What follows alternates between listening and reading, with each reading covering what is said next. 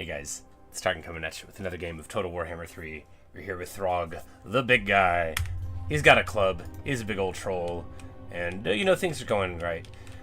We recently confederated Wulfric. We've got a vassal here on this side, and the minor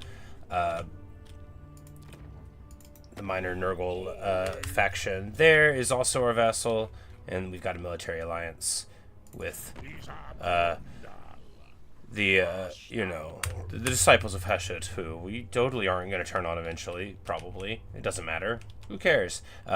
We just rolled up Slaaneshi here, and now we're going to deal with the remaining of his vassal before we figure out where else we go. But, alright, so Wulfric needs some kind of army. It's true. Because we want to just get him going.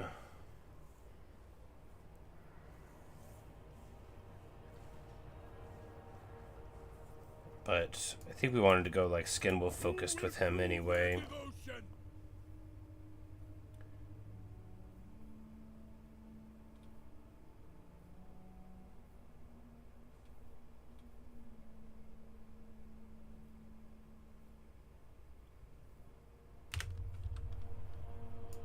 Because we have a lot of money. It's not like so much money that I can not think about it anymore.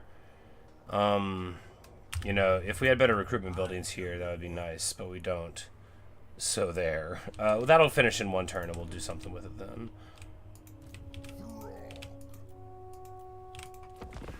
The hardest part of Total War to me is whenever I switch from having a single army towards, you know, needing more.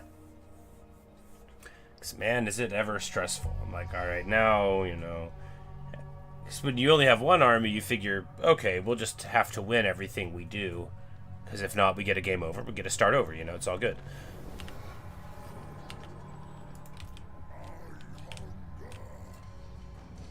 But they didn't take Kalixol Alexandronov, which means we will...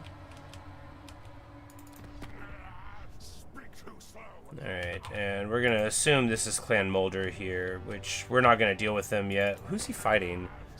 Oh, just Sarl. Well, we might fight him soon enough, but it's likely that somebody else will punch him in the face.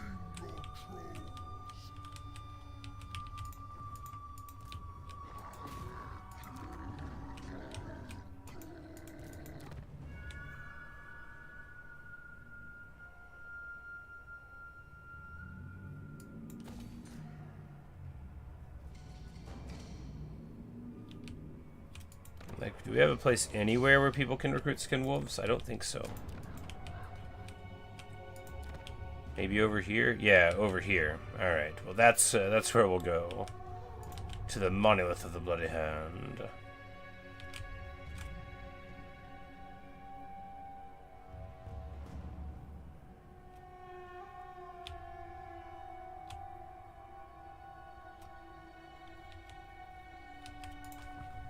Alright, alright.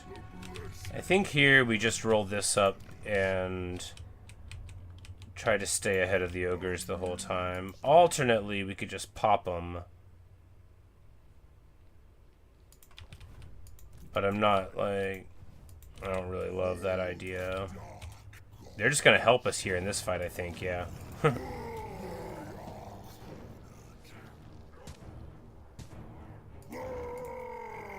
Like, you can't do it. I just hadn't chosen the right thing. Because if we can push anywhere here, that would be good.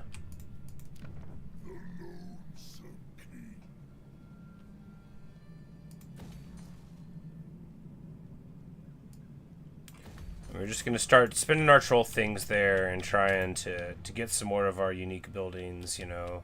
Get our Dominion level up, get our trolls better. That's the dream. It's the dream now.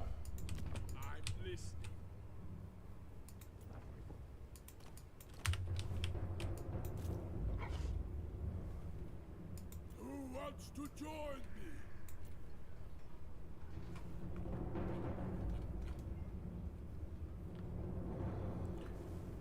We do have single turn like Skinwolf global recruitment, so that's pretty good. Wintertooth, ally of the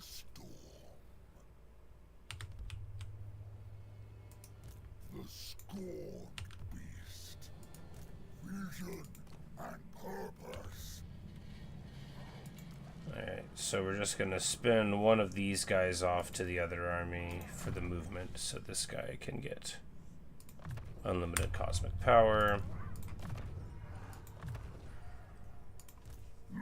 And Bjorg can't get his unique stuff until a little later, but he turns into such a powerhouse.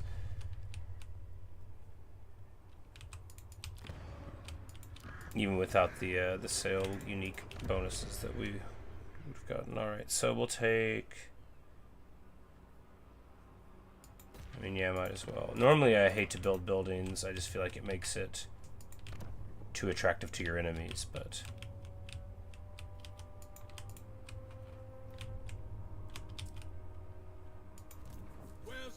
We also, depending on how things go with Hama Thainfrost here, I don't know what the ideal is. If they attack Wulfric there, hopefully we just, you know, win. He wants me to pay him for a non-aggression pact. No. Look, that's Arbal the Undefeated. He's gonna make me fight him anyway. I'm not paying him for him to later stab me in the back. I like to think it got a little more sense than that.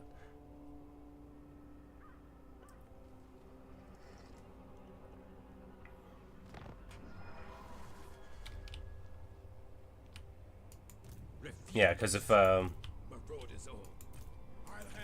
guys just pop over there, we might just respec Wulfric and move him over here, so that he'll be right on the water. And then, I don't know, maybe maybe sail up and sack Bretonia. The world's an oyster after all. Well,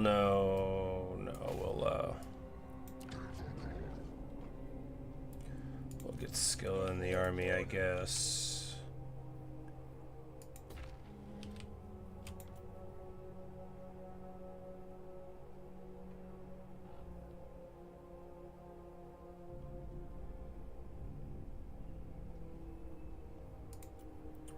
That's right, we still got Scaven Thing and...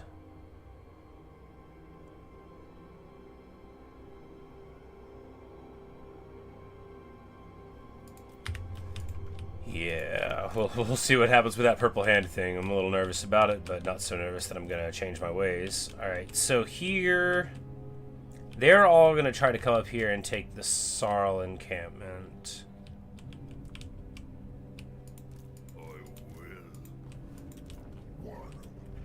Alright, kind of a big choice moment here. Our vassals will hold stuff down-ish. We're gonna have a problem up here. I assume the Dark Elves are gonna attack me. Malice Darkblade is a massive, massive headache. He at least is on a cold one, so there's that. That'll make him a little easier to deal with for there. But then, like, you know, if he ever goes Zarkan, like, intelligently, it's just a very, very annoying thing. They're very tough, but we've got a tough squad of character beatdown artists. So really, it's just that we're spread a little thin.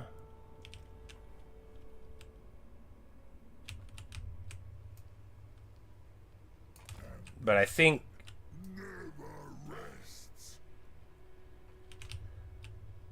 wow, you're joking. It won't let me use the port of my vassal? Wow. Well, you know, we still managed to get ahead of them, so we'll be able to deal with that situation. Man, that is rough. I don't guess I ever thought of it, but that definitely is a problem. We build a port, even though, I don't know. I'm sure I don't know.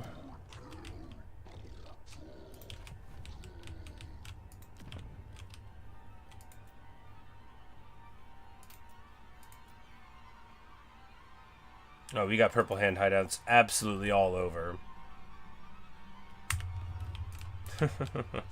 I'm in danger. I don't actually know what it does. But the gods don't give you their blessings to be kind.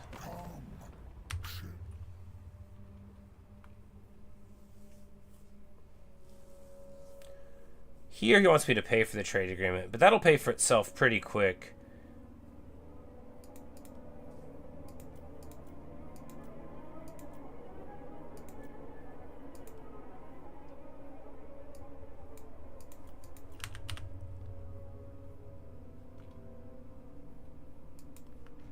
I bet we could wait for a better deal.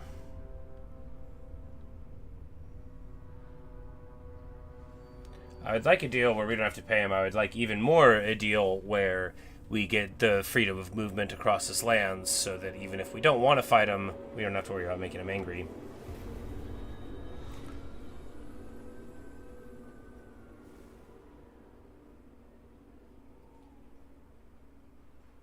Alright, so we're just gonna demand reinsurances again. I don't know why. They always ignore it. I think it's like sort of like you're supposed to learn a lesson or something. It's like they've given you assurances before, and I'm like, yeah, but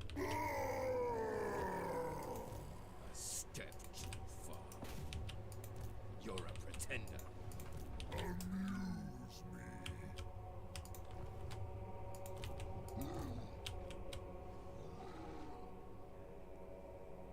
currently has no units. Aha! Got it.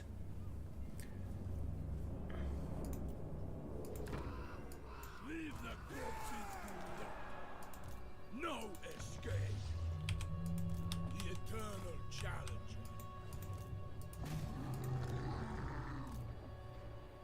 Alright, so now, if this guy tries to come in here, we can just run away. If he fights there, then, you know, we probably lose. But, you know, we'll be able to deal with that. It would be nicer to be able to throw him into vassaldom, but I don't see that that's going to be, like, really possible here. I definitely feel apprehensive about the next phase of the game, which is silly. Because we're doing fine, right? We've got,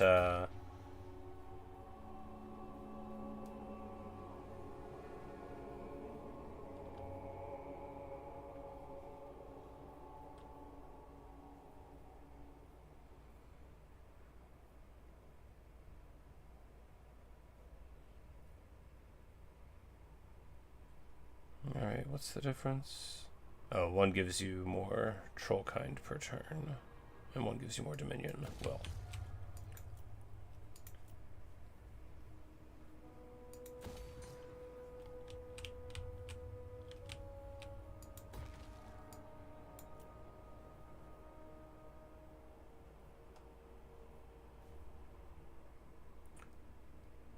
Just need one more, and then we can finally get to our second level there.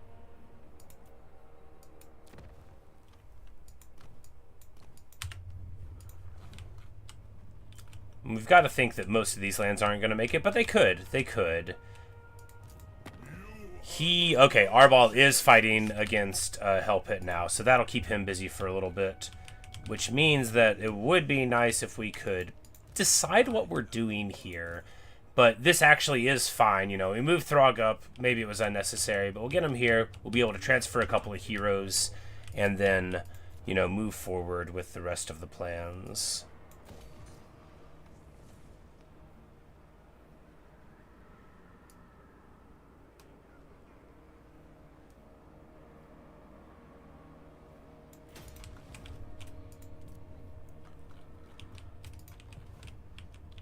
And in a couple of turns, Wulfric will be over there. In a couple of more turns, he'll have an army.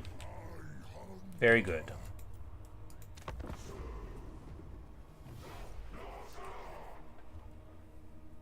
The Bone Rattlers have declared war on our friends. The Bone Rattlers are, of course, the Orc faction, the Greenskin faction, assigned to Ajag the Slaughterer, or the Slafterer. I don't know how to pronounce Orc words.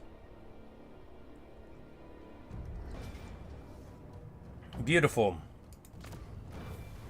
Now, maybe I could have won that, but now we don't have to.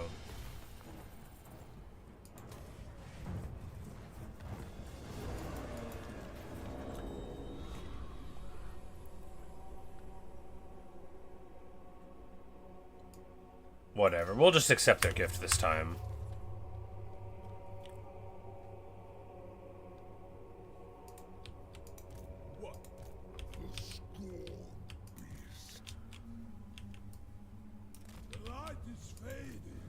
Alright, here we'll spin off Haka.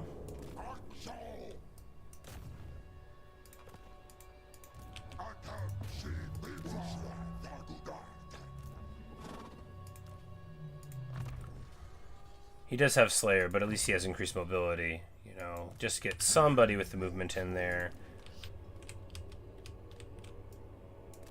And then we spin off Bear. He's awesome, but he'll go great in this army because he'll give bonuses to the stuff that will... Because this will be more of a normal army, so his bonuses for Marauder Bearmen will actually be, you know, useful.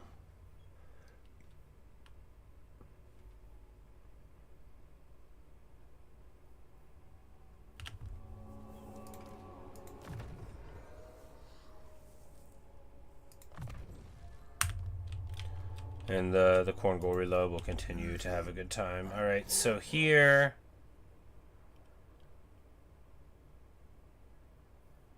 We don't need both of these. Do we give him the Shadows Bale Fiend? Alright, so decisions. I think we keep the Metal Caster because... Well, no, you know, well, let's just let Wulfric have the Metal Caster. And we'll keep the Shadow one. We'll keep Throgg as, like, the themed, more monstery army. I mean, not that Norscan shamans aren't pretty horrifying in their own right. And then... I would like to give him another one, I guess, because with just Throgg and a couple of these guys, then that'll give us more space to have, you know, more units. More units is good.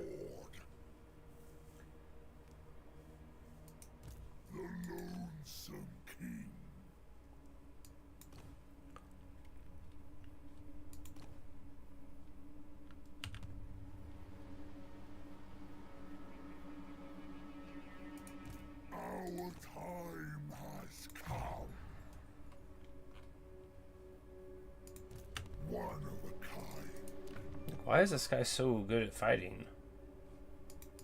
Oh, he already has Woundmaker. Okay, that explains it. I guess, yeah, because we could totally do just like 2 plus Throgg. That's fine. So we can give...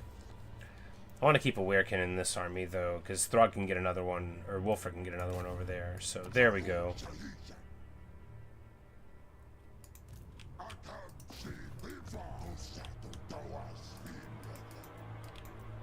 Alright. Now that that's taken care of, do we have anywhere to recruit guys around here? I don't think so, right? I mean, we could get the Regiments of Renown, though. Like, we could get like a Warhound thing. Although it feels terribly wasteful to not get our proper units. Okay, so there's nothing we can get here. Man, okay. It's because this is where that land is. It's like I really, really messed up. No, it'll be alright.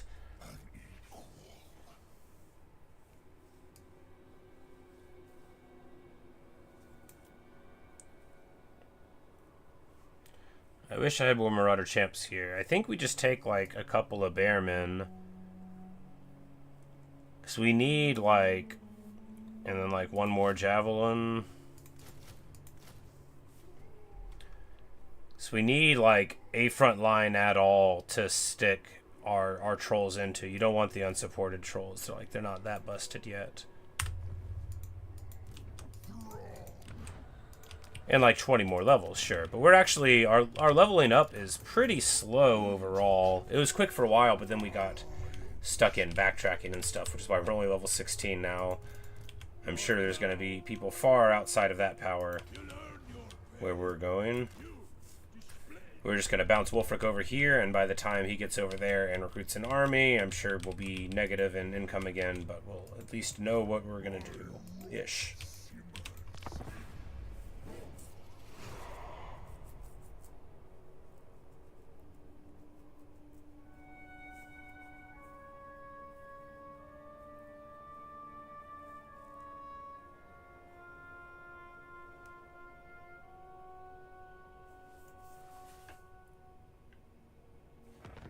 It occurs to me. So, Masters of the Fen, is that on all these lords? Oh, it depends on who they're attached to. So, we get the blue line on him, and we get the Werekin. Like, man, I was thinking we can get a bunch of high-level Famir stuff, because I think Sale had that too. Maybe the legendary lords have it and the other ones don't. You know, we'll have to get a generic lord at some point and try to figure it out. Alright, speaking of trying to figure it out. Alright, if we...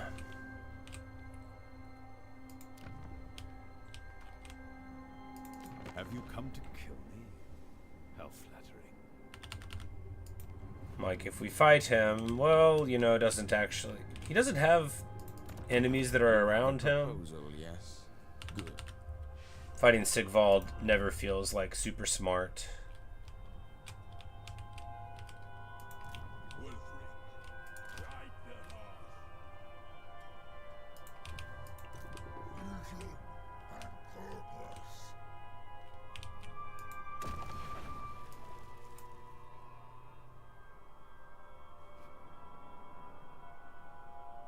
That rancorous manticore. Not right now. Maybe some other day. That thing was too tough.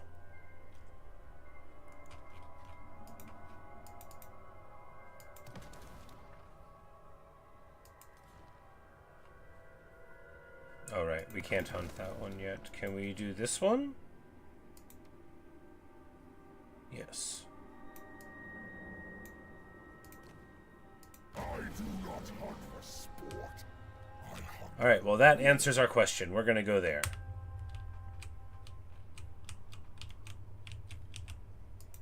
Amuse me.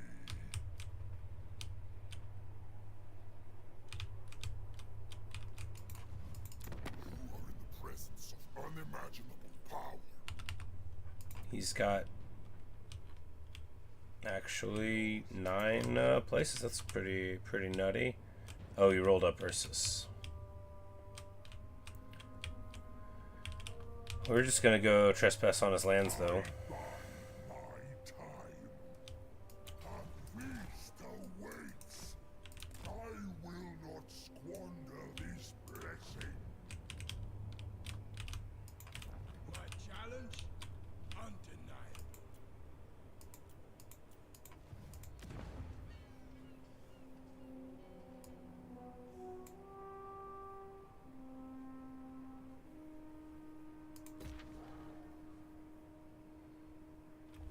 Do we want to do that? No, because I think we can recruit them somewhere.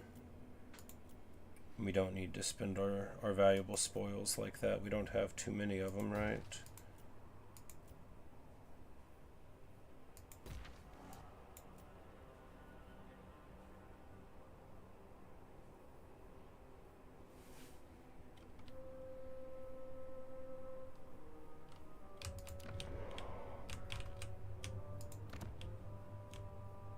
Maybe we don't have one at all. How did we even...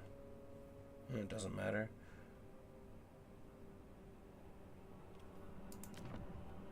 Like, how did we even find Marauder Champions? It probably started with his army.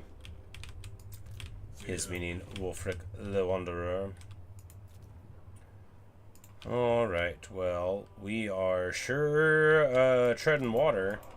Need to do something. I feel so nervous. Whenever you're not at war, the game wants you to be in a war, so it like gives you one. The game doesn't want you to have a good time and look at the map.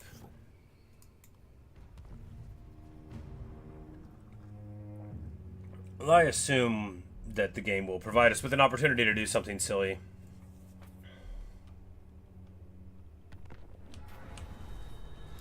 Accept their gift, whatever, you know. Whatever's going on with these dudes, it's going to happen to us. That's what I think the message is here.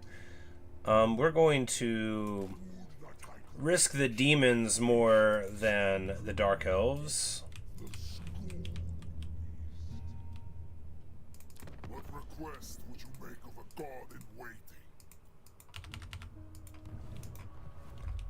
Daniel wants too much, and so he'll get nothing at all.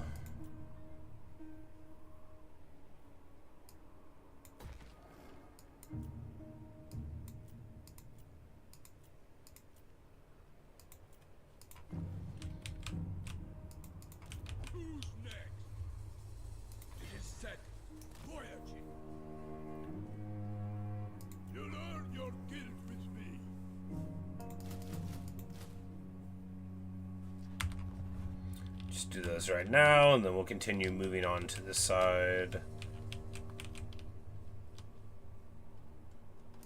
I'm told you want to talk.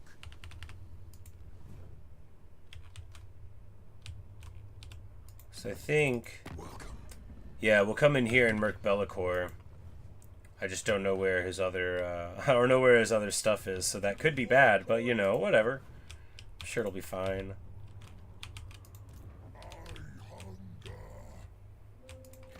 Tech is moving forward, so we're going to be able to do the other Monster Hunter things.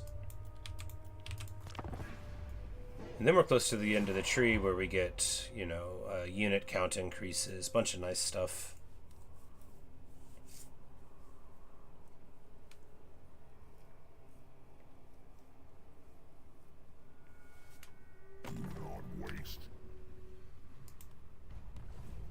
Bellicor tries to get a trade agreement. Well, we'll see how that goes.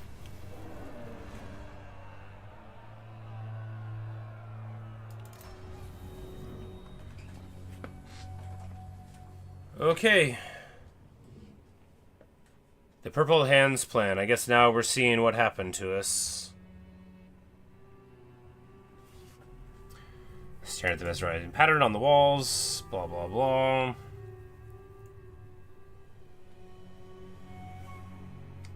Your assistance instrumental or grand design unfolds. We shall see you again very shortly. What have I done? Well, you know, maybe the run is torched. I don't actually know what happens with that. And we're gonna learn. The lonesome king. Time to hunt.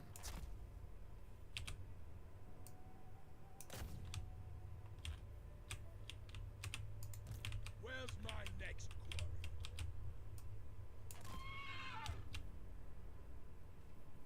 Brave sons of Norsca.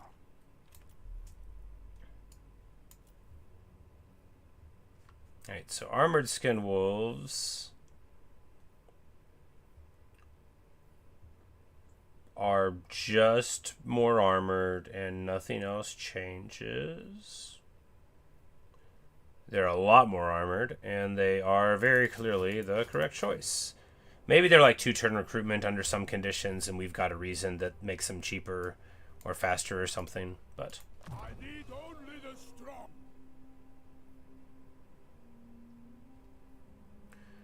This guy, I used to take this, but now I like, you know, because we don't have a source of regeneration for him, and although it would be fun,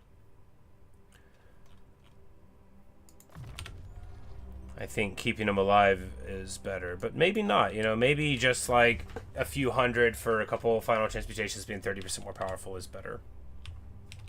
This is the sort of thing that I should know.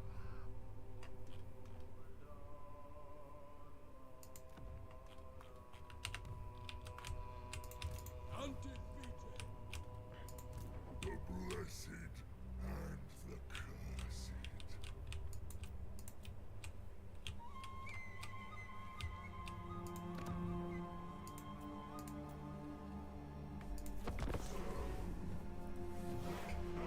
A welcome relief.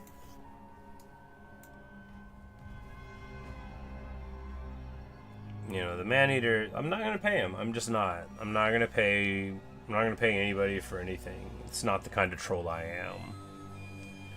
They have made a miscalculation when they thought they knew me. And Zoyshink gets an unusual location, probably like one of these ridiculous things. The Covenant Laboratory. Oh boy.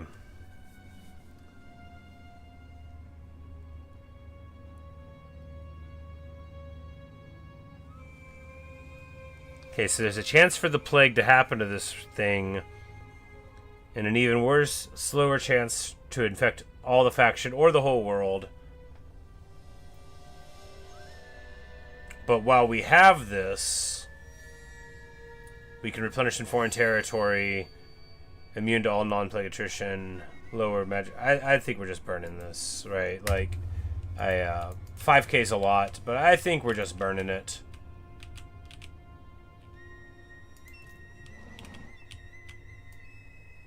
In time, who will prove their devotion?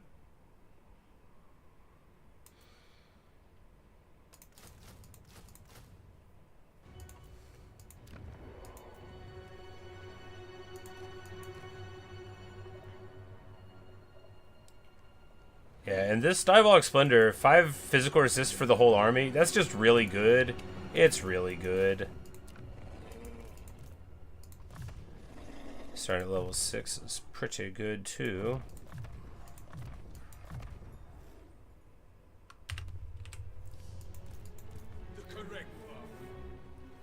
Alright, and then we'll have, like, you know, room for 1 monster. We'll probably just throw in the old Chaos Void Dragon, and then we'll have, you know, because really, when you have beatdowns like these Femoral Nobles, and like, we're about to have a nice solid little Hero Ball army here. Now, they're not like legendary Hero Ball status yet, because they don't like all have all their levels, but I'm sure they'll be able to deal with what we run them into.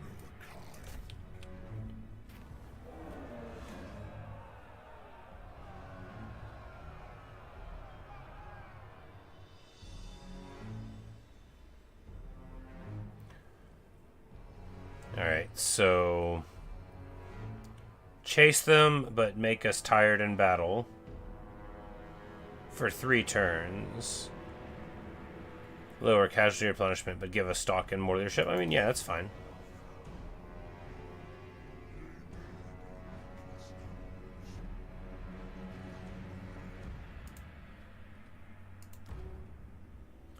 Stalking Mammoth, you know, that's pretty good.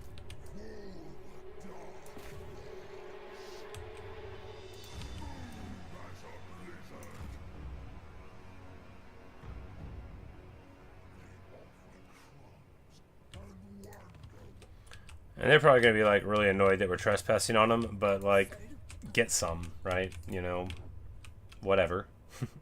Okay, who cares? You're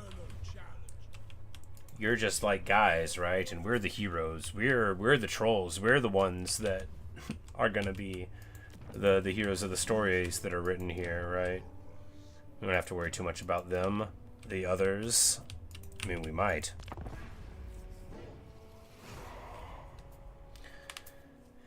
But the thing is now, is with 2 marauding forces, even if the worst were to happen, and we were to lose our homeland of Norsca, with the money that we can get just rampaging, we'd probably be fine. Probably be able to set up somewhere else, you know. We'll go to the other side of the world, you know, with blackjack and dice games, and it'll all be fine. Shrine or shine. Alright, so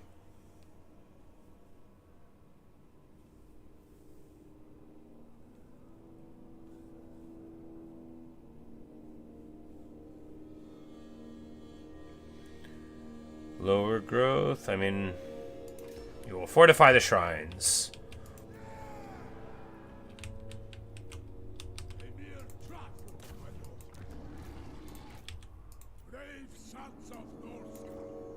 Wulfric misses his mammoth. He'll get another one someday.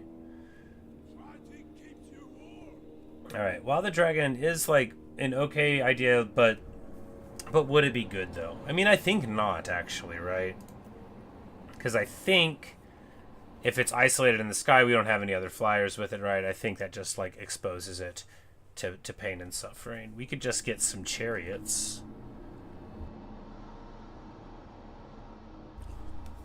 Yeah, let's get a nice little Zinchi chariot. And that'll help us run over some fools. And now I dreamt of a time when I flew across the stars. yeah, we're just gonna go over here.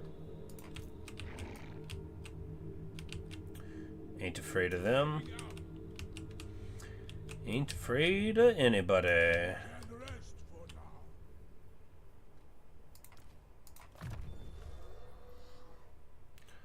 Alright, all the corn abilities are so good because they all give weapon strength, so, like, skill gets, like, ridiculously juiced the further on you go.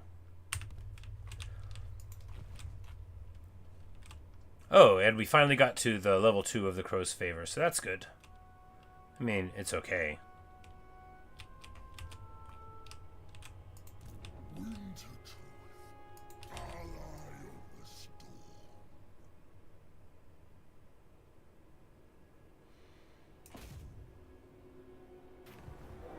Alright, we have found the monster. The Shadow Legion. They've got exalted bloodthirsters. All sorts of other demons. Scarar Fleshmaul. Alright.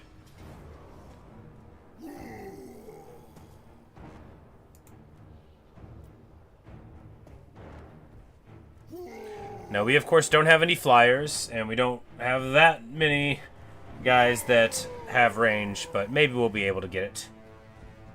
Some work done.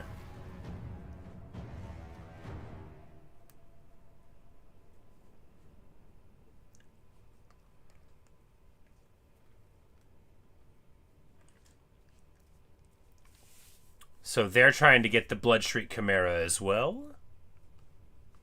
The Chimera's coruscating hide has trapped a veritable storm of chaos. The triple-headed beast can barely contain it, and so it would seek to unleash these eldritch forces upon its foes. Whoever can stand it has the victory. I forgot to hit the button on my headphones that makes them work a lot better. I don't know why they even have that button.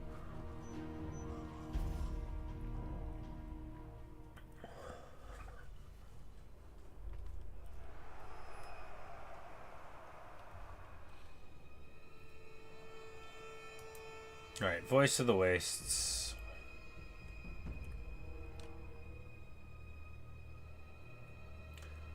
And he's got allies around. His barrier comes back just like really quick. Immune to flanking, of course. Perfect Predator. It heals and stalks if it's on the ground. Alright, well. So is this our friend and we have to keep it safe? I think maybe.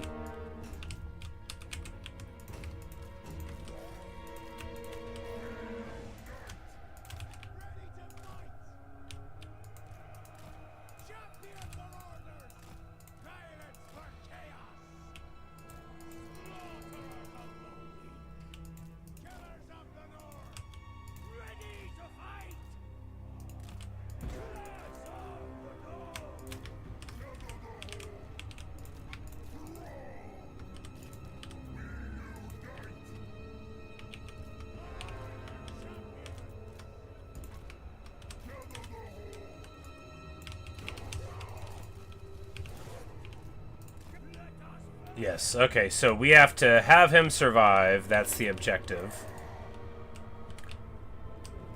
And another warband has heard the call. That's probably the warband we see there, of course. So the Bloodshriek Kim is just going to fly right in, which means we have to Unga Bunga as well. Like there was ever a choice.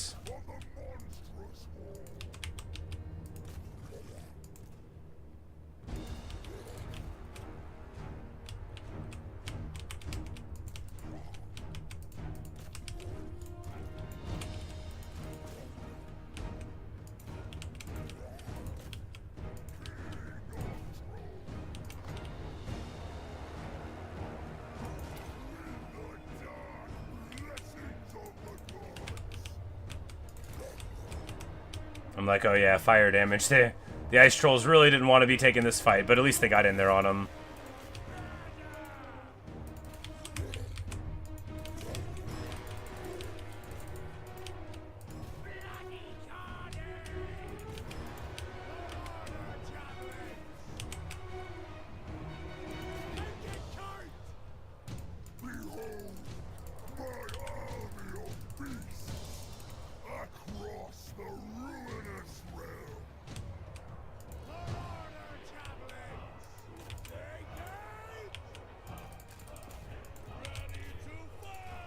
But, you know, they were doing some work on him, but now the big Bloodthirster, he's getting really trucked on that whole time.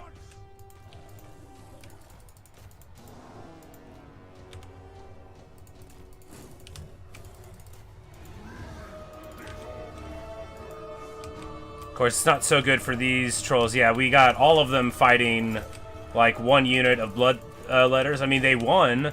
We're winning all these fights, but we definitely should have been engaging more units, right? It'll be okay.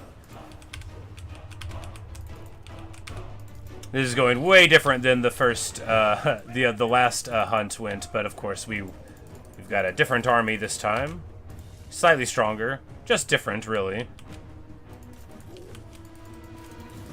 But you know, we don't want to sleep yet. After all, we might have to fight the Voice of the Waste once this is done, for all I know.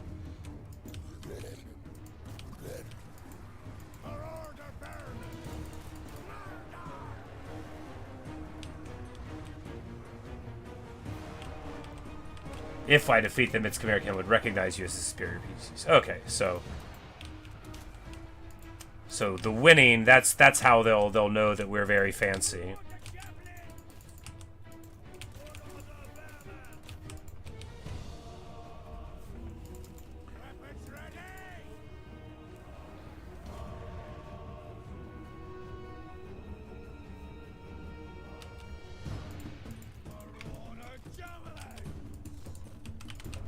Huzzah! That was a lot easier than the Manticore one was. Oh my goodness, the Manticore one was crazy. But I guess a lot of this one was whether or not you were able to just put some damage in the sky and get up there and fight long enough. Because those demons aren't, like, exactly pushovers, and they don't run away. So if you get an army that, you know, melts under the damage, can't get it done. But we do get it done.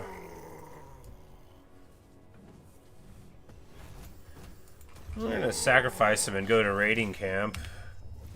Blood Shrink Chimera. Oh yeah, and then we get the Chimera Spike, which gives you flammable effect. Oh, well, you know, that's decent, isn't it? And we get a very amazing thing, Glory of the Hunter, 20% ward save for all characters. You know, it's just, it's real good. It's real good.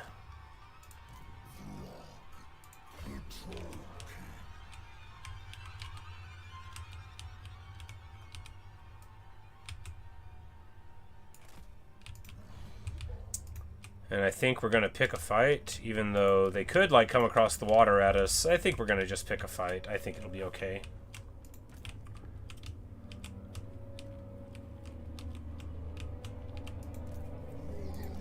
I mean, they're not definitely going to declare war on us, but they don't have any other people that they're fighting, so they're probably going to declare war on us. And that would make sense. We are raiding them. I get it.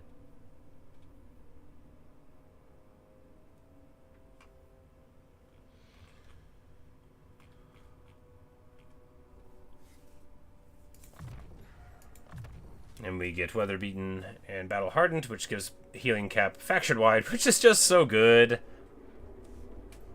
And then that Fizz Resist for the trolls in every army, that's real good too. Of course, we're not running a lot of them in old Homeboy's army over there. The the Fimir Balefin gives you the replenishment. We should probably get one for the other guy's army, huh?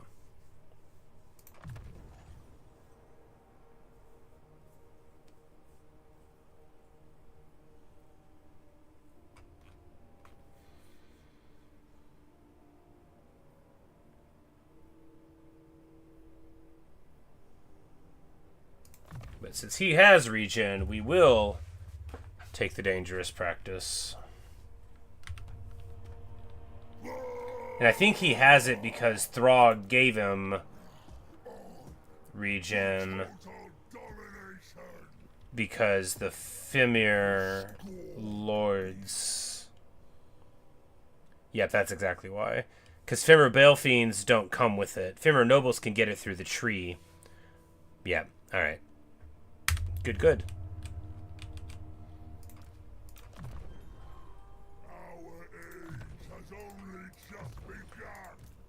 But pretty excited for how all these fools are gonna turn up, of course. Good little army. Having champions instead of bearmen would obviously be better, but you know, they are almost twice as expensive, so you know, you pay for it.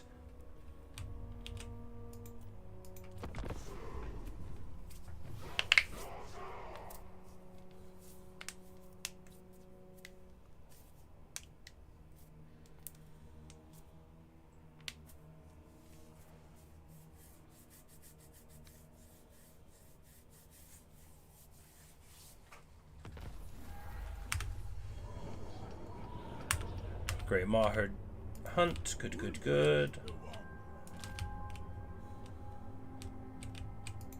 I foresee destruction.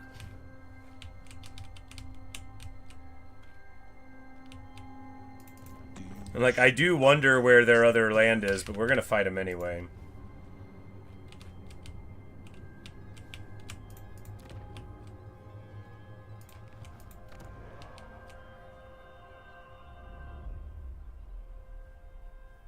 Alright, now we can get all the mammoths here.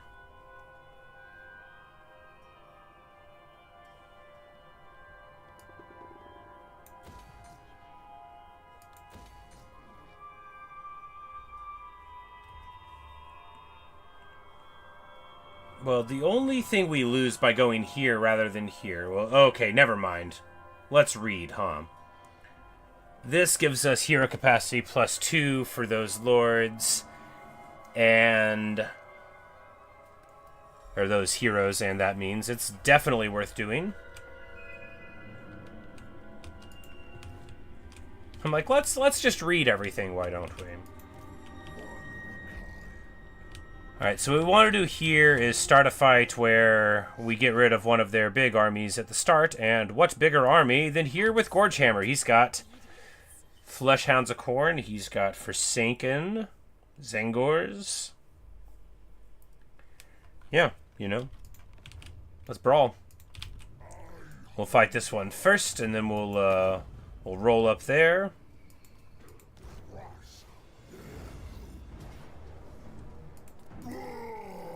Alright, let's get to it.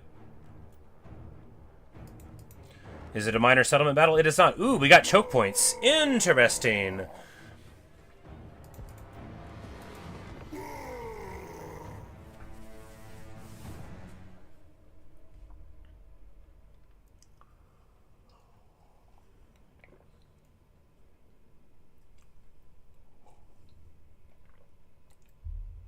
Very interesting. Oh, I still have stock on everyone.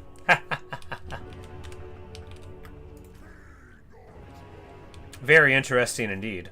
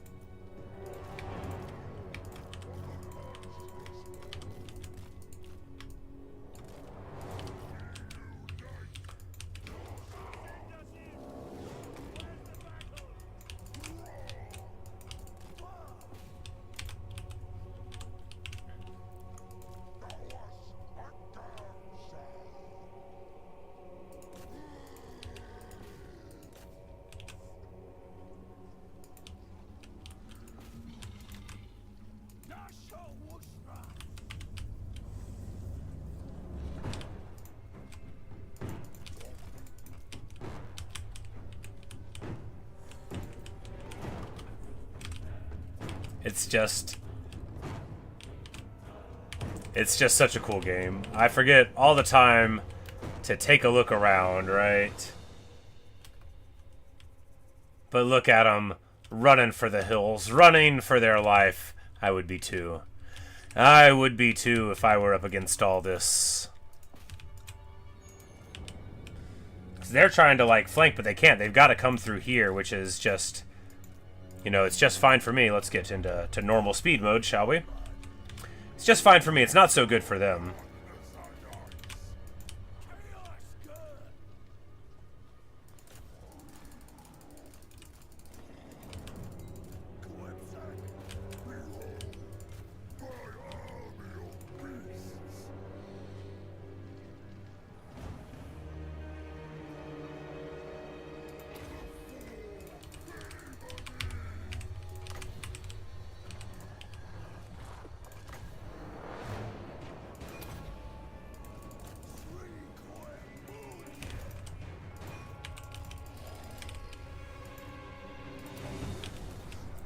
Drop the helm on them.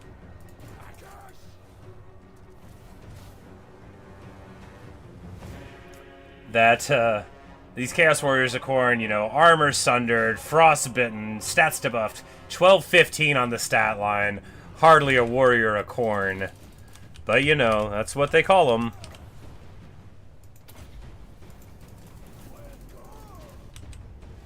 And we're going to drop a big Pit of Shades right here. Oh, it's going to do the spicy damage. Let's get out.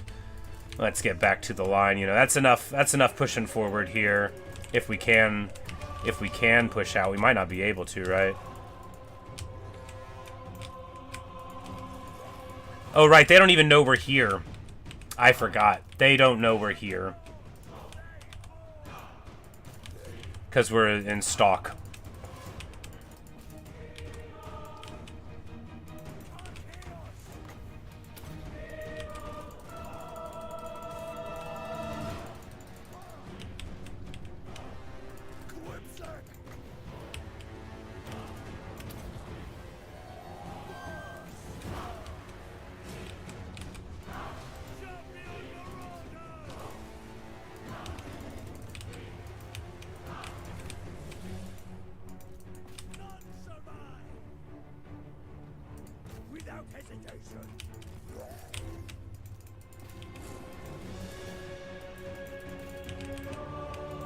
Alright, the brawl has started in earnest here.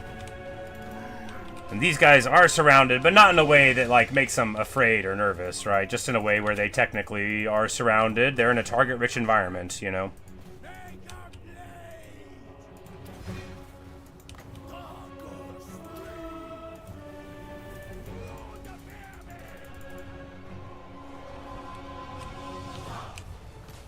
Big Pit of Shades here. We get lashed on the back of it, too. Oh, man, a lot of my guys are actually in that Pit of Shades. Well, you know, it just goes to show that you can use magic pretty bad if you're me. These Princes of Perfection, the Princes of the parties, they are getting attacked.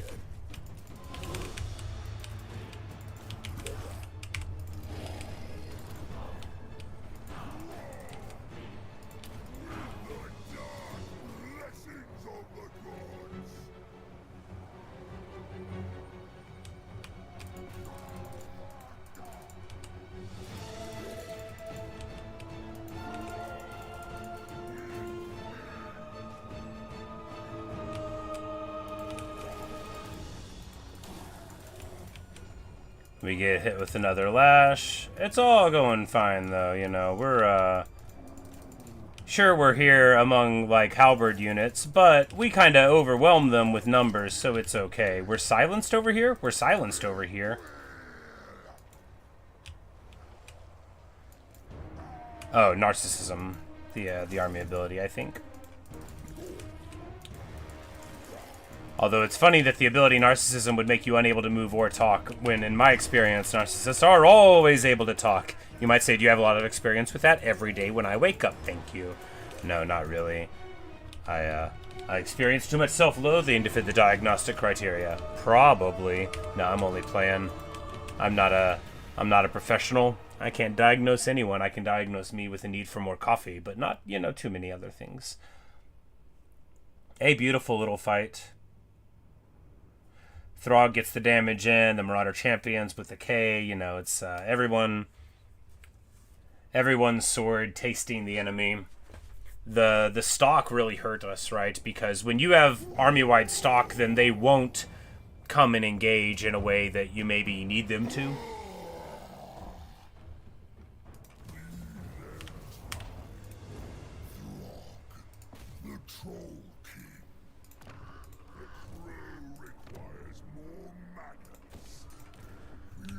Sack Occupy, and now it's time for war!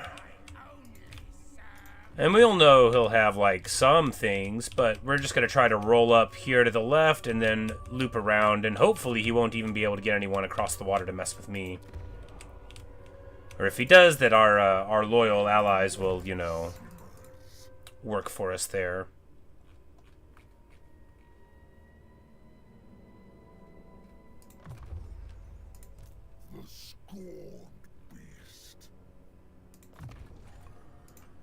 Miscast down. Better miss, better onslaught. Alright, here we gotta choose. AP on the whole army, negative leadership in the province. 10% AP damage. 3 flat is okay. And the charge bonus, that's pretty okay too.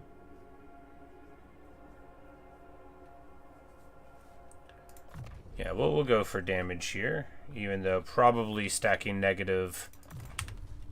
Probably stacking the negative is better. Almost certainly it is.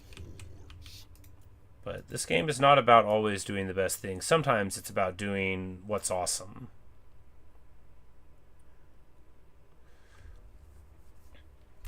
Speaking of, we could drop...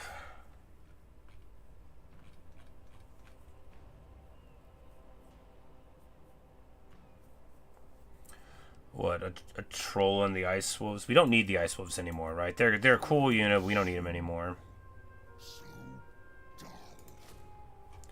And then get 2 hell cannons. That leaves us with 6 trolls, which is a good split. Yeah. And then we'll just wait here for a turn or two, get our hell cannons, and then we'll be able to start having a party. Oh, right, the Bloodstreak Chimera. Which is, like, even better than a regular Chimera. Oh, because it has that perfect Predator ability. Which is objectively very good, right? That's 50 seconds of a 0.4 heal.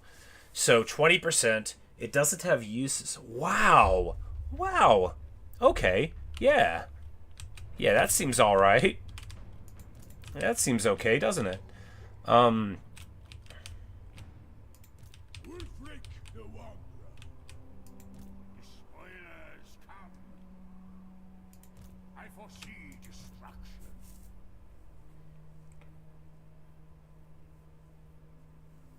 I long to ride the waves.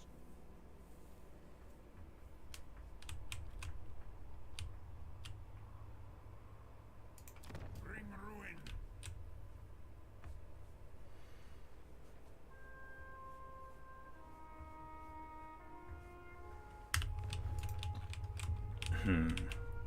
Well, we could just, like, start messing with their Norscan guy. Try to pull him out. My eldritch eyes see.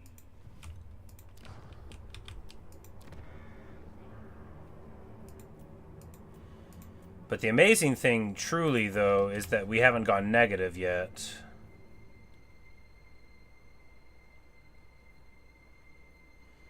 We're just going to build one of these to start generating spoils from the troll kind.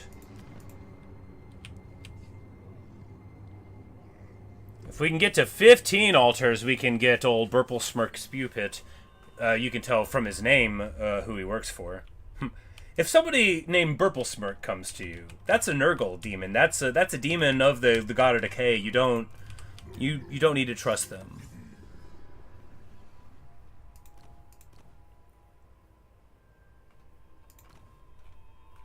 All right, now we got war customs up, so we can get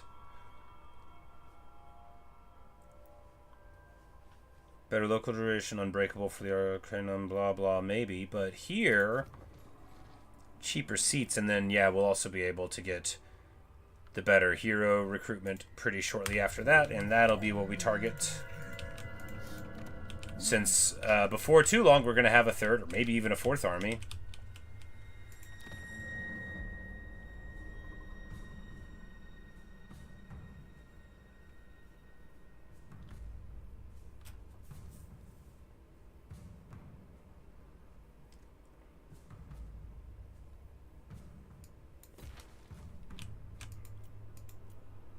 You know, let's wait on that. The spoils one seems better enough.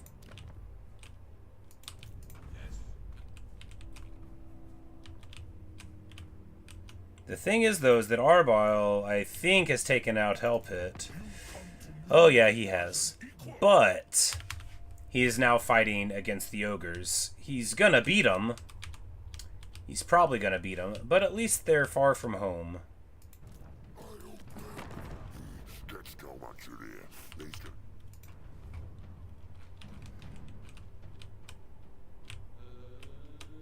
Our friendly Chaos Dwarves are doing okay still. That's good, because we need these hell cannons. The blessed and the cursed.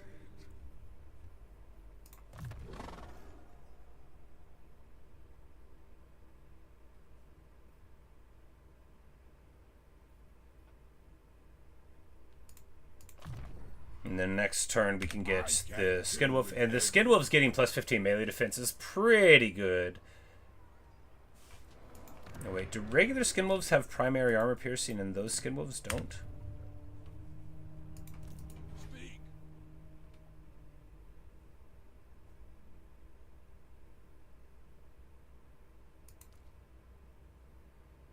No.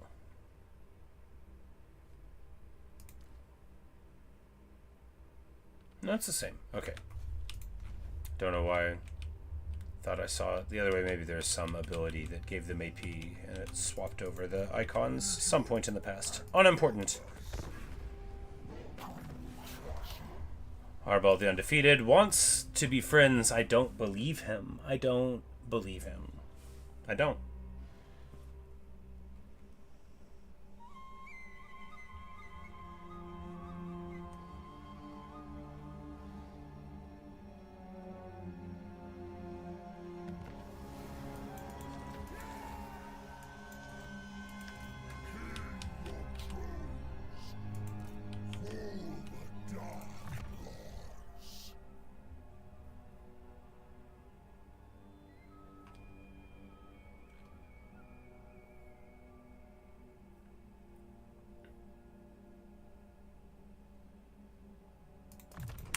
Alright, time to start pumping those troll numbers.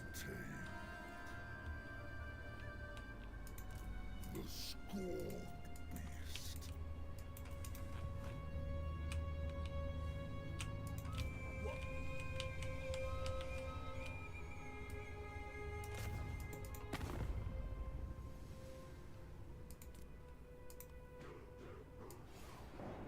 Ha! We didn't call our allies to help, and then their allies didn't help them.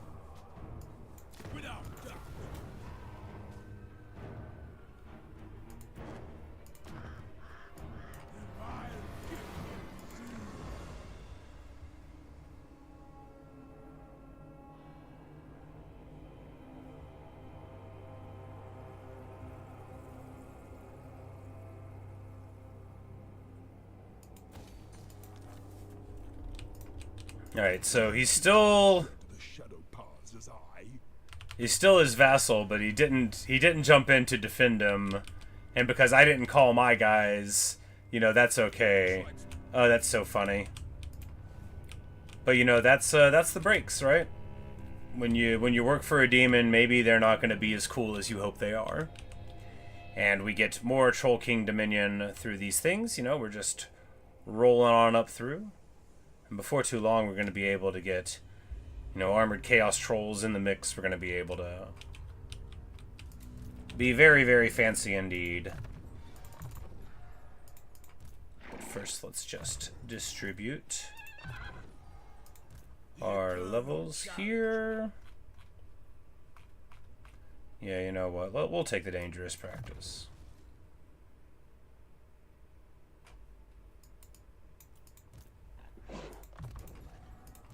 I'll see it through.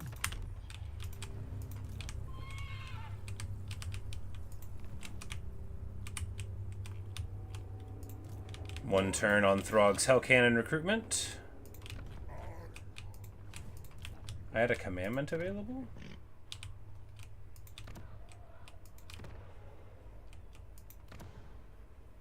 Ah.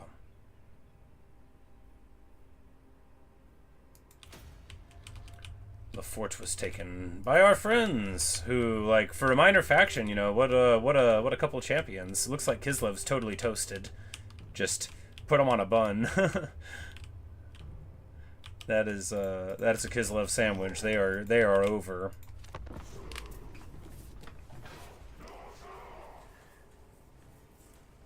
This guy, Ignis, or Fire, unless it isn't.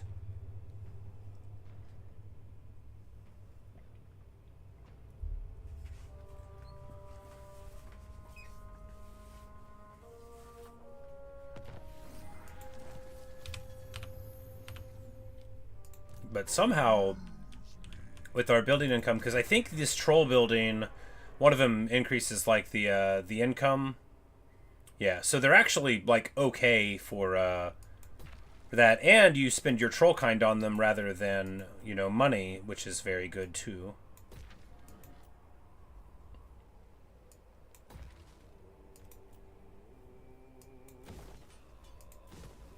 We don't need to repair that.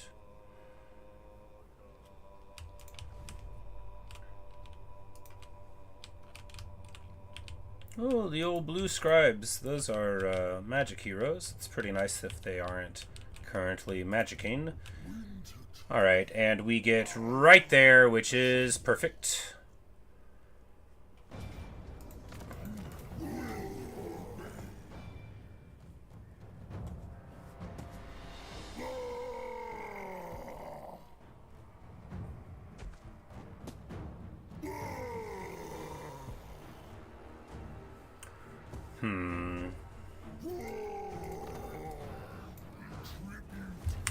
Now we'll try to...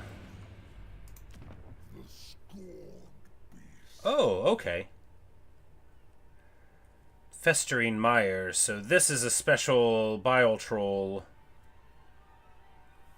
den, and that means the unit you get here is the special one. Yeah. Oh, unlocks recruitment of bile trolls. Sweet.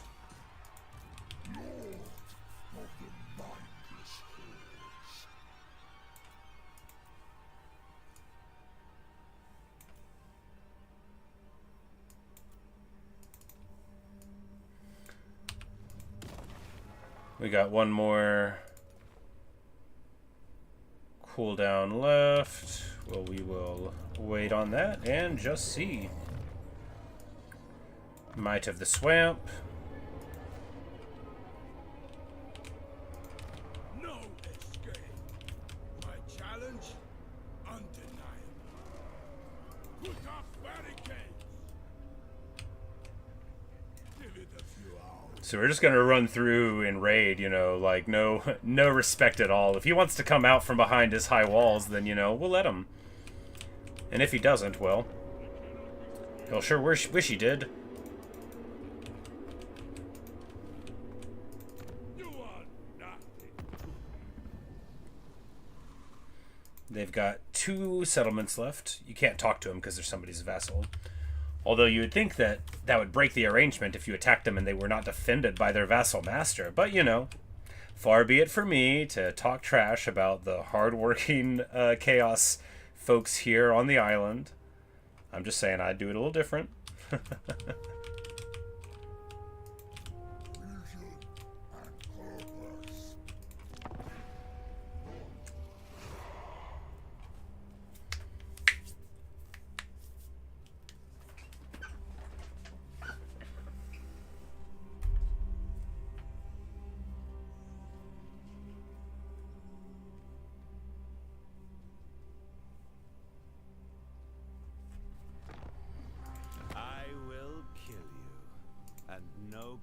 In creation, I have been relishing the doom I have planned for you.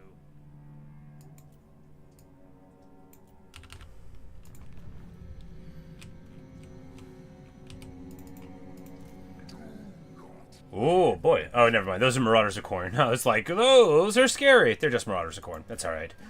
Severed Claw, very, very scary stuff. But, you know, it could be worse. This world will blacken and die. You and your followers are not excluded.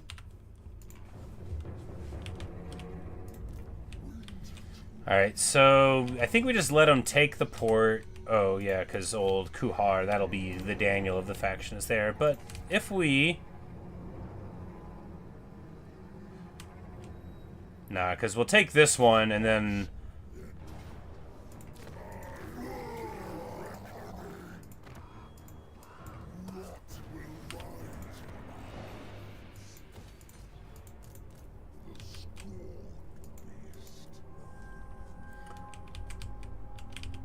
Moxia, Deathcaller, very, very Moxian, but you know, that'll help them out. Not at all. The Isle of Wights, that's a little joke from them. They like their little jokes.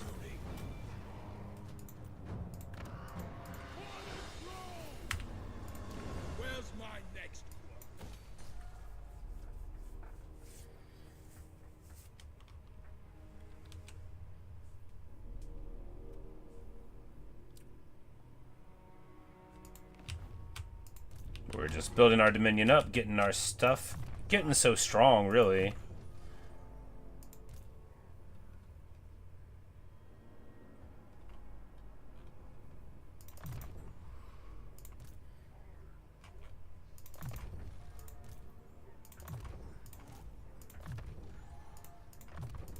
To the four corners. The correct path.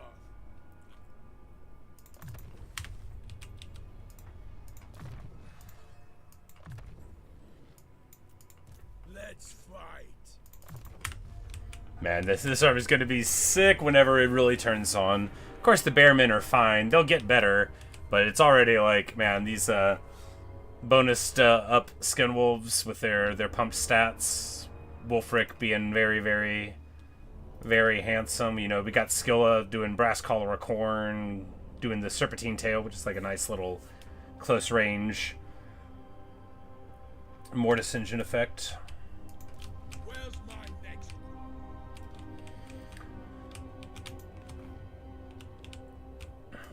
You know, this is Total War after all.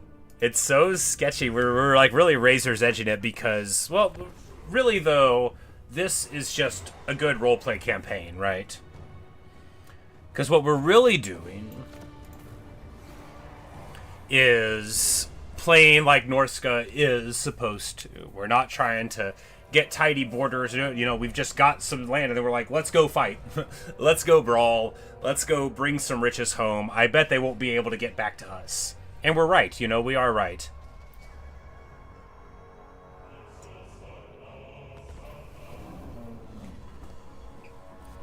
Great migration. We'll take it.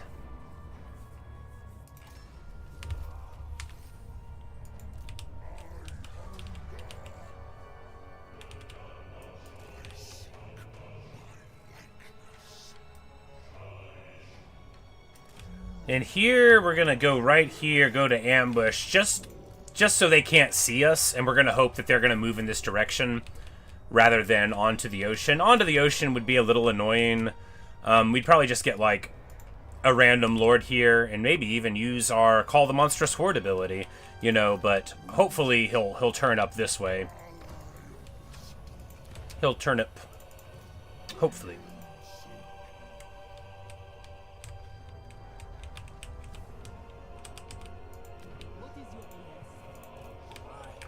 Oh, but here, because he's outside, we could get all of them outside, getting the garrison with chariots, chaos warriors, and chosen all outside. Why am I talking about this like it's good?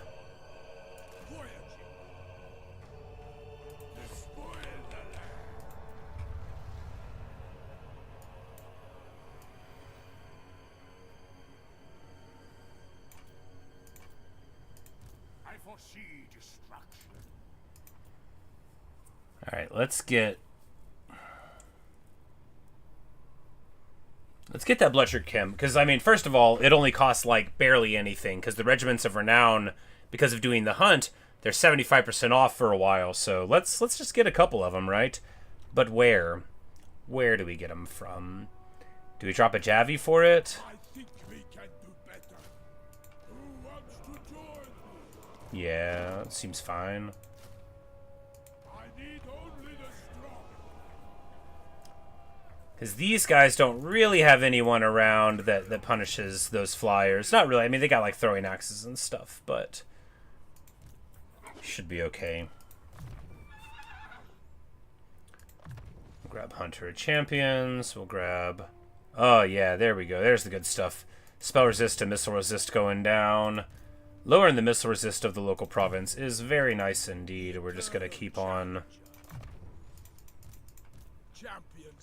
having a party. Bjorg's Tree gets amazing eventually. In a turn or two, we're going to have access to cheaper stuff and cheaper recruitment. That's going to be really good. Negative 25% to recruitment because, you know, we're going to want to spin up another army eventually. Right now, though, things are going good. Cheaper payments to our guys because of being in raiding stance, plus the money, you know, you end up netting a lot from that. And here we're gonna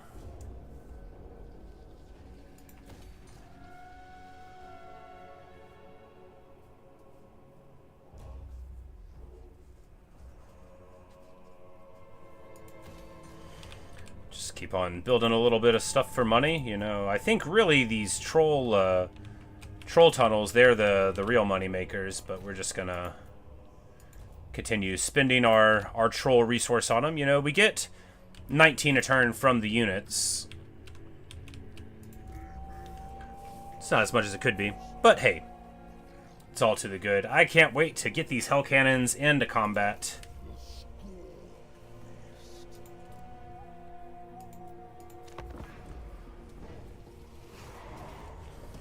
Perfection. We catch 'em. Oh, we were spotted before we spring the ambush, so even better, because actually the ambush map isn't as good for us as a normal map, typically. It just depends. But we've got Artie, and they don't, so... Because we're friends with the Chaos Dwarves, and honestly... Norsca showing up and offering to pay the Chaos Dwarves a bunch of money in exchange for some stuff is part and parcel of the Chaos Dwarf way. The Dawisar are not known for being, you know, forward-thinking. They do like money, though.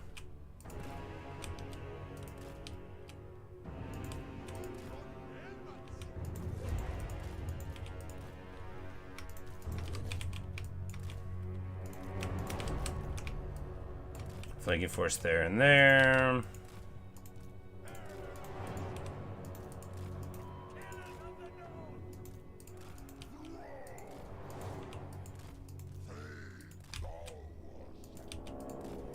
This is nice too, because it's like you have... Oh, the Fimir have stock, that's right, from the abilities of the thing. You have them that stiffen the line in the middle, so it's like you got your single entities in between the blocks, and then your javelins there. We'll have these guys to defend that flank, these guys to defend that flank, and it's time to roll! Oh, I'm so pumped. A wizard, exalted lord of change of metal. But they don't have it right now. They don't have it. They've got their abilities, but not final transmutation, so we'll be okay.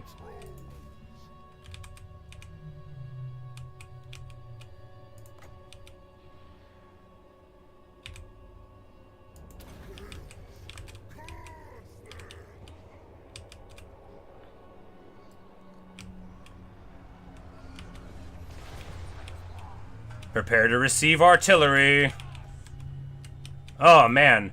The Bearmen getting nuked. You know, it's all fun and games until somebody does 12,000, 1,200, 3,000 damage.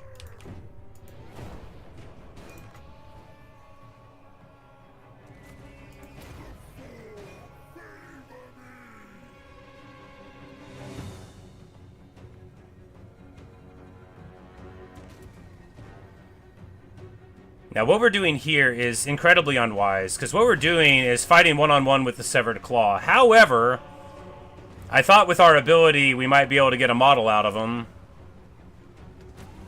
You know, we're doing okay against them. It's still not good. We need to get out of here. They are an anti-large unit. I know who they are, and I should not be fighting them.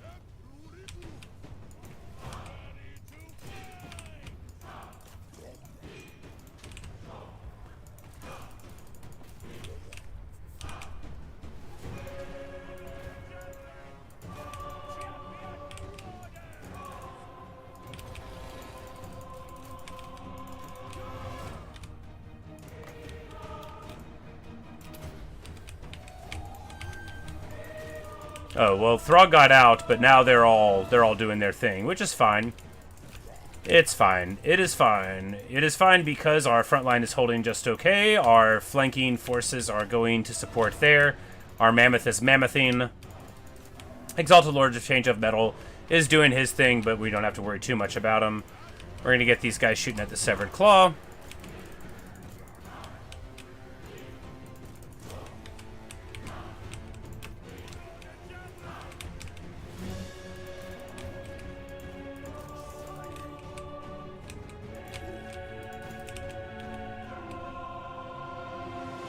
And they light him up. Yes, they do. Yes, they do. And here we are arcing in close-range hell cannon shots into the Severed Claw. It's working. Is it wise? No, it is not. Because we could hit our own troops.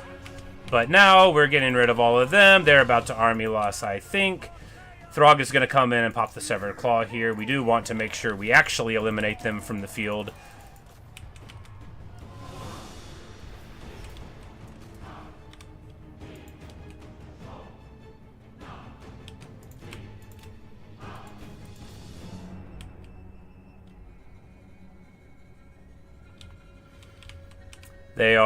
They're so heavy metal. You get them at like level 10 or 12 or something. Very funny. They've got shields. They're aspiring champions of chaos with halberds. So they have anti-large, primary armor piercing, magical attacks. They're of Zinch, so they have a barrier that they get back. Charge reflect. They're so good. Super high model count of 16 with high HP per model, right? And they're small because they're aspiring champions. They're not like monstrous infantry, so they're harder to shoot, harder to knock down. Champs are great units, and the Severed Claw are the best of the best. Warriors of Chaos campaigns are all about getting aspiring champions, researching all the ways to make them great, and then cackling as you just run across and beat the whole game without trying hard. It's very satisfying.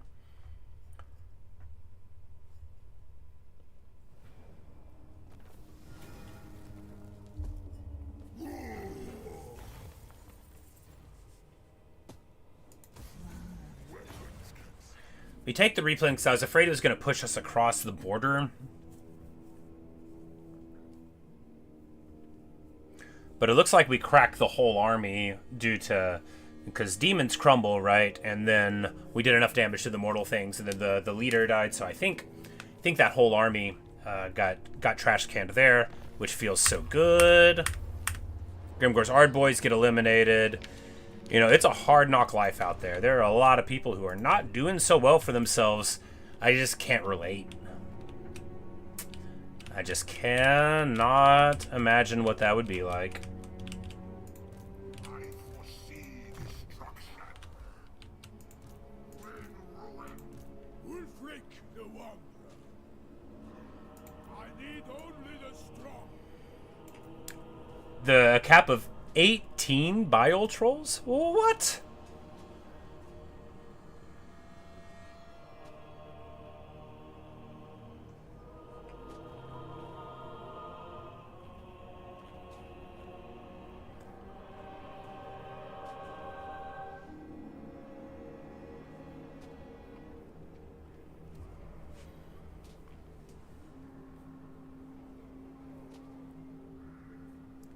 Alright, well.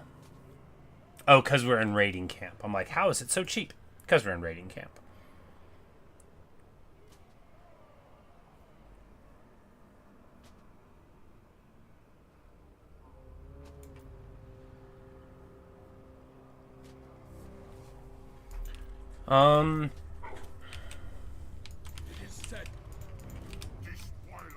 If we can just do this fight, then...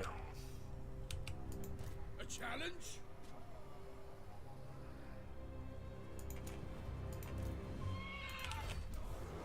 An unstoppable force. We'll wait till next turn. Now they're on this side, and then maybe we'll be able to knock one of these guys off or something. I don't know.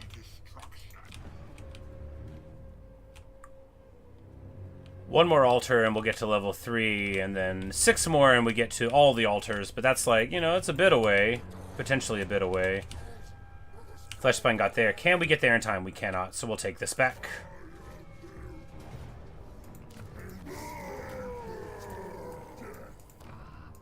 Impressive. Your bond with the Crow grows stronger. Yes. Our bond with the Crow grows stronger.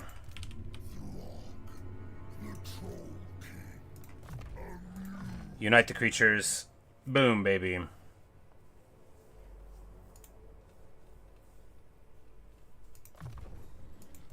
Wintertooth, ally of the storm.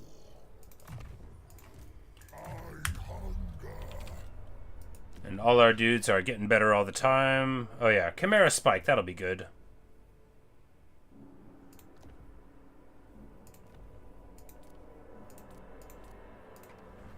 Burn a couple of these together. Ooh, Tormentor Sword. Tormentor Sword is very good indeed. Tormentor Sword gives you magical attacks, and the activated ability makes people around you, enemies around you, not able to move. Very, very good ability. It used to have like a super long cooldown. Not super long cooldown, super long effect time, but now it's like 13 seconds. It was like twice as much as that. It used to be something you could hang your whole hat on. Alright, so this army, it's got Daniel and then a whole bunch of flyers. That'll be fine. We'll just set up with our hell cannons, induce them to land, and then punch them, right? Right.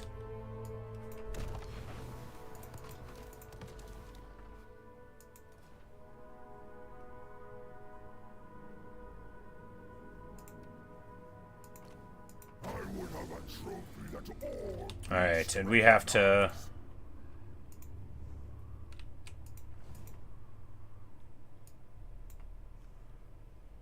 Do we have to move him there, or can we move any lord there? I don't know. Anyway, we'll have to get back to that. He's too far away.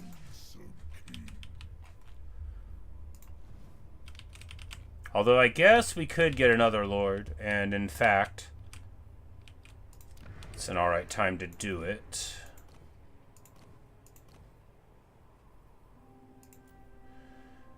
I think Metalcaster is the intelligent way to go here. That way we won't have to get another one in there. But Marauder... No, Marauder Chieftain, because then... Ah, Surtha Ek. We know who. He should have special abilities.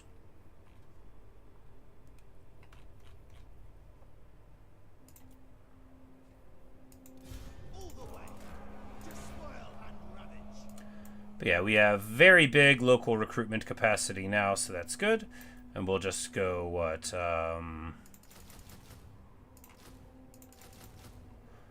like so, and then we'll try to get a couple...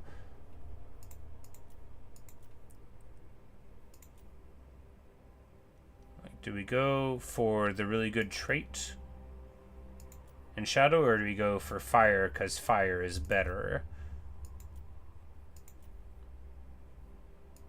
We'll go for the Splendor.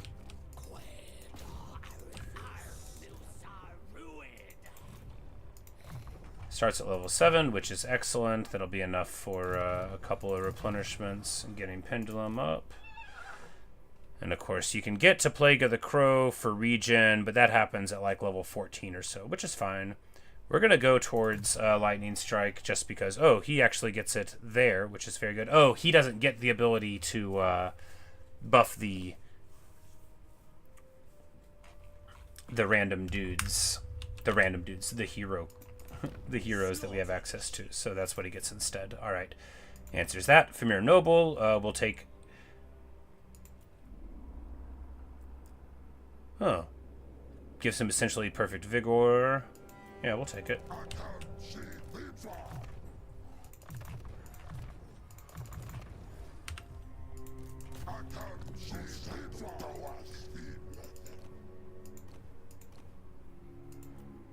I guess we could get another Bale Fiend, but it doesn't seem that good to have more than one in the army.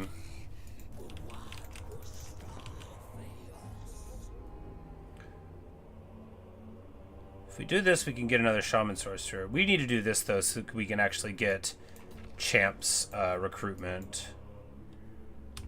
You know, and if we're doing that, why don't we not recruit Bearmen?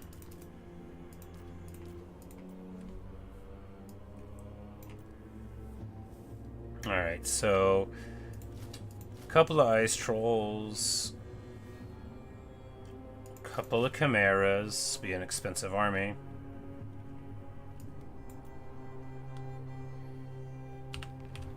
It'll be alright. After all, this is the expensive army because it doesn't have all the benefits that the other armies have, like Legendary Lords.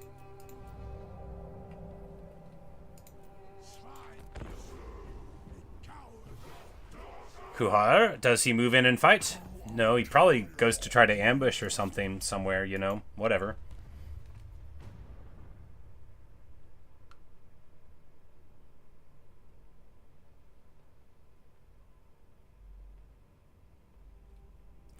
Can we, like, go to raiding camp and move? I think you can. That'd be funny if it gives you the old the resistance to it that you need.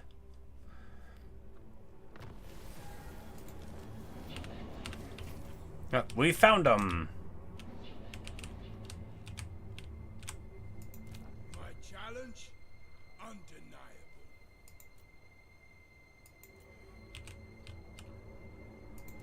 Despoilers come. The correct path. Drown them in blood.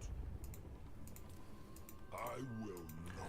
And we don't call the others in. We do that for a reason, right? The reason we don't do it is because we don't want to give them the opportunity to say no and break the alliance, which would get rid of my hell cannons. All right, so we would win in the auto, but what we're gonna do is fight anyway because we're very sportsmanlike,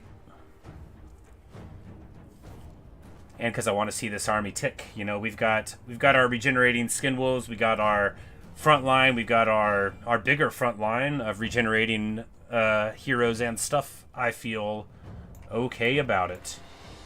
Wish we had a mammoth.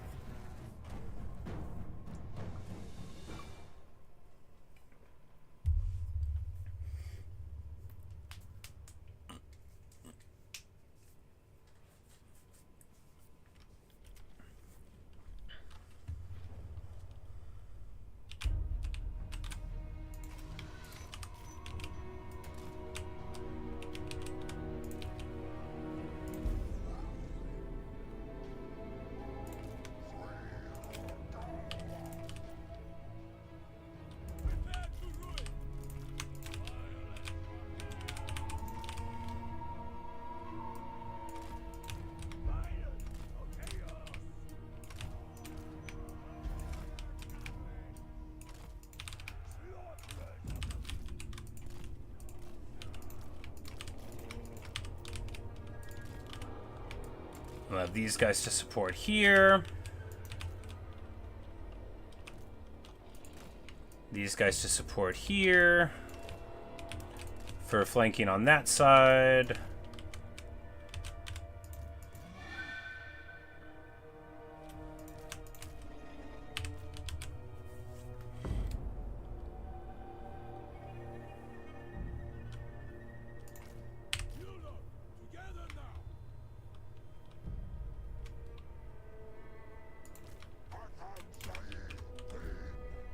Okay, yeah, that's what we need. Because these guys all regenerate and Skillet doesn't. So we're just going to bash up the middle here. Try to deal with these Seeker Chariots.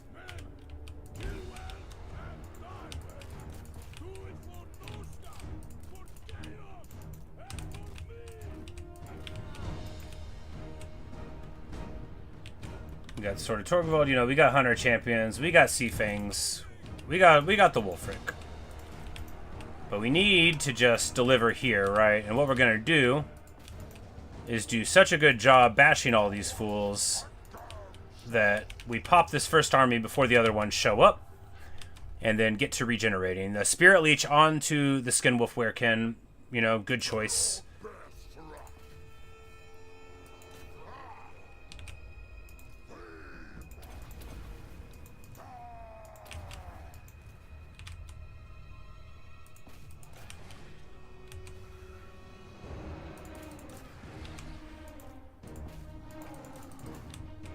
And these chariots really having a time. They're not enjoying this though. Chariots do not want to fight large characters, and they sure don't want to fight large characters with anti-large.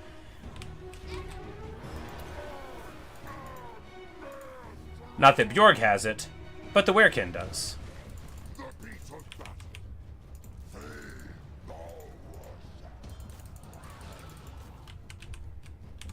And before the Chaos Lord of Death gets the second... Before he gets the second Spirit Leech, I said. There we go, we break him off. These Marauder Horsemen trying to rescue him, not working too well, right? This is perfect because this army actually had, like, some decent stuff in it. These chariots aren't just, like, a total pushover. And it's nice to get them out of the way before their reinforcements even show up at all.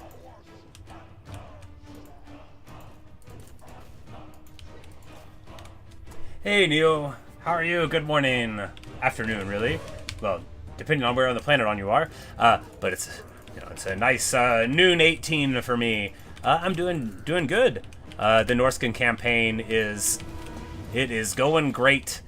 We've got Wulfric set up with a totally respectable army here with a good hero core, and we're messing with Be'lakor at the moment, or rather with his faction. I don't know where the big man is. Doesn't really matter. Get wrecked.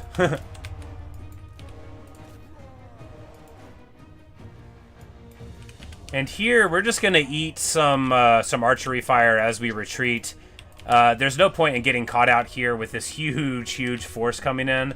Now they're gonna have to move through here. The flanking's gonna be, because if they flank quickly, then we'll have plenty of time to beat up on the dogs with our trolls that regenerate and stuff. But here, the initial fight doing wonderfully. Oh, that Lord of Death coming back around. Oh, that's too bad. Yep, we are Throgging it indeed. Throgg went north, Wulfric went south-ish. And we're fighting Be'lakor and the Daemon Prince, Daniel. He's not called Daniel in this, of course, but you know, we all call him Daniel. In the community, we call him Daniel. You know who I mean, and if you don't, you do now.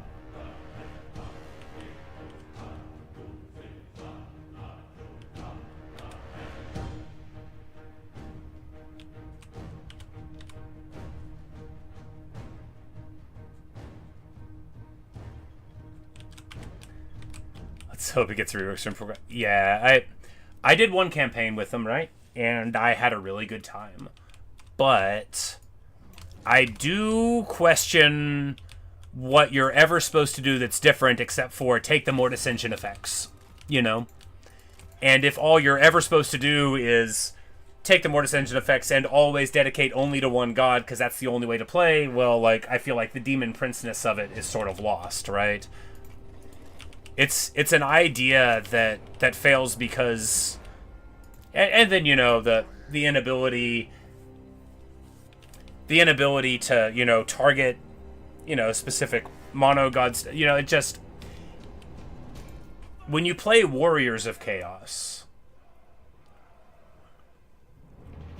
and then you go and you play Daniel, you feel like the Warriors of Chaos is the I'm the champion of all of Chaos campaign, right? You don't feel that way about the Daniel one. Alright, we need to get engaged here and here and here. We're gonna get Skill over there and Wulfric going. We need to pull back here and here. We need to get them into the box. We don't need to get too stressed out. Not too stressed out, not too stretched out. Just nice, cozy Skilla! And then this Exalti just coming in. We're going to bash him.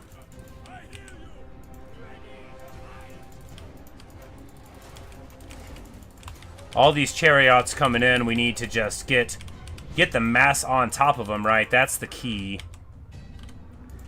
We're taking some Marauder fire, but it's mainly onto our shielded Bearmen. So not a worry at all, really. Hunter of Champions, no, not yet. Lore of Boats.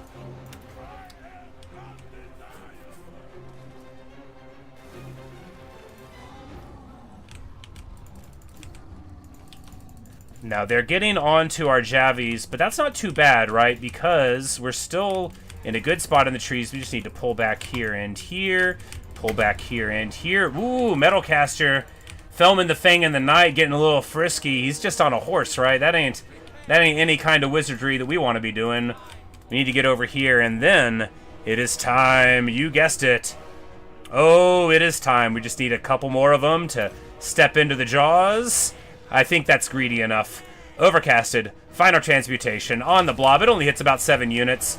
Only about the best thing you can do in the whole game. Oh, man, I love an overcasted Final Transmutation. Yes, I do. Yes, I do.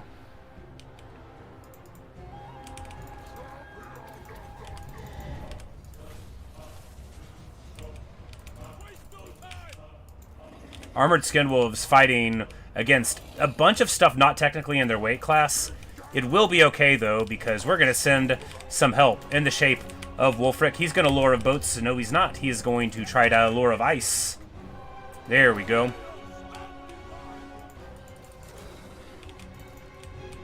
Bloodrat Kim is... Oh, he's really... He's really having a time. This is like the worst thing that can happen to a flying monster, right? Is to be chased by skirmish cavalry that they can't get. But that breath actually did a ton to him. And we are absolutely trucking on him here. Good stuff. Oh yeah, that's right. Manti summon. I worked really hard to get that Manticore summon. Lure of boats all the way up the deck here.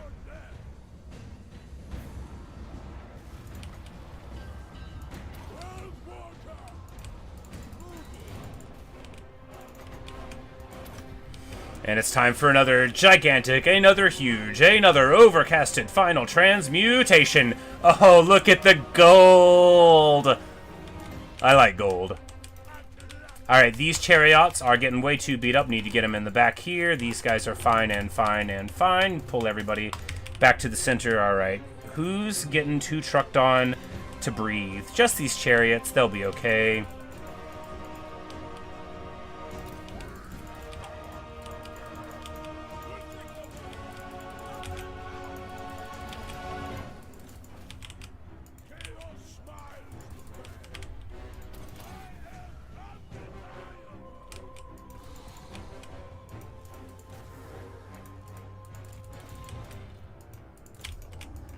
Armored Skin Wolves doing just beautifully.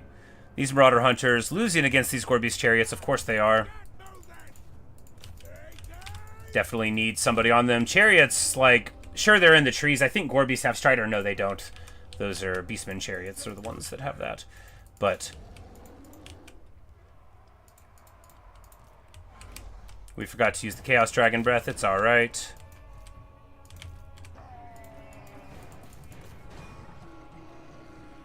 Getting the beat down with our guys here on the chariots.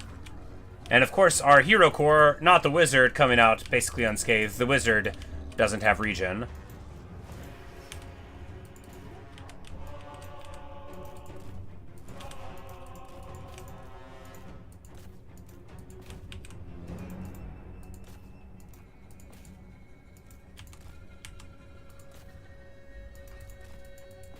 And we're just sending everybody in every direction, hoping to knock them out. Because this is like the garrison plus a hero, or plus a lord inside. So we're hoping to just really, really put the beat down on them. And hopefully be awarded with every... Oh, these are Chosen? These Chosen didn't get in the fight at all. Okay, yeah, we definitely want to beat on them. They had 80 models and a full HP pool. But there we go. That's exactly what you want to see.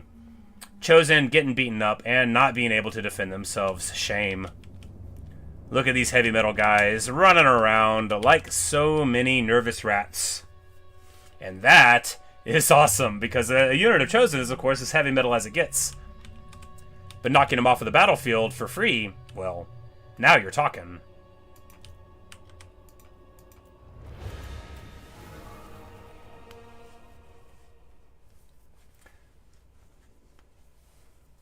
Yeah, Kolek's sweet. Look, playing Archie is just so fun. Archaeon the Everchosen is just like, oh man, he's so good, because he's such a good fighter, and he gets Burning Head, and then, like, all of his bonuses to, like, the more elite troops as they get more elite is, like, very funny, because you don't need them, but they still feel good. Alright, so we get basically no money from the captives, so we'll take the replenishment. Oh, because it's just the first army there. But we definitely beat down the garrison beautifully, and this other army really well too, you know, getting it done.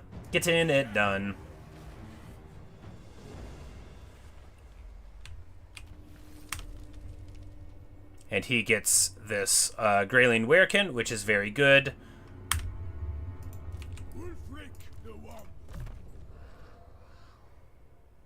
And we can get Mammoth Tamer, but we're not going to do that right now because, yeah, there we go. Bonus first large for all Marauder units. Man, that's good.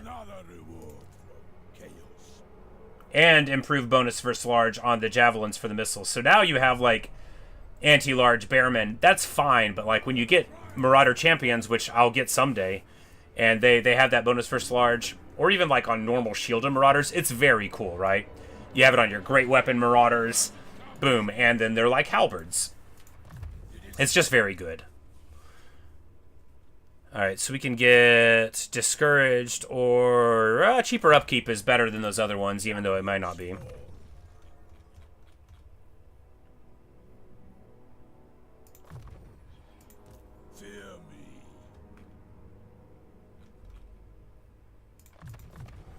And we get the heroic killing blow there. Here, oh, he can take either. He can take both of them. That's his thing, right? But we don't need the other one though.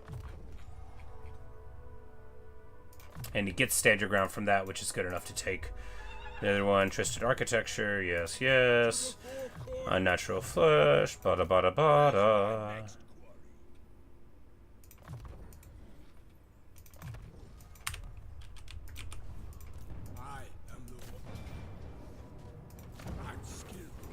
We get a trickster's helm out of it. All right, here. Oh, yeah, there we go. It's definitely a sack occupy. We could raise it for an absolute ton of spoils.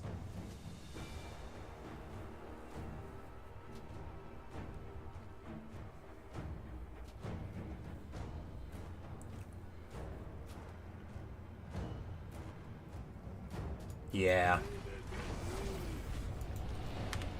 We need to bring the spoils home, right? But he can just go right here to bring them home. Right? I think so.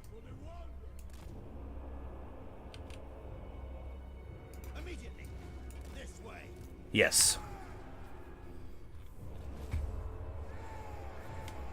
Alright, good. And now we've got, like, an absolute ton of spoils. The fact that we didn't get this immediately, I mean, that's fine, right? You know, what are you going to do?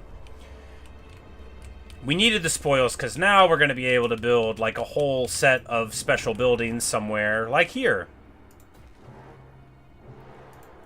And that's worth the 20 grand. I think.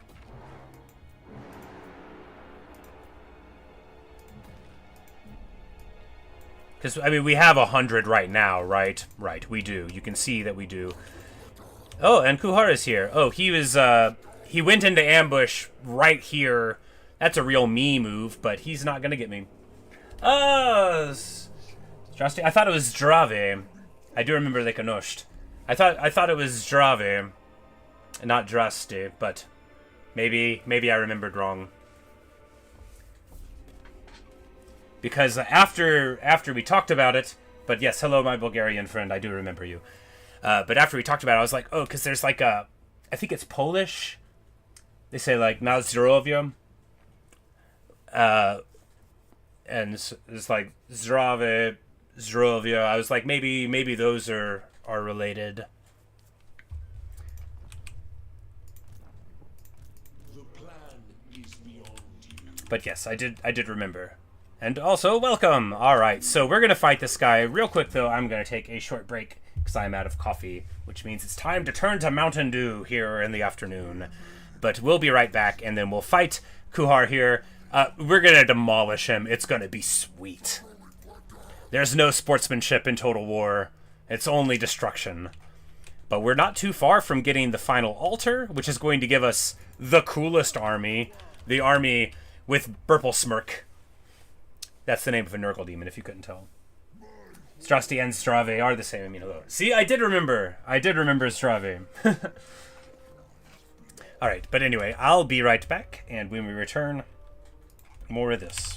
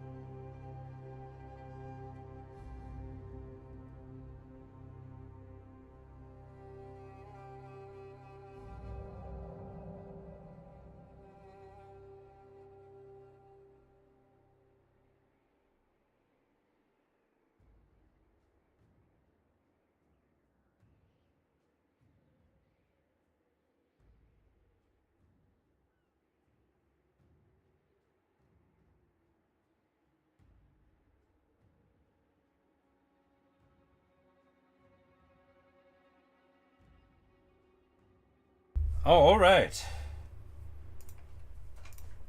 Yes, the waiting screen. I used to just like say I was going away, but then Kiara, one of our moderators here, made me that delightful image. All right, so time to brawl. Why does it think we're gonna lose this? I mean, not lose it, but have a close victory. Probably the fire damage on the ranged units, right? And they do have dramatically increased ammo. 40 ammo on the pinks. Well, we're not gonna let them shoot us, right? We've got hell cannons.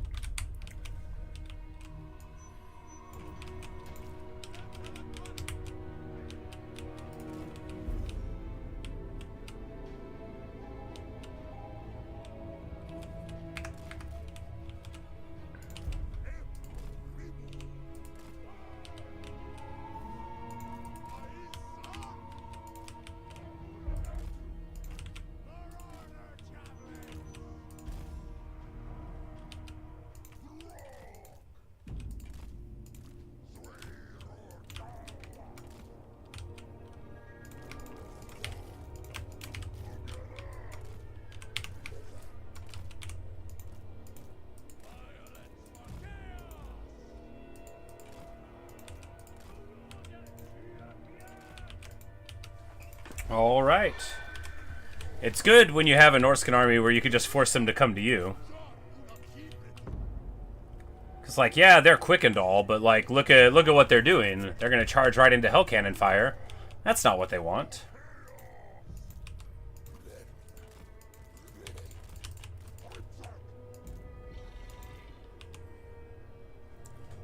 And there, we already put just a very brutal hurting on that one unit of pinks, and then the sour guts are over there.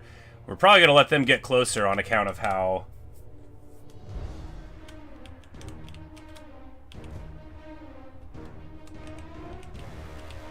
Cracking over a cold one of Mountain Dew. No, I do not drink alcohol anymore. I did, like, you know, too much once upon a time, but it has been 9 years and 26 days and this morning, and I'm just a Mountain Dew man now.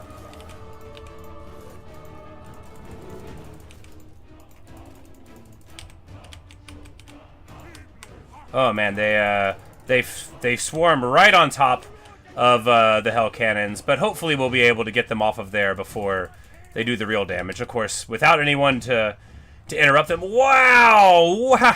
Wow! They put the hurting on them there. That is crazy. I can't believe they're doing that much damage to the unit. We might lose it. But here, maybe with the support here, we're going to stabilize it. That's wild. I thought we would do better at holding them off there. Alright, the pinks are coming in here, but they actually are turning to fight the mammoth, who's okay against them, you know, they got like missile resistance stuff, be all right. Marauder Bearman getting, oh man, getting absolutely demolished. They're fighting Forsaken, which is not who they want to fight anyway.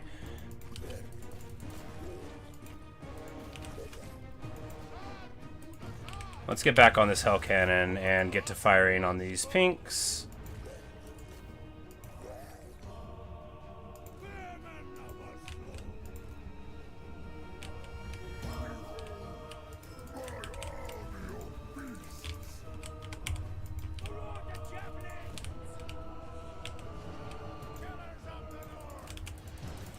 Yeah, that was a lot of Chaos Furies. It worked out. And our Hell Cannon is not popped, because it's pretty annoying to get another one. You know, we got to do it through allied recruitment. It's not as easy as it could be, right?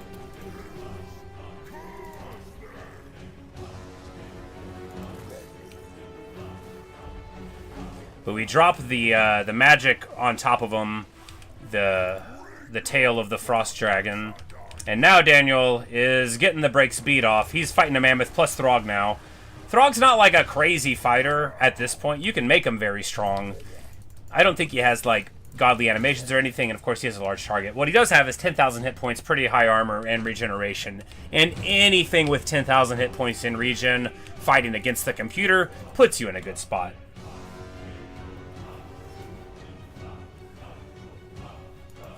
Yes, I don't know what Mountain Dew is supposed to taste like, but I sure do like it. You know, they're not paying me to advertise it. I'm just a fan. I don't think Mountain Dew knows who I am. But, you know, I wouldn't take their money. When you love something, do it for free.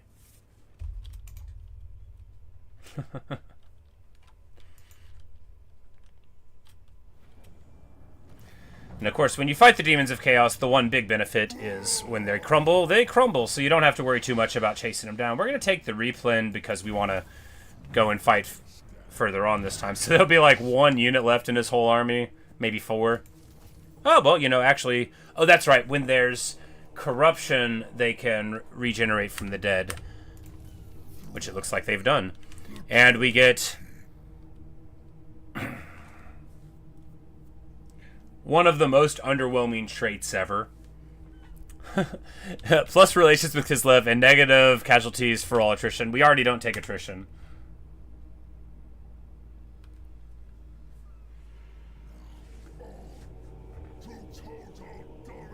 Wondering how interested is Geometry Dash? To me, it's about 1. I'm not very interested in it anymore. My body can't, like, with my hands, I can't really play it. Not really. So just, you know, something I had to hang up.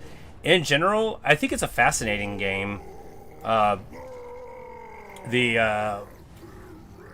way that it's largely like player driven, especially in difficulty and stuff, I think is very interesting.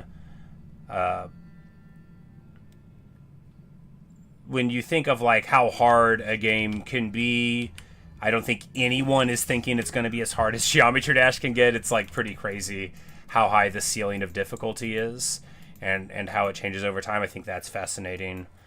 I like games that let you, you know, tell a story. Whether or not the game is a storytelling game. Yeah, Throgg, he's just like, yeah, look at me, I'm a troll. But, like, that's why, a large reason of why I like this game so much is because it allows you to tell stories, you know, while you're going about, you know, the way that it went, about the heroism of your various, you know, folk. Here, what's the other red line we want to take?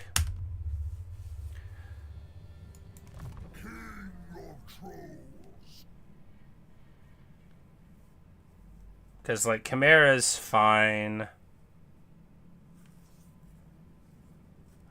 But, I mean... maybe just go here, because we're going to have some Marauder champions in the army eventually, but...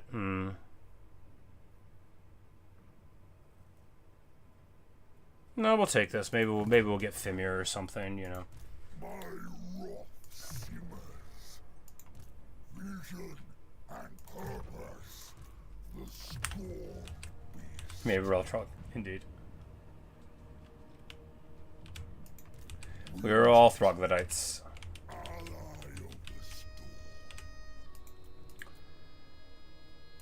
But to return a bit to the Geometry Dash thing, some people like dedicate all of their like gameplay to that, and you know, respect to them.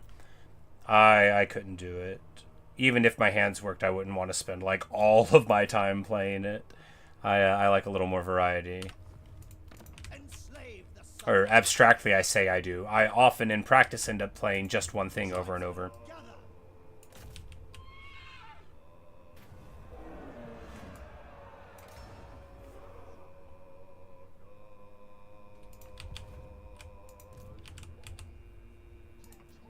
Alright, so Surtha Ek's going to do the hunt, I guess.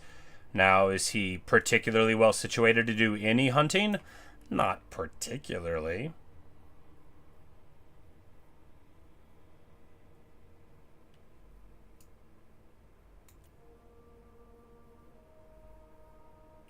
Alright, a couple more turns. We'll just do Bearman, right? Be fine.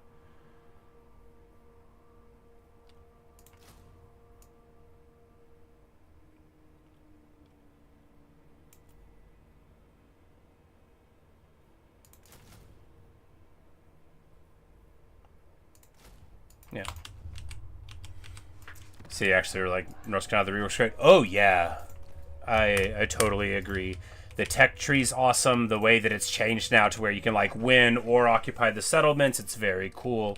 All of the new units. I mean, Bearmen are awesome. They're probably too good for PvP, but they're really good as just, like, a stopgap middle unit in the campaign. Bjorg is awesome. The Fimir Noble by itself makes the faction just so very powerful. I love the Fimir Noble hero. I think they're excellent. And they're so easy to get more of. You know, native tree regeneration. They're just generically very good and specifically very good.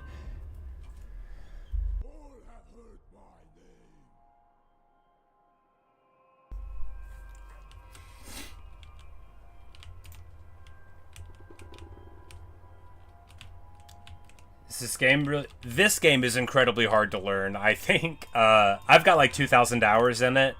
A whole lot of it is, so there's like technical aspects, you know, like how do you play it, but then there's like strategic aspects, like can you look at the map and figure out what's going to happen to you soon? And that's a thing that only comes with practice, which is very important for this game, though. Like, if you don't know the personalities of your neighbors, you won't know, like, oh, I can't trust that guy. That guy's a real Alexander the Great figure, you know, he's never going to be happy. But I regularly play very badly. But yeah, there's I would never call myself like a strong player. We're gonna colonize this so that we can. I still think raising it was fine, and rebuilding it is okay, because all those spoils were important. Ooh, look, the Wood Elves have moved up into Bretonia. Maybe we should go sack Caron.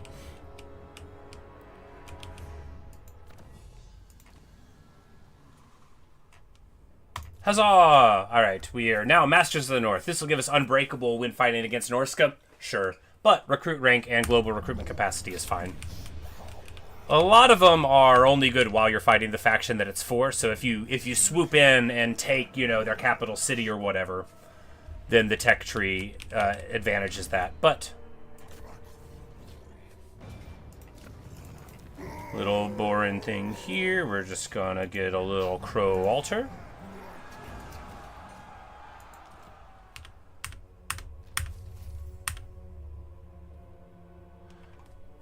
Warped Cave in this one. Another one of those special things, so it gives you the troll upkeep. And we're at level 4 Legions of the Troll King, which gives you 10 leadership for the trolls now. So now our trolls in Throgg's army are listed at over 100 leadership, which is sort of cartoon funny. Trolls are supposed to run. That's the bargain that you make, is trolls run away. And that lets you, you know, get away with whatever you're doing. And now we're like, what if the trolls didn't run, though? Chieftain of the tribe. And here we need, what? We need some kind of centerpiece. So like a mammoth or an Etten, yes. Do we need this? No, I just think they're cool. So we're going to get one. And this army is good enough. I think it's fine, you know. You got javelins for throwing at mammoths, you know. You got, yeah, because we're going to be fighting the mammoth in that little battle, assuming that we get there. But we are at 11 altars for the crow. So we are like just so close to getting it done. I really, really would like to do it. The reward for it is extraordinary, but, you know, we just got to not lose anything for a little while. And Arbile the Undefeated he's still fighting. Oh, he's fighting Whistling and Meanders now, so he's not going to fight us probably. But yeah, you say it's really confusing now with so many maps and monsters, dragons.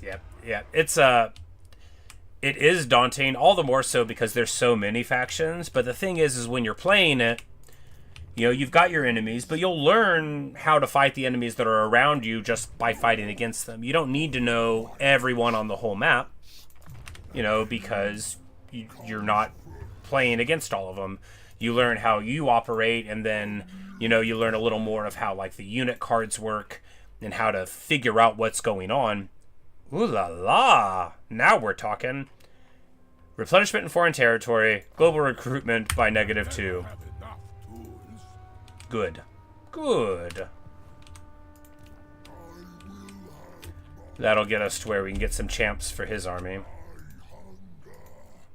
Without spending too long sitting somewhere.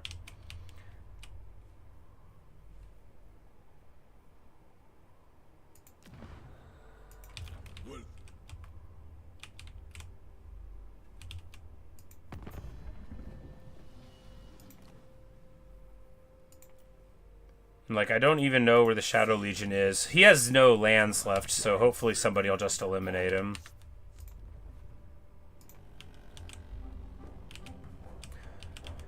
But yeah, but, fundamentally, like, yeah, it's just a trial and error thing. Whenever I first started, back in Warhammer 1, years and years ago, I didn't play, like, when it came out. I wish I had. I didn't even know the game existed. I got it for my Humble Bundle, and it sort of changed my life. But anyway, I digress.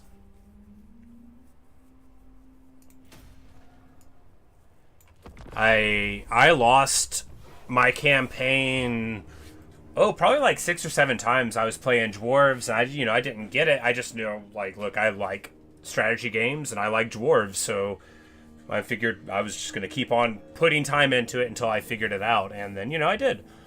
And eventually turned the difficulty up and, learn more and more. Because I haven't even played some of the factions of the game. But the other thing, too, is... Oh...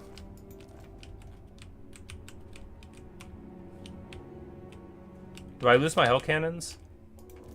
No. Okay. As long as he's around...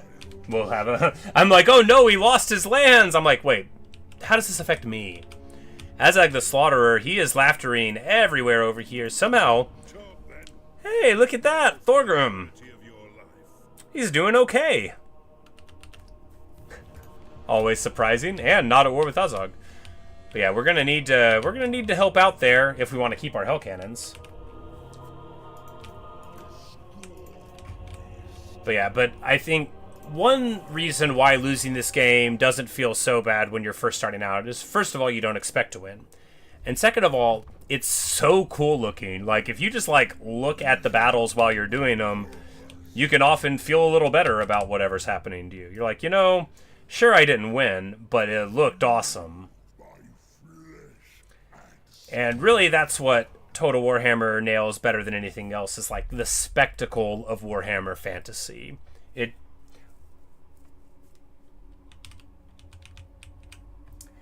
The game's a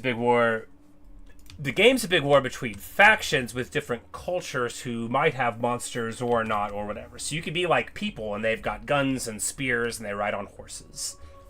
Or you could be French people, the Bretonnians, and they've got arrows and spears and they ride on horses and they say stuff like, "For the lady!" very Frenchly. Or you could be giant dinosaurs. Or you could be rat people that shoot, like, machine guns. But it's all, like Neo says there, it's all about, like, finding what you think is cool and doing that. Because there's a ton of DLC in the game, but a lot of people only really play, like, their favorite faction. There are definitely people out there that just, like, don't touch other stuff. There's a meme in the community. Karl Franz is the Emperor of Man. They're sort of like a Holy Roman Empire themed fantasy, like human thing going on. They live over right here where we're circling on the map. There's some people that basically only play that campaign constantly. That's what they do, and they're loud enough of a minority for it to be a meme in the community. But yeah, once you find a campaign that you really, really like, sometimes you just play it. If I weren't wanting to play with more variety, I would either be playing Malachi or Tamarkan right now, or Yonbo maybe. They're both like so cool. Tamarkan's in like the most busted campaign. He's so fun. Anyway, let's try this hunt. The battlefield's culmination. Oh no! What? Okay, I guess I didn't know what we were going to be up against. That's a bunch of slayers. We're not really good at fighting dwarves. I thought we were going to fight... I mean, we'll try. I thought we were going to fight mammoths. Just goes to show what I know. So the thing about slayers is they're really good against monstrous units, which is a huge part of my army. They're not going to match up well against the bearmen. Not that well. They'll be fine. It's actually really worrisome. I don't know what we're going to do here. Probably lose. We're probably going to lose.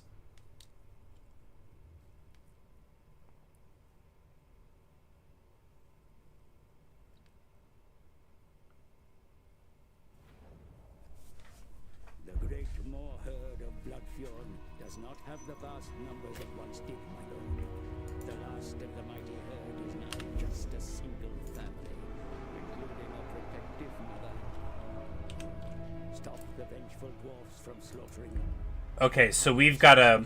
Okay, now we got to get the feral mammoth and them into our army, and we got to protect them. Now this makes slightly more sense.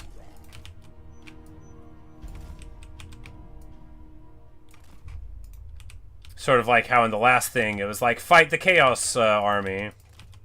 And it doesn't make a lot of sense. We're still so screwed. I don't know how this is going to go. Kim's to fly over and mess with them there. We'll have this guy to go in, you know.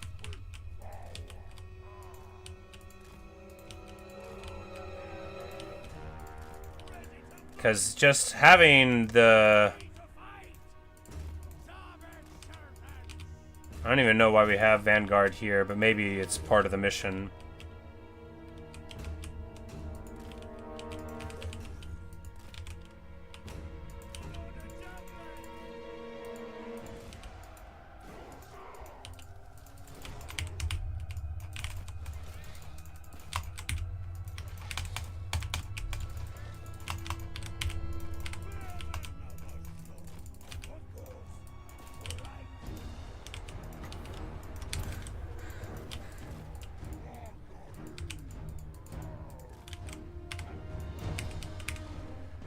Alright, Kim 1 and Kim 2.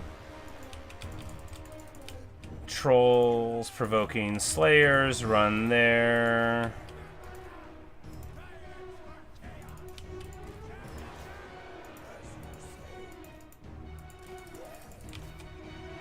And try to get these trolls up the middle.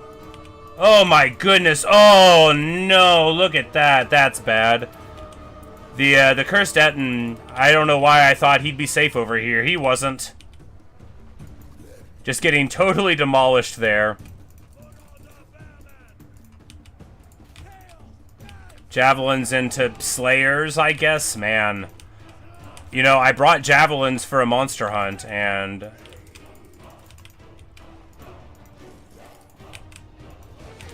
This Kim is getting eaten by Slayers there. Feels very, very bad.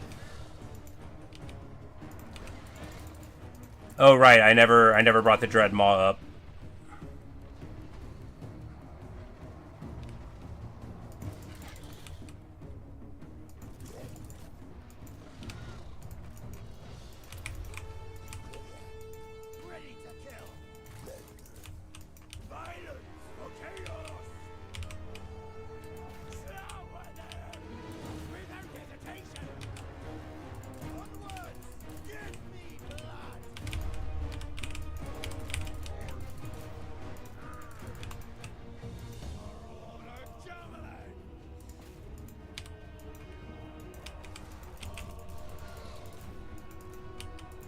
I guess if our flyers are, you know, getting eaten up, which is preventing... I'm like, why am I not using the breath? Let's use the breath. We're preventing them from getting shot up.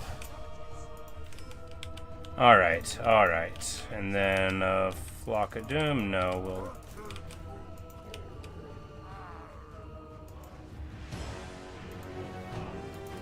Oh my goodness. Wow, wow, wow. Please attack. The Chimeras, no desire to live. The Dreadmaw fighting Slayers feels bad. What are you gonna do, right? Oh, they have Grudge Throwers over there. Well...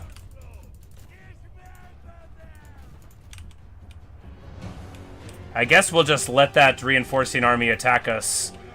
I don't really think there's a good way to get on them. Otherwise, man...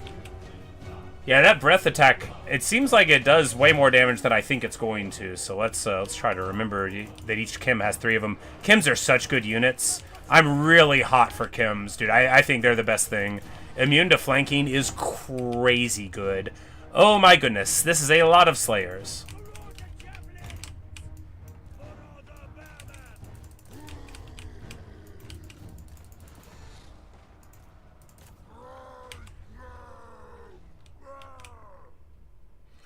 Because this Feral Mammoth is almost dead. But the Great Maw Herd still has plenty of hit points. It's got 16k, so that's okay. And we'll just keep on hanging out with them, and I bet they will, you know, put a hurt on these Slayers in no time. And if they don't, well, that's okay too.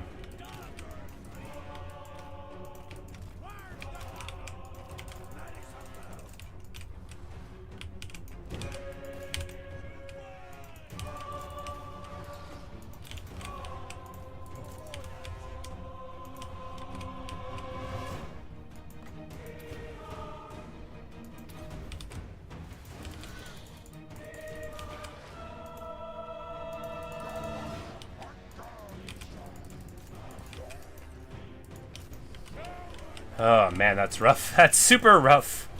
I guess we're just gonna charge into these Slayers and try to win. Man, fighting Slayers is not fun for Norsca. It's not fun for a lot of people, but if you have like a whole lot of missiles, then you know you can just beat up on Slayers, right?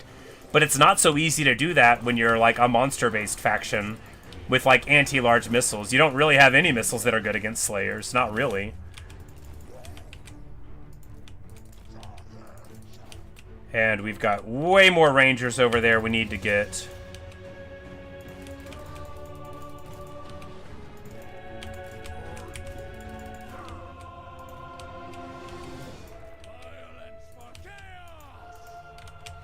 Surtha Ek is totally getting tuned up. We gotta get him out of there. Oh my goodness. Oh man. These Rangers have come back and they are just shooting at trolls who are not defending themselves.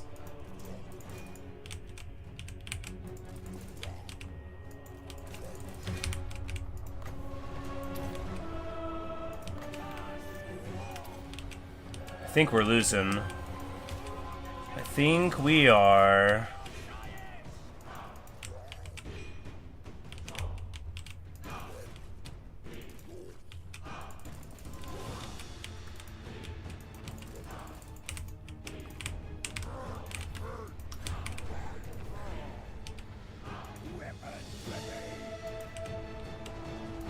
Oh my goodness. Yeah, the Chimera is...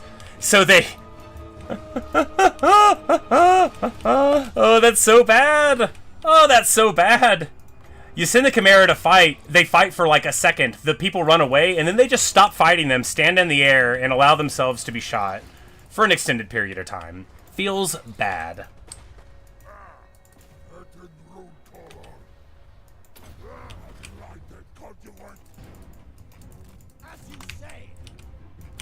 Alright, all those have shattered, though.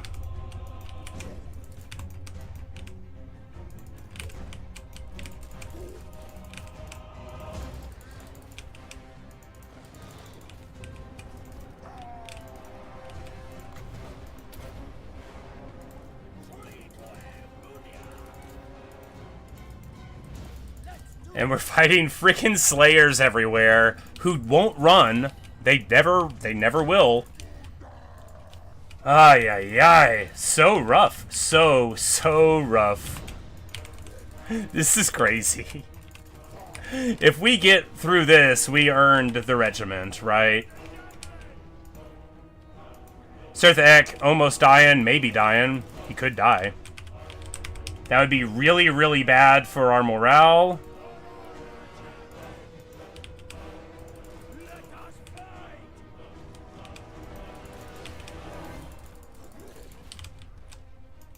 Oh my, please attack them. Oh my god. Flying units against ground units. If you don't have like the mental space to pay attention, and I apparently don't, it's just throwing them away. Abstractly, it should be good, right? Abstractly, it should just work. Like, okay, yeah, get your flyers, fly over right on top of them, punch them in the face, be good. You'll be home in time for tea. You won't.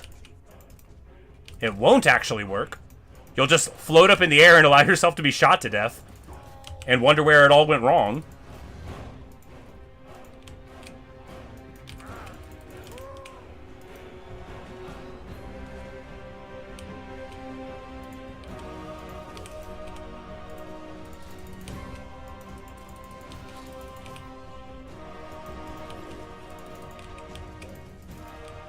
Total insanity. Absolutely brutal. I cannot believe the difficulty they put into these random quest battles. Like, are you kidding? Slayers with Slayer reinforcements. Maybe the game doesn't think that's that hard.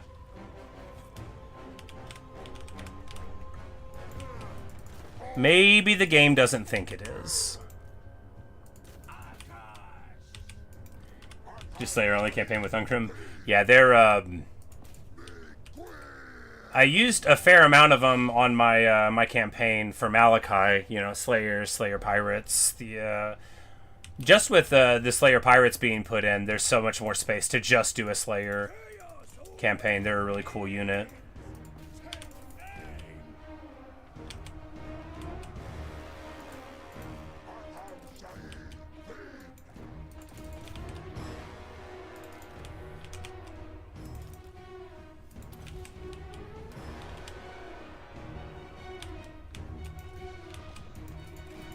Alright, and now they're army lossing?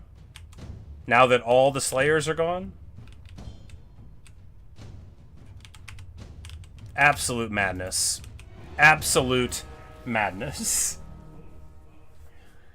So how do you even do that fight better? I don't know. I don't know. Metalcaster? Because the thing about Slayers is if you don't have like arrows, you don't have anything that's good against them. Arrows and artillery, right? That's how you deal with them. And we don't have any of that. Absolute madness. Just totally brutal. But hey, we did it. Craziness.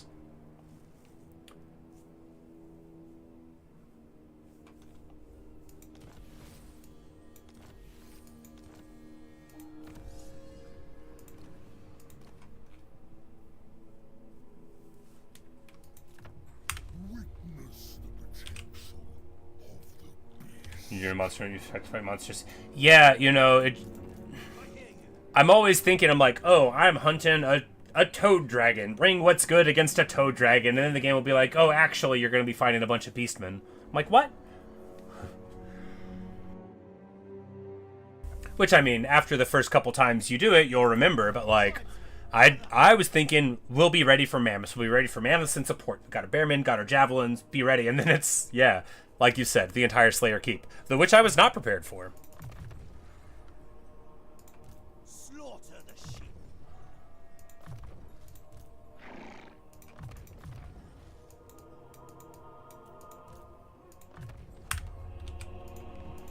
Enslave the suburbs.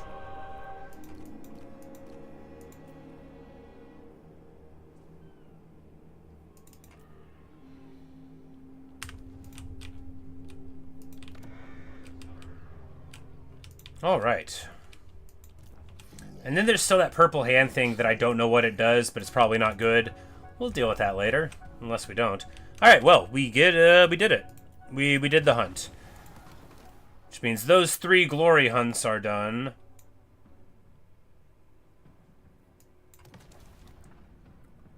And then we'll just try to do one of these other ones. Oh, okay. Now we can go for the trophy hunts, which I have never done before.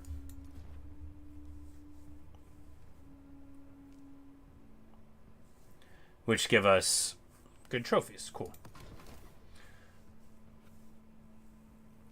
And then they, you know, around Hell Pit or whatever. So we go around there. No, you don't. You don't get a Doom Rocket. You don't. I don't believe it.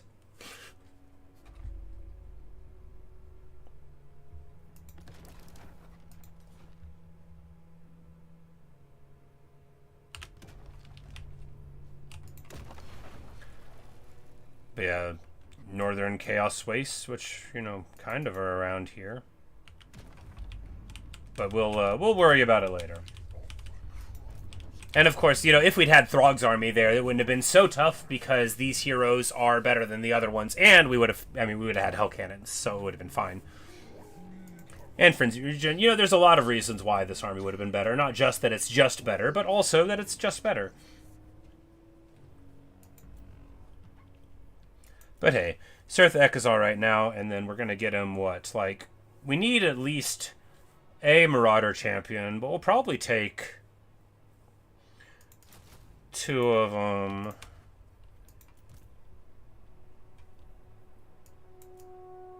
You know, even though I use the Kim badly, that doesn't mean Kims aren't good.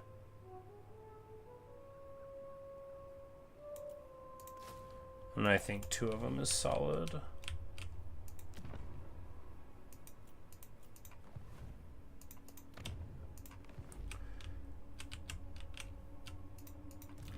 And Wulfric needs to go somewhere.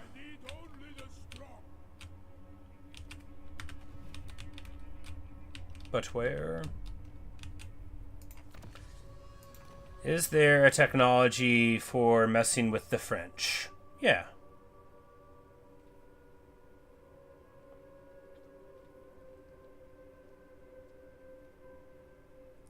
Oh, but I want that more. I guess we can go and take Kislev anyway, but...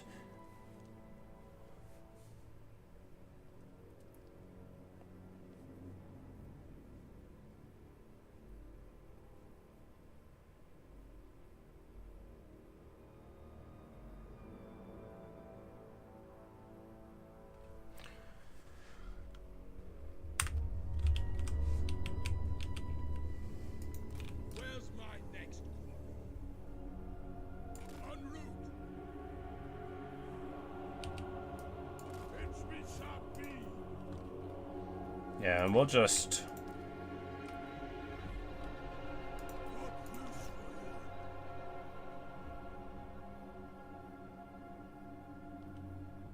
Yeah, we don't need the AP on them because they just need to be line holders. We don't... I'm like, yeah.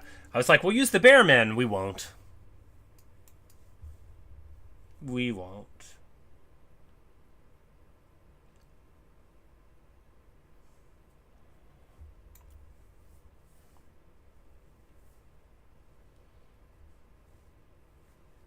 Sure. 2 turns, he'll have them. They give Guardian. He'll get his Mammoth eventually. What a wild turn. Definitely not what I expected, but we've got tons of the troll kind. We've got spoils galore, and we're moving on to the Age of Beasts, right? And that'll be nice. And if we can just not have any of our enemies mess with us for like a handful more turns, then we're going to be able to get the Nurgle Lord, and then it's going to be pretty fun. And I was almost thinking that I would have to get ready for work. Now I remembered, it's Friday. I got rid of my morning shift. But kind of thought it was Monday, where I go in at 2 normally. But anyway.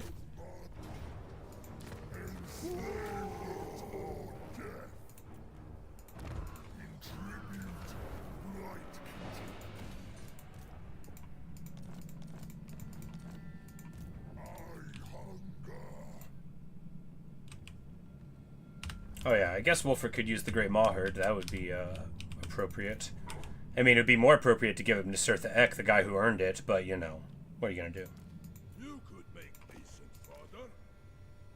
I think we can do better.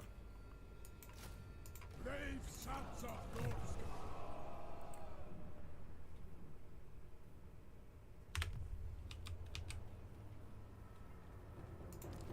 And now both his and Throgg's army are pretty premier level armies. Very, very solid guys. With very powerful folk inside. Speak. Champions.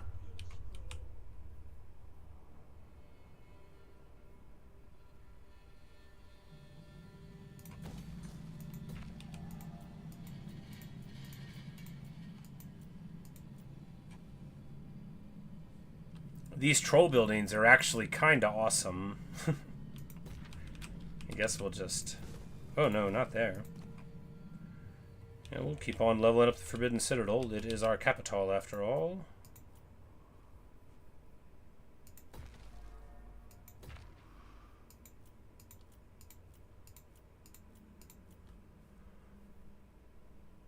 Three more altars.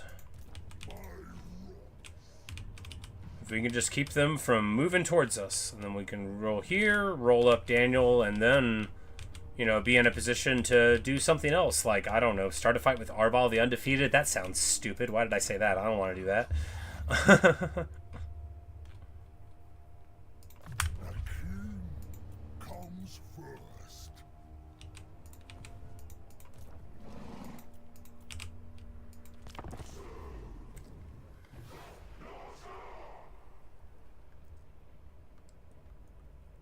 And then, of course, because he's very smart, he's got Echoed Hellbrass and the Blue Scribes out doing hero stuff on the map.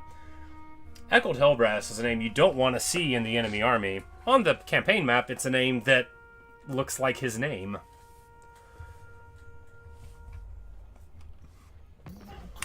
A legendary hero out on the map could be anything.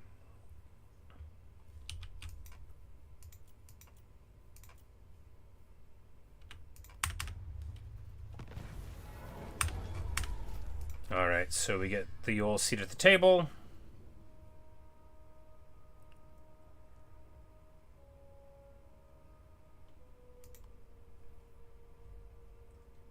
No, we need to go here. Yeah.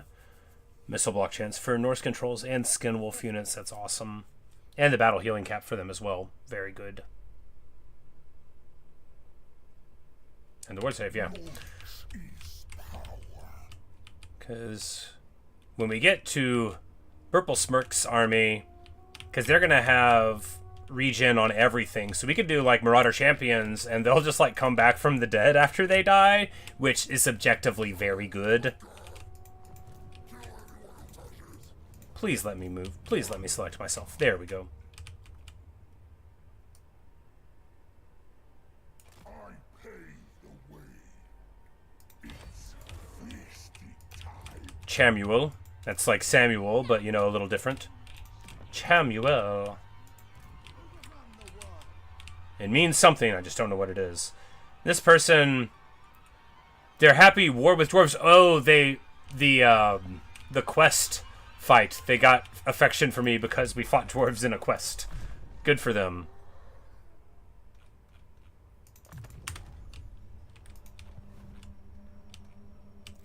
Speaking of quests, it's time to do the old Wintertooth crown, right? We could just teleport and do that, and then... Yeah, why not? We'll do that. I'm like, I haven't done it. Yes, another dwarf fight. It'll be alright. And then we can come back, move to our replenishment stance. That way we're not, like, just spending no time up here. I don't remember anything about this quest battle. It's been ages since we've done it. The Wintertooth Crown itself is not a very good item for campaign. But, hey, you know, it's a quest battle. Why not do it? It's the same dwarf faction as is in the other quest battle. Little red and gold dwarves.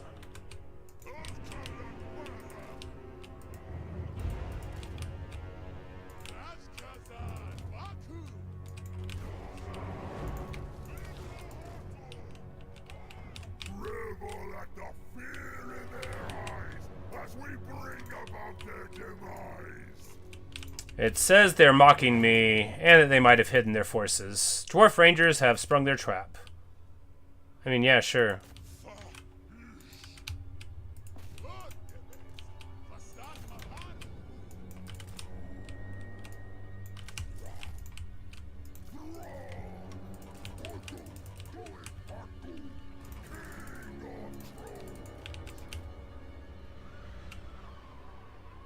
Brutal.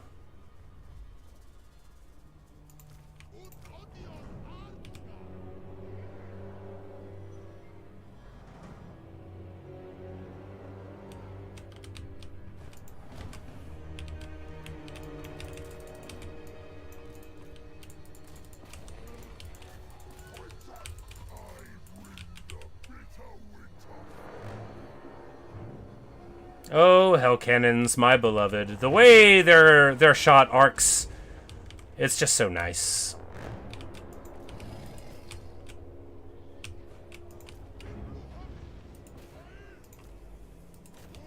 We're gonna do some counter battery fire here.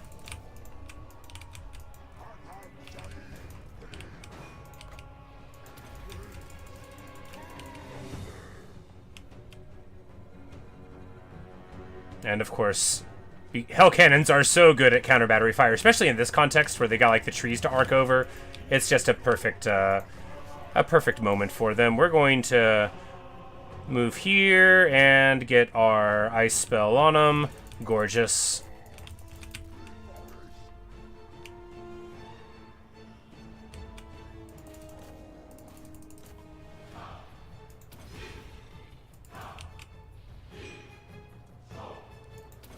And we're going to Tormentor Sword, lock them down here. Alright, there we go. Counter battery is on and on. Oh, they're behind us.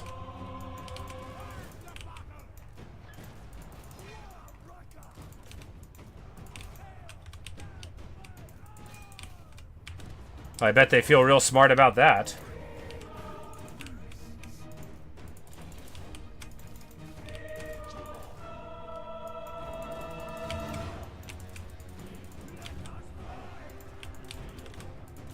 Oh, they've also got Slayers and stuff over there. I bet they feel smart about that, too.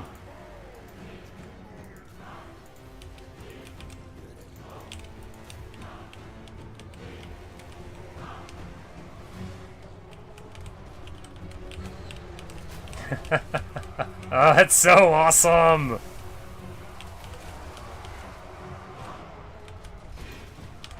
You know, I will never, ever get sick of watching the bodies fly away from the front of a war mammoth. That is my idea of just the best time. Look at them! You can barely even tell they're dwarves, the mammoth is so tall.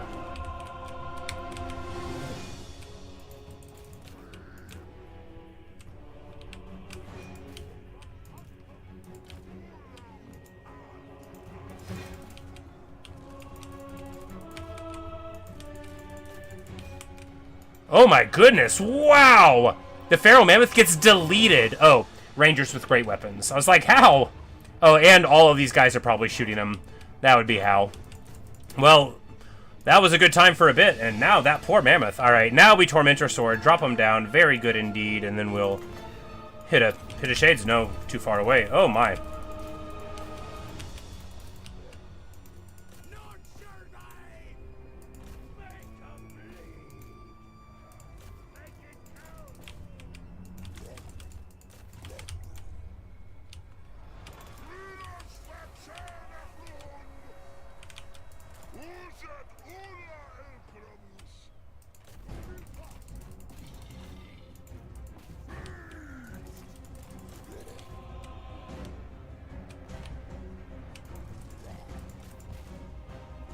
And then a Hell Cannon shot right there in the center of him. Does some pretty good work. Ungrim Iron Fist? Ungrim Iron Fist is here? Well, that's a horse of a different color.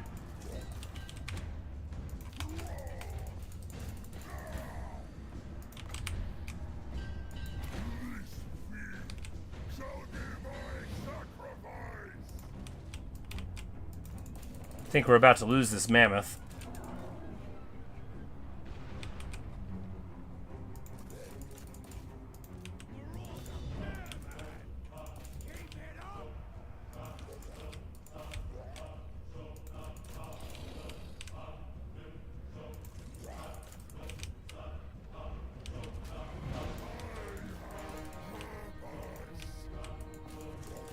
But pretty soon we're going to get to level 30. And then I'll be the happiest boy in the world. Because I'll have what is actually my favorite unit in the whole game. Because it's so unbalanced. I love it so much. And I am so pumped. I didn't use it to very much effect in my last Norsca campaign. I put it in a different army than the one I was using mainly. But, oh, I cannot wait.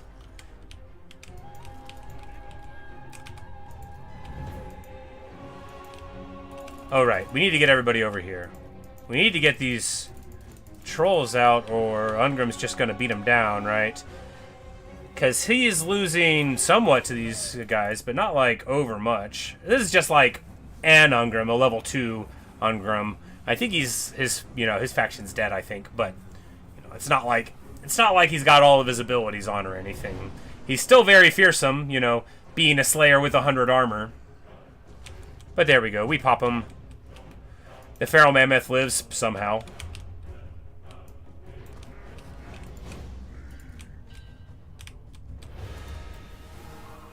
Wintertooth Crown. These are the caravan defenders.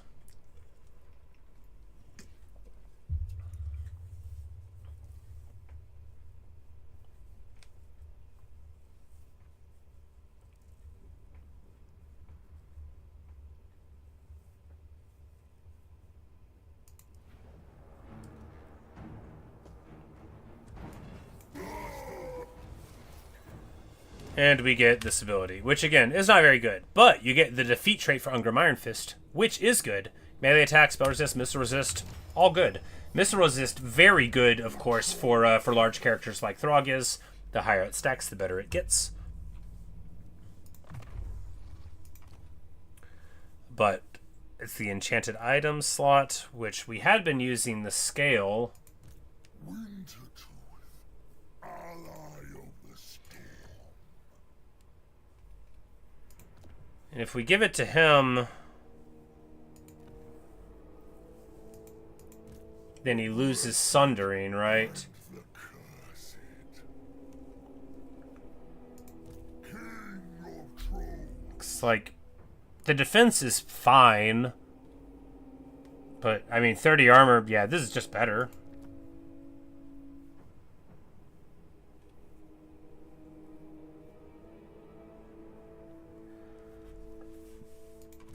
My wrath simmers.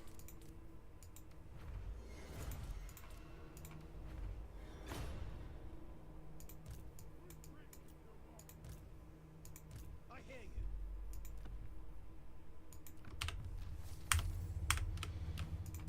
One of a kind. Oh, and we don't have the movement to go back. Well, that's not good.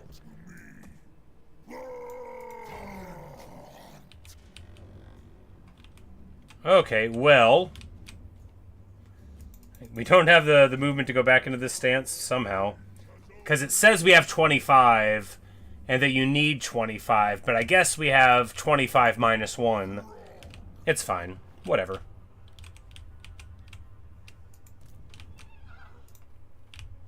This game is always doing that. It's not like I didn't know that sometimes it'll betray you and tell you one thing, mean a whole different thing.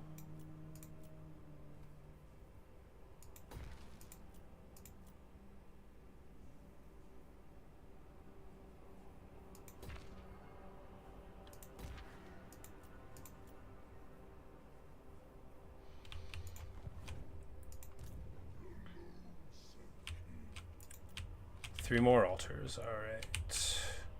Lamont Dahl is he knows where that Norscan lives, even if I don't. He's gonna go brawl. My challenge undeniable. Wondering. I was thinking about trying to pop Lewin, but wow. His army's normal. This one, well, that's not too bad. I thought the knights errant were questing knights, but I looked at them wrong.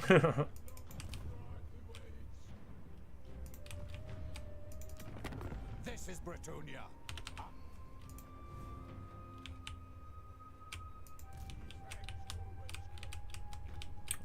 Maybe we'll just go sack Marienburg. What do you think of that?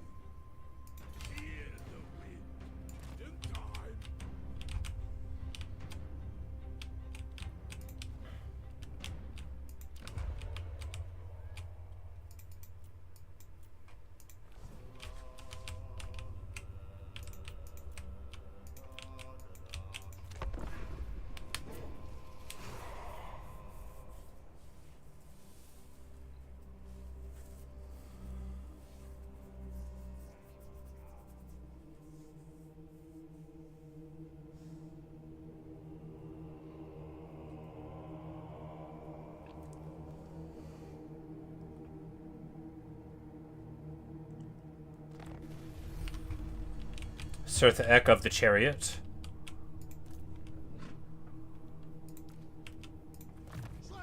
Surtha Ek is the most famous of the generic Norsca lords. He used to show up back in Warhammer 1.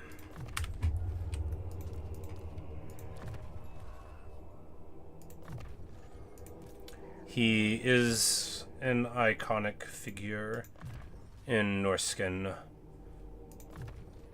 mythology.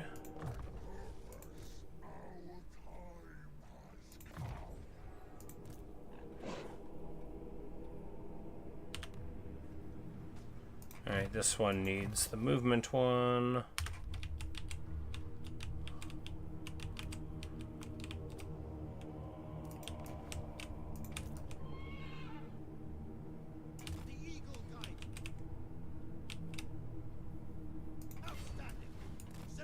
Just gonna go in this direction. That way, if he moves over here, we'll be able to intercept him, perhaps. And then Throgg. Do we go to this monolith first? No, this is better. It'll let us roll up around him.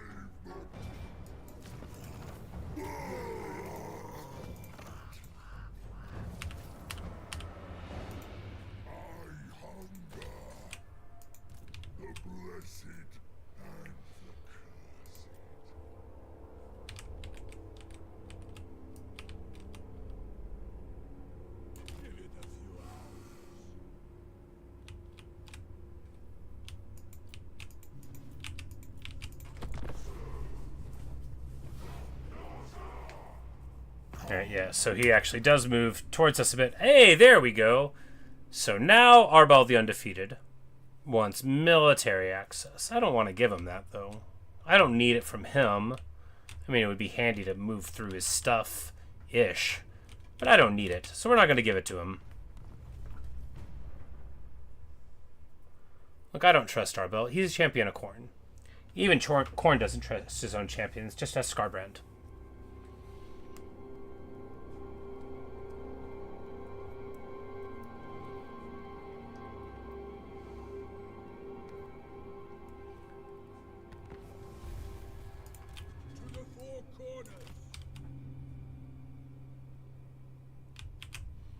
Yeah, but Wulfric, we're just gonna go up into the belly of the beast, and burn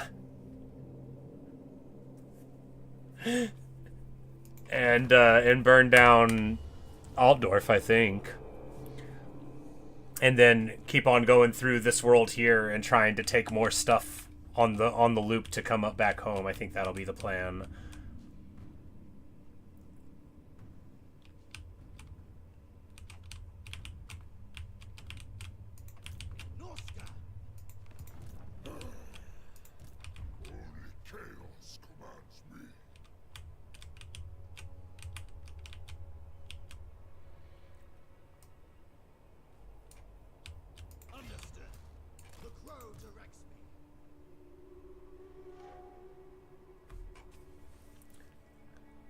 Oh, that's a rough army. We could do fine against it. Severed Claw, bunch of dogs, bunch of flesh hounds. It's not so bad.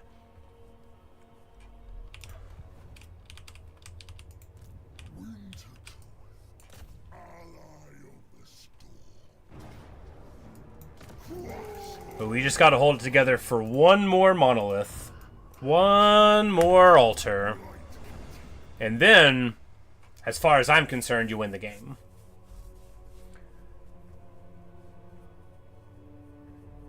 Which then we need some Chaos Warriors and Nurgle, don't we?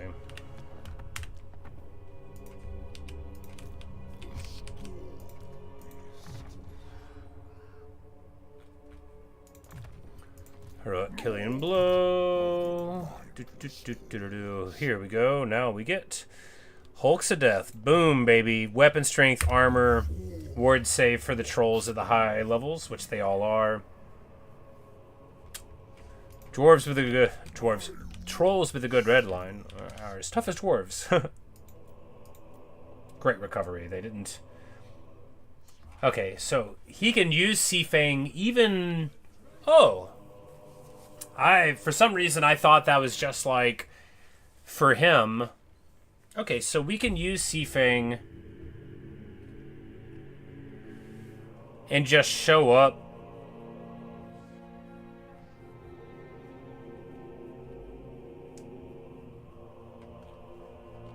Very far away, but that's good. I knew he could teleport around, so okay, here we go. And he can bring in a company and arm. Oh! Now that is cool. I'm such a bad consumer, I don't even look at what I'm getting, you know. I think this was part of the rework. I already own Norsca, so whenever I got the sale thing, but yeah.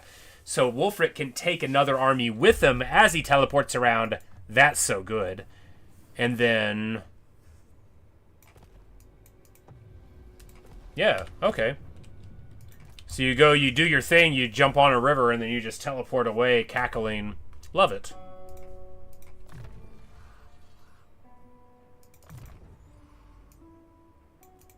The eternal challenger. And of course, this army is pretty good. It's not like bonkers good. It's pretty good, though. It's got... I mean, it's got a 5 count of heroes that are level 12 or so. It's got Skilla. Once Wulfric gets on the Mammoth, it'll be a whole different dynamic. Although Wulfric on a Mammoth... I think Wulfric's probably, you know, like, worse than a generic Lord because he doesn't get regen. Generic Norscan Marauder Lords get regeneration in the tree if you take the Nurgle thing, right? And they'll be on a Mammoth. And a regeneration on a 15k count HP Mammoth... It's party.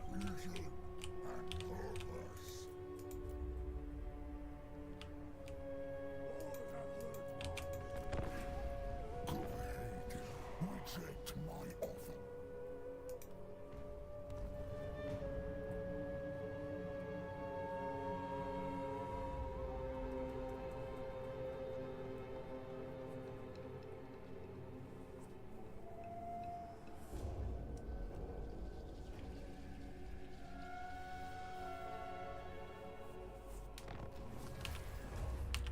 Research rate of 10.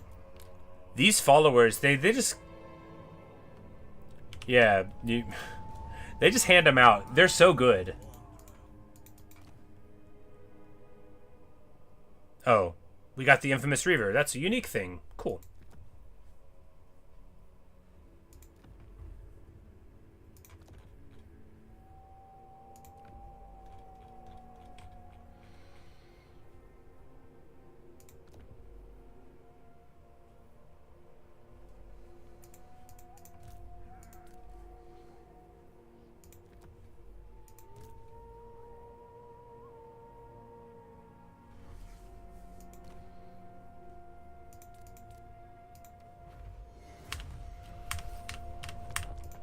Undefeated. With the win. Well, there is someone at home in Altdorf. We could actually just... Where's my next? no, the river stops being navigable here, right?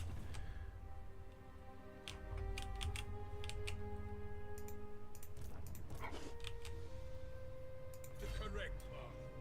Keep him tied. Pioneer of Well, this army, how well does it match up against this? Pretty well. Demis. Champion of the Shah. Whole tons of halberds. Yeah, you know, that'd be a rough fight to fight both of them. Doesn't mean we couldn't do it.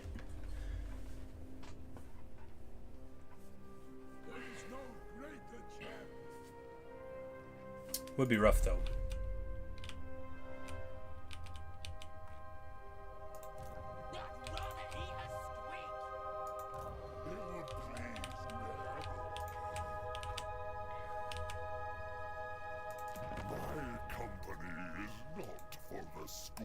He's only at negative 37 for becoming a vassal, which is like practically doable.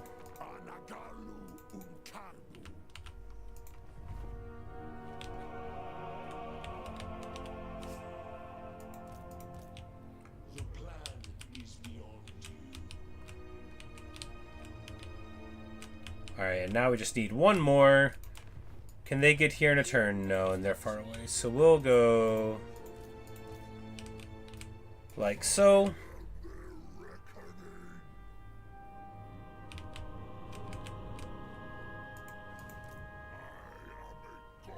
And he'll probably come and fight us, I imagine. And if not, no, well, yeah, we could just run right like this, and that'll be annoying. So what do we do next? We could fight the Dark Elves.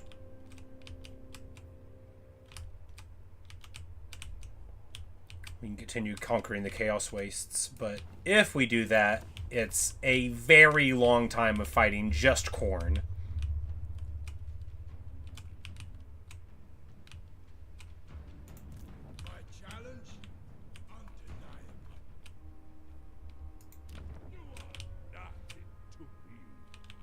It looks like Ulthuan is in rough shape. Slaanesh corruption has taken over the whole of the island, as far as we can tell.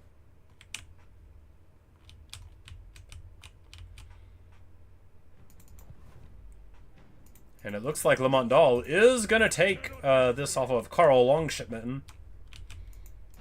Bet he'll look like a fool without his longship. And we are one level away from the best unit in the game.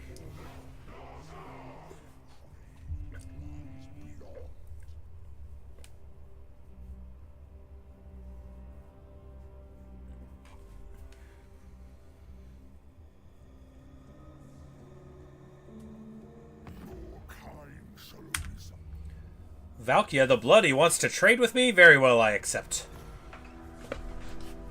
After all, we champions of the Chaos Gods have to stick together. We don't. Hey yo, there we go. The other Trickster Shard, one of the best items in the game. An AoE decrease to your enemy's ward saves can never, ever, ever be overstated the power of. Do we give it to, like, Wulfric, though? Give it to Skilla? Yeah. Tormentor Sword, Glittering Scales.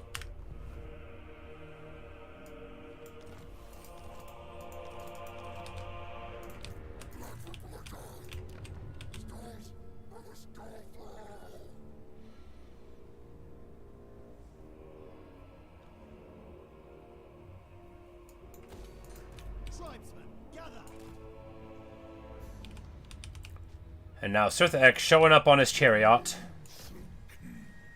Can he help? No. We will move him to March, and then he'll be able to help.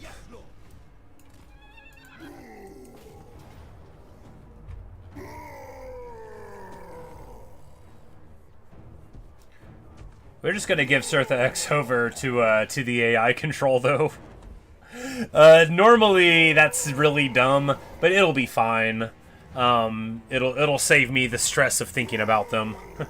But real quick, I'm gonna take just a short break. I know I just did, but I'm feeling a little uncomfortable, so I'll be right back, and it won't take too long, and we'll be back to fight a little bit more of our foes here.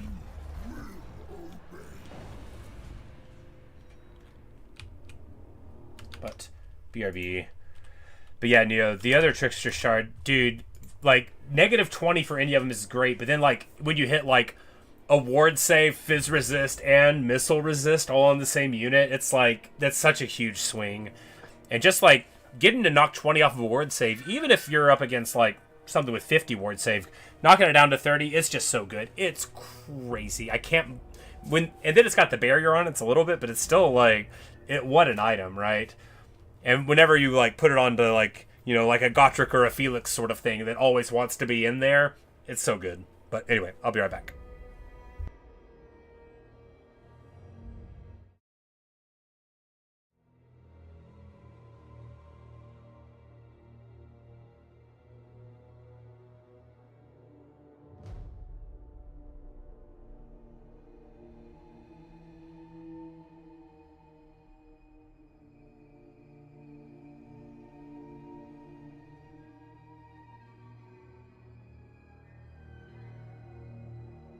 Enslavement or death.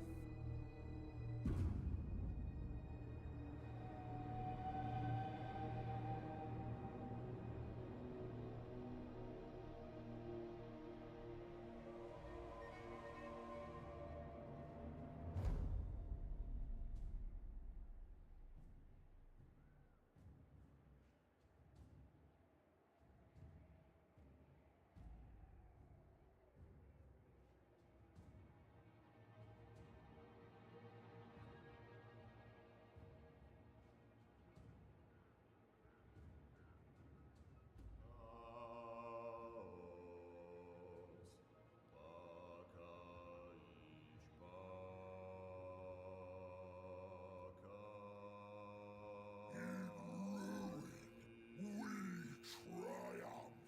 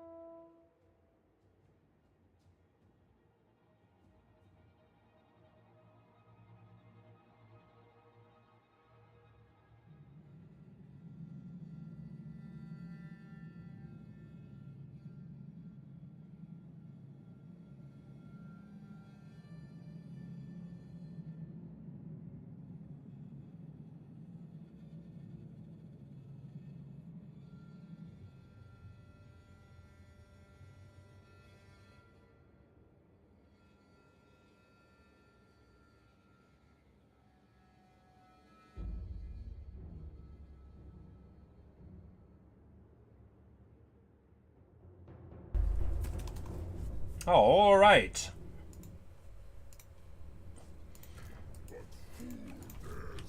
This isn't the elimination of the faction, but we're getting there. And we're definitely going to put some respect on the Daemon Prince. And by that, I mean control a large army at him. Oh, it's a settlement battle as well. That promises to be very unpleasant. We're going to do it. It'll be fine. We'll put them under AI control. I'm sure they will acquit themselves well.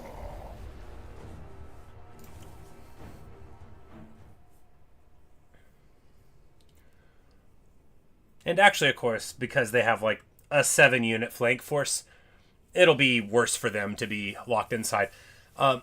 Even in situations where they have walls with towers, often, depending on your force, it's worse for them because the AI will be defensive rather than offensive.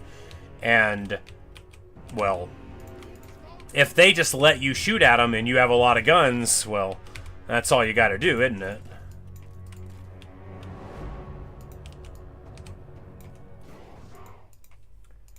Hello, Amethyst. How are you? But these fools are... I guess we just walk right in. Don't know what's going on with their deployment.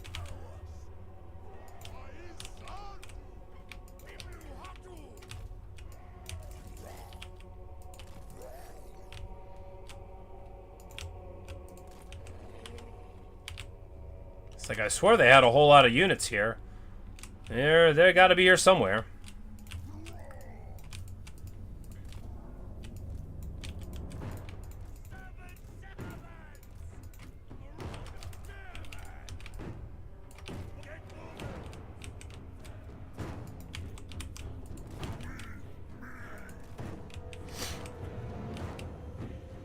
But if we just get to this one and grab it first, then this barricade will fall down immediately, and that'll make things a lot better.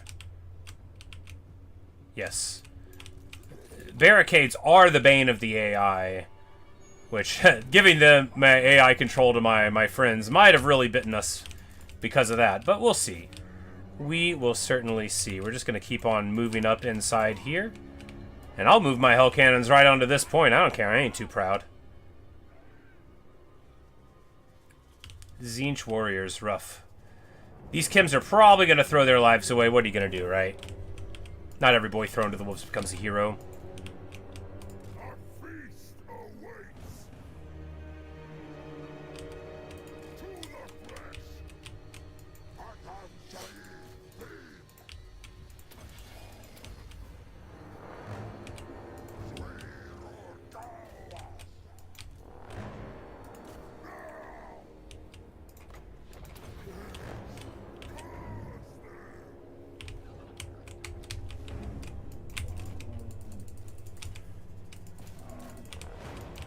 Alright, so that went okay. We just need to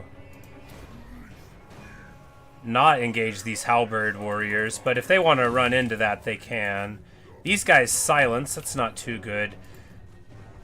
the Daemon Prince, we see now why people don't say he's very good, right? Because he just went in against like a couple of heroes, and he's going to lose this fight, even though he supported... Speaking of lose this fight, though, my guy sure is. Oh my goodness, what's hitting me? Oh, it's Bloodletters of Khorne.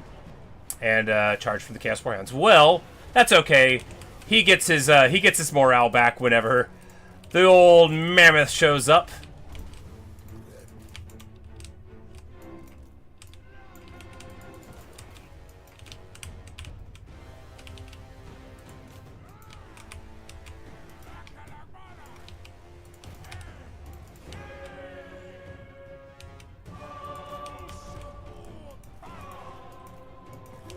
These demonettes are coming up right in time to get hit by trolls, which is just what they don't want.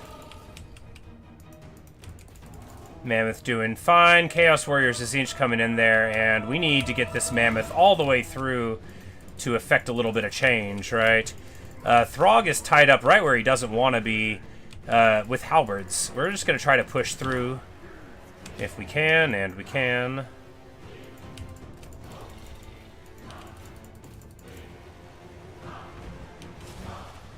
They actually pendulum their own forces pretty badly. That's alright. And we get here on the pink. So now the mammoth is having a little bit of a feast. Skinwolf Werekin got so beat up there, but he regens, and I'm sure he'll be back to fighting spirit in no time. Chaos Warriors of Khorne having a time. Throgg does not get out. These dogs do get on top of the hell cannons, but they are already supported, so that's okay. And all the demons coming down that side, just getting trucked. Of course, here on this side, our AI-controlled reinforcements doing far better than I would do in their case. And pushing all the way in.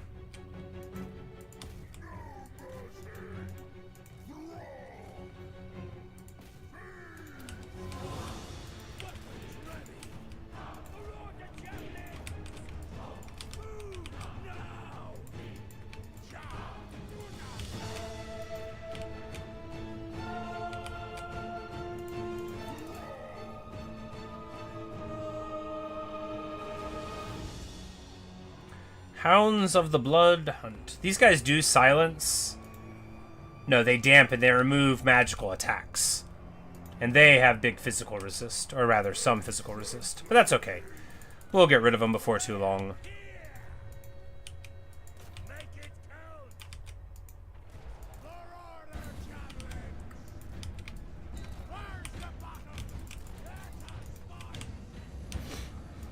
And they're going to try to dive in here on the Javies, but we've got our Marauder Bearmen in support. And by support, I mean we kind of forgot about them, but they're here now.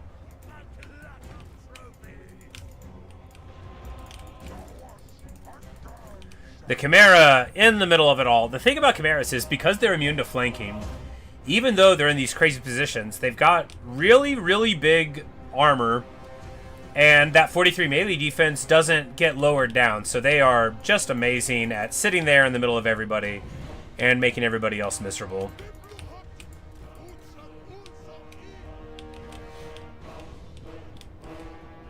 The real danger is, as with any other flying monster, you send it at an enemy, you lose sight of it, and it goes into the air and gets shot. But against demons, you know, that last step of "and get shot," it's not really what you have to worry about. So...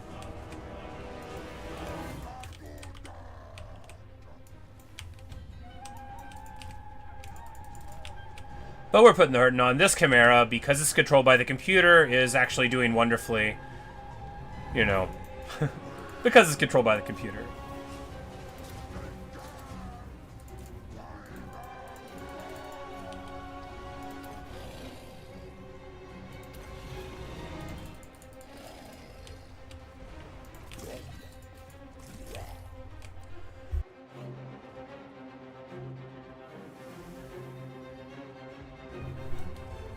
All right, all right.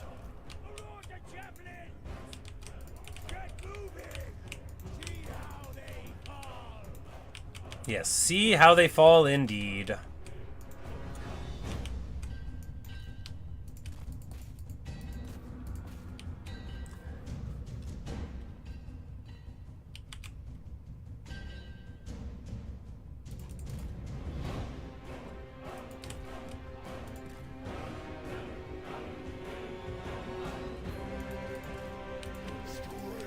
We win.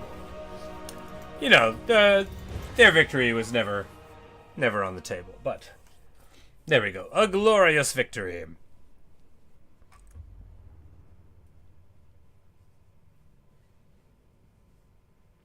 And that's why the Daemon Prince is bad. He can fight a Ephemeral Noble and a Werekin and lose, while supported by like 100 guys.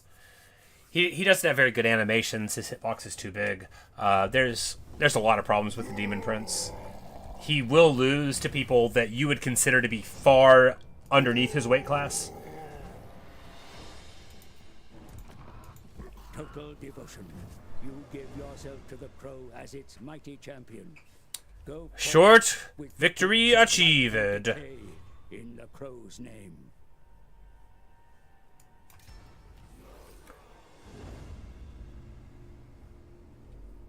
And we get to the Drake Hunter's Banner, which gives 30% ammo and reload. Okay, so that actually is gonna be so good. Because now we have the Ice Forged Legion.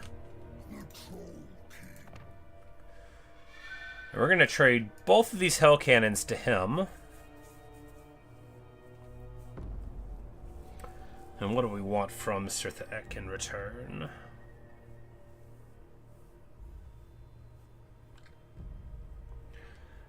A couple of Bearmen that will chop.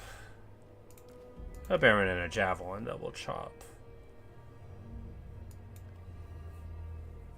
Now he has the Hell Cannons because Throgg, my beloved, Throgg the Great, Throgg the Good, is gonna get the Ice Forged Legion. Ally of the storm.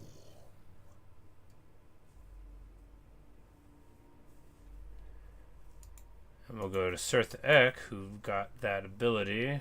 Oh, he'll be way up here, right? Tribesmen, gather!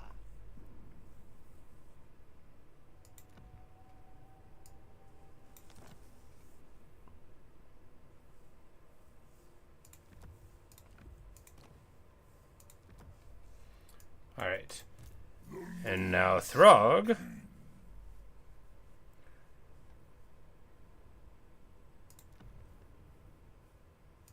We'll use it to give, you know, 30% more ammo to the best thing in the game that already has 40 shots. I won't have rivals. There's nothing in the world more enjoyable than the Ice Forged Legion. It's so good. I seek an equal.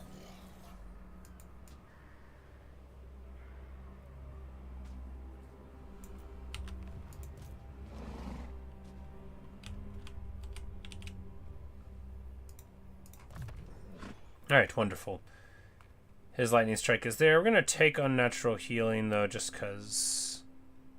I mean, really, we could do the upkeep reduction, too. It'd be totally fine.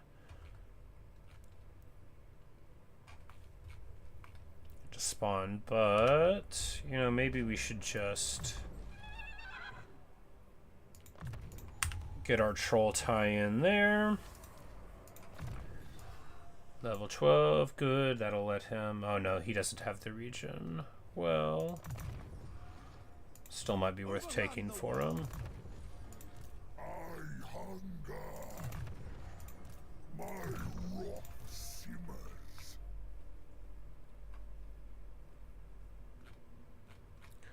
Alright, and this guy, already don't care about his other abilities. Take the mentor.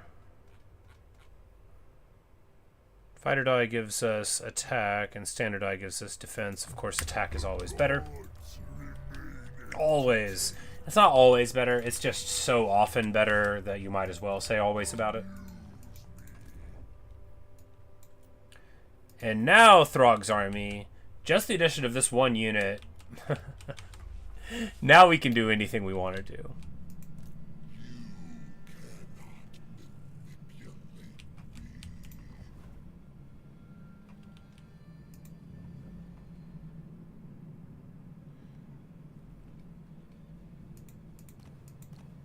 But then now, okay, so now this guy, oh, yeah, now he's here. Maybe this army being with us is good. That's right, because we just got the short victory, because we've already gotten all of that, which lets us get rank 3 there. Oh, that was the 30th right there. Okay.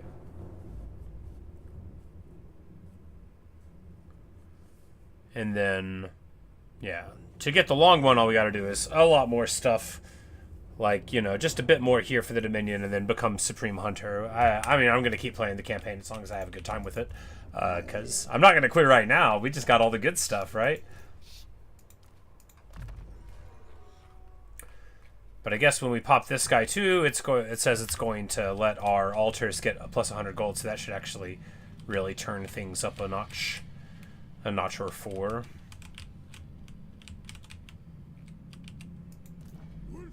Alright, so he's not at Altdorf anymore, which means I am going to take Altdorf.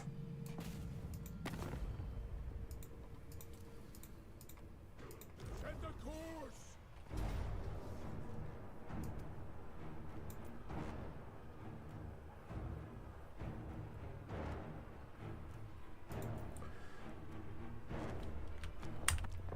I mean, like, I guess we do the siege, right? I mean... Yeah, we haven't really done a siege like all game, so yeah, why not? Not one with walls. Not really. I mean, we did one. This will be fine, though. You know, we've got flying units. We've got... You know, this is, you know, their capital. I'm sure they'll have, you know, scary towers and stuff. But fundamentally, if you just break in and you get into the gate, what are they going to do about it? Like what? Oh, they don't... Oh. Okay. It doesn't look like they even have towers over there. Yeah, so apparently you can like break in here or here. I don't think these towers cover it at all, so apparently fighting Altdorf is awesome, actually. Good. Great. Smart. We're just going to run in, break the door down, and pop the guys on the top with scary beasties while we're at it.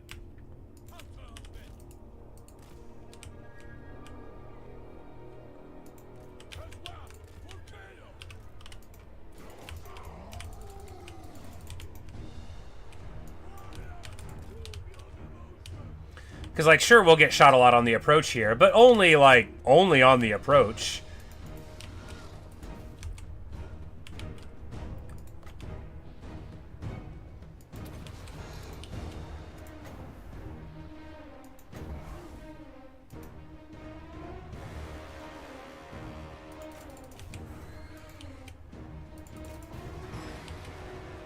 Alright, that mainly hit the wall. We definitely should have gotten on the other side. Before we did that. And here, now the mortars are going to, like, shoot at us, but they're going to hit, you know, their units on the top, so good for them.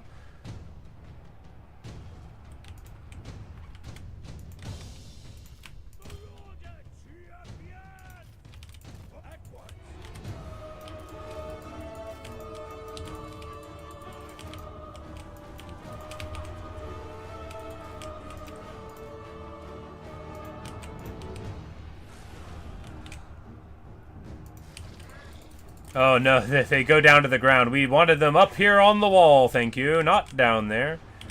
Oh, a few of our guys get in. Now they're locked in here with me. Oh yeah, there we go. Kill for corn, baby.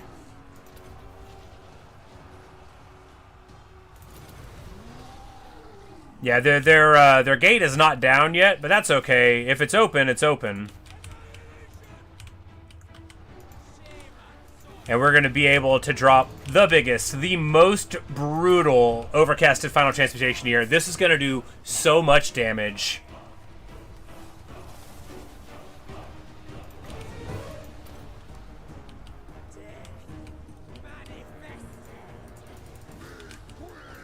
Anyway, Altdorf is not a well-designed city to prevent incursions, right? And I love that about it. I actually didn't know. I mean, I've sieged Altdorf before, but have I? I mean, a long time ago, maybe. Look, you usually auto-resolve sieges, right? Don't you? I do.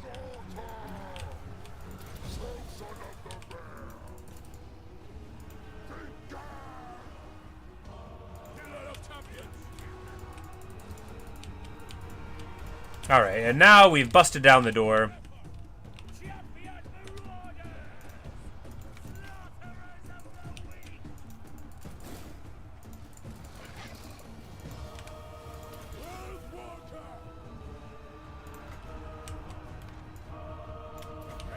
Well, Laura boats here. This is going to do like a lot of damage. We got...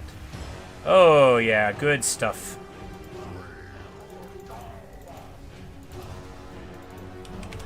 Tormentor's Sword. All of our abilities just coming together so beautifully. And then, of course, the old Ice Dragon's Breath. We've got two of them because he came with one when we confederated him. It's such a strong ability. With those two, Wulfric has essentially the ability to kill, a few hundred elite infantry for free. I mean, not free, you gotta take the item. But it's not as busted strong as good old Sail's ability is, because Seafang's good, right? But it's not as good as Nightmaw. People are sleeping on Nightmaw. People think Nightmaw is not good. They don't know what they're talking about. Nightmaw is amazing.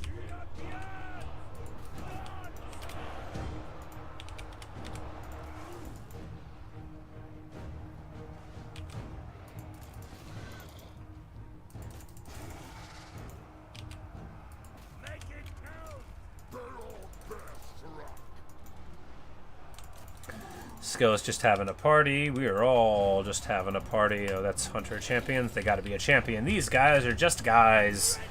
No one's afraid of them. And they are gonna get army lost here, I'm pretty sure, pretty soon. I just don't... I mean, what else could they have, right?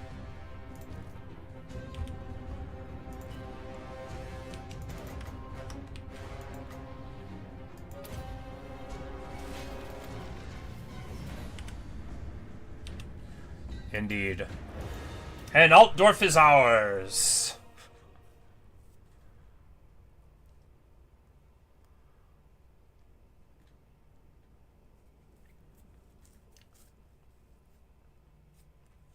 I think actually what's going to happen is we're going to sack it for a ton of money, not be able to come back and take it, and then take it next turn? Probably. Because it's worth 41k to sack.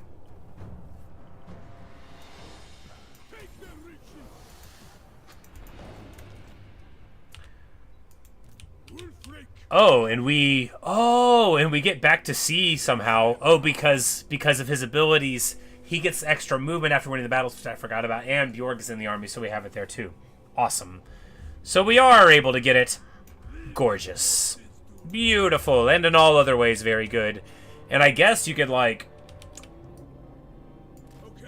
get back to sea and teleport away. Like, right now, that's so funny.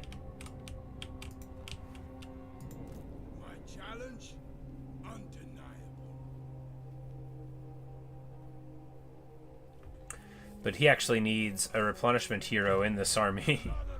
We need a Fimir dude. For all of his heroes, he doesn't have the replenishment.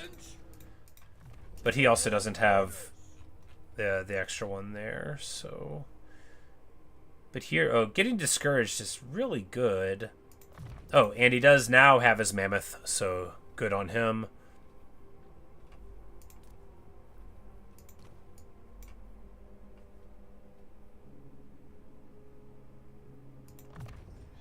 Another reward from chaos.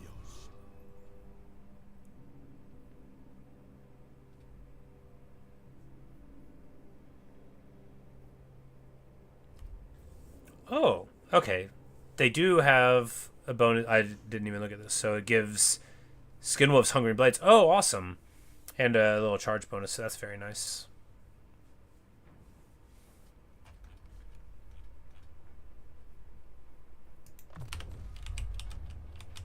All right. Good.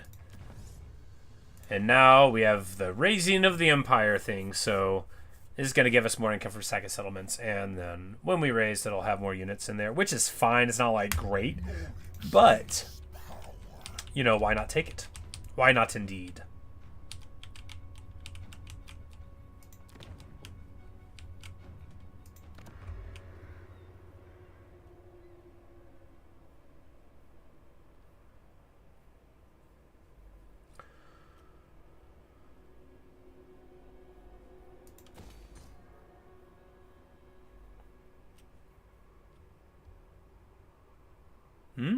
Okay, there we go.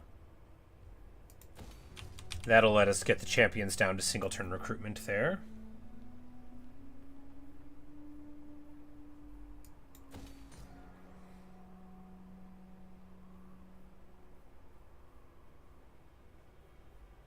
Go here for another noble spot.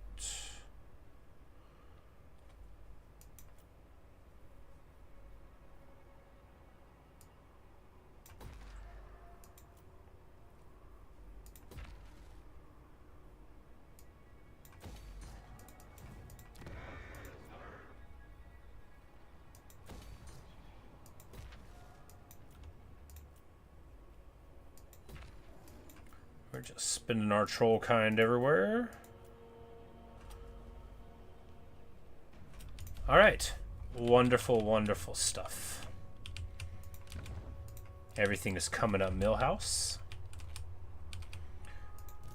We have won the shortest of campaigns, and now we've got Chamuel here left, and then we'll be able to move up here and I guess like punch Archie in the face and be like, you want to go, old man? You think you're the champion?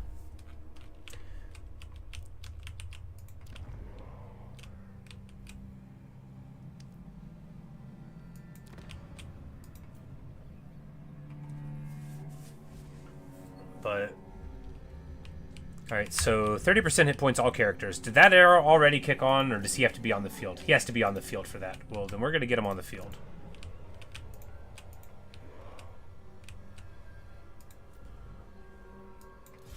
Gift of the Crow, baby. Maybe next turn they'll show up with the HP. I'm like, it's all the characters in your whole faction. I know it is.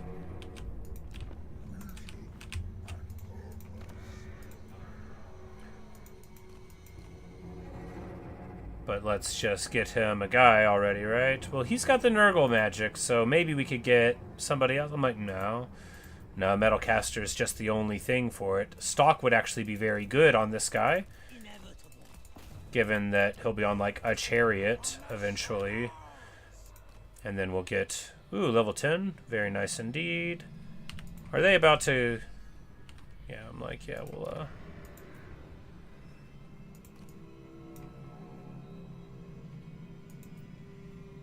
we'll get tough because stock comes anyway.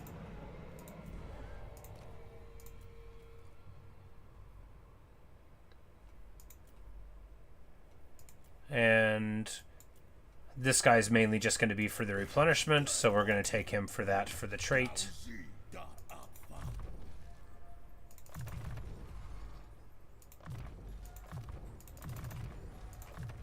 The Metalcaster will be the one doing the magic in this army mainly, but then we'll have, you know, the movement here. It's such a good hero suite.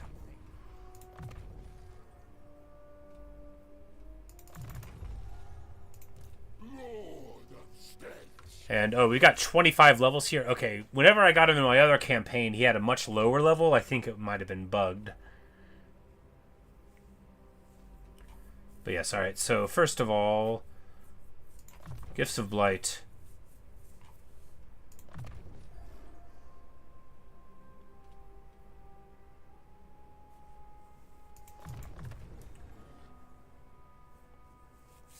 Yeah, and this is a sort of great ability and gives him a huge battle healing cap, which he already has, you know, region and all. Alright, so we need spells, right?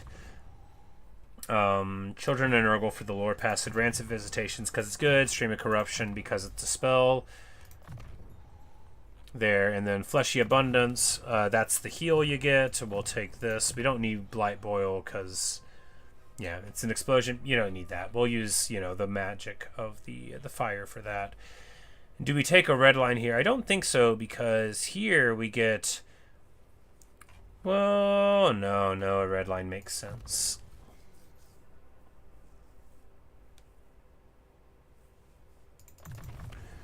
We'll get, like, you know, just trolls and guys here, but, you know, they'll do better in this army, because the guys will come back to life.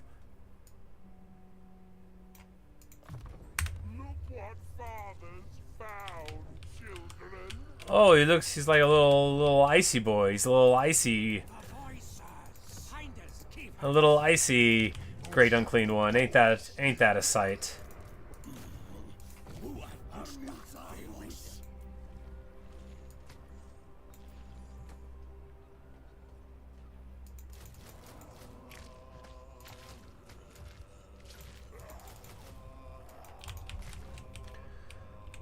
There, we're about to be upside down, but we've got 150k in the bank, and we're gonna have like rich pickings to get here in a bit, so we'll be able to pay for the man. I'm sure of it.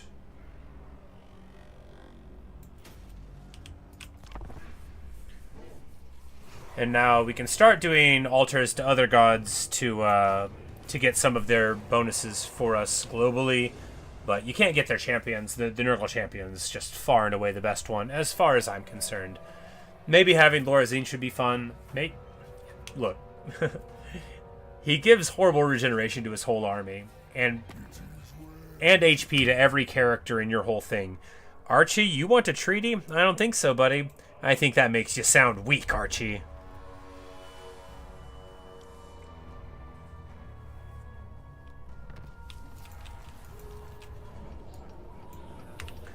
And the raising of the Empire is completed. And now it's time to get back over here and... yeah, spell intensity. We'll go to this one first because the lore of the metal is more important than the other one. And the Maze Keeper is just right here on us. Ooh, look at this army, though. Wow, wow, wow. You know, that's what Surtha Ek's backup army is going to be here for, right?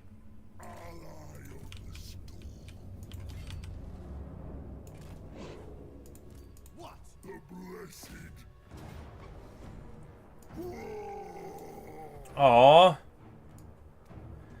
Okay, so it can go on to Marauders, but it can't go on to the Iceforge Legion. It doesn't say that on the thing. That's okay, you know, whatever. It's still good, right? You know, extra ammo, reload time reduction, you know, that's fine. We're just going to put them under AI control because that's what I'm able to do. And honestly, dealing with 40 units on a battlefield is a thing I've never been good at doing. I have to have like a real specific kind of army, like Khorne warriors, to be able to handle 40 units.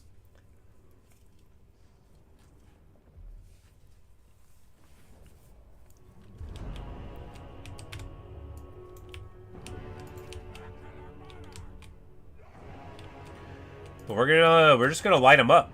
That's what we're gonna do.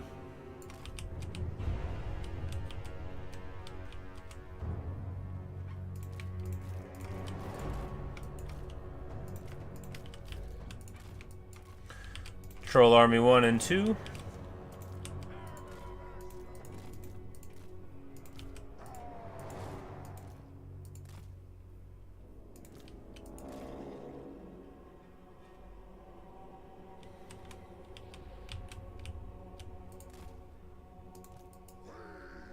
Oh yeah, there it goes. It did kick on. So now Throggin has 11,000 hit points, you know, and the Fimir go up to 6,500 or 8.5, you know, if they have their HP thing. It's so good. And we've got the Iceforge Legion. Why is the Iceforge Legion special, you might ask, if you don't know? Do you see that? That's 4 Hell Cannons in one single group. But isn't a Hell Cannon a single unit for a whole model? Yes, it is. But not for these guys. And that is why they're the best thing in the game. Revel at the fear in their eyes as we bring about their Because they might think, oh, they're gonna come to us, but we're not. We are getting shot though. We're gonna back away. Oh my goodness, yeah. Yeah, we're definitely gonna... We're not gonna trade artillery with them. We're gonna shoot at them and run away from their artillery fire.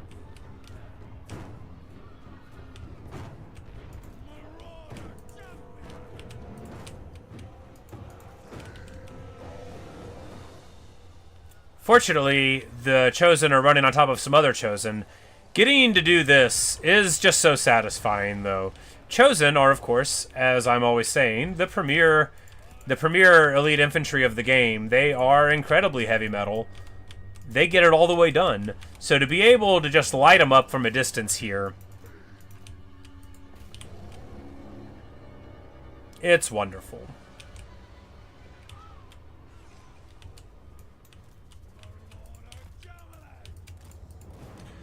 Now they're hitting Throgg now. That's not perfectly ideal. It's not that bad. It's not perfectly ideal though.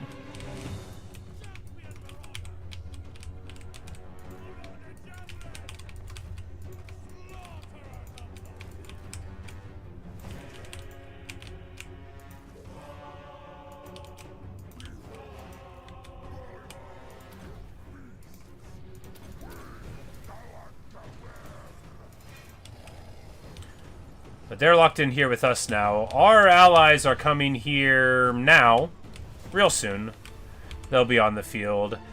And here are these Knights of Tzeentch just getting very, very beat up by the punishing fire of the Iceforge Legion. If they want to shoot at Bile Trolls with that, we'll let them.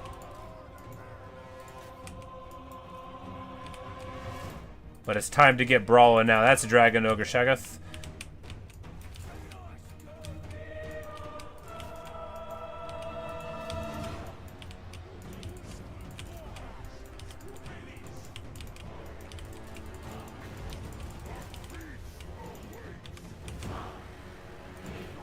So we're still brawling here, but look, there's a Chaos Giant fighting us. That's not great. But now that all the other guys aren't here anymore, he's not going to really love this setup. Like, they're about to have a bad time. 90% ward save? Oh my goodness. I did not recognize this guy's game. Okay, we need to leave him for last then. We need to ignore him and try to bounce out here and get on these Hell Cannons.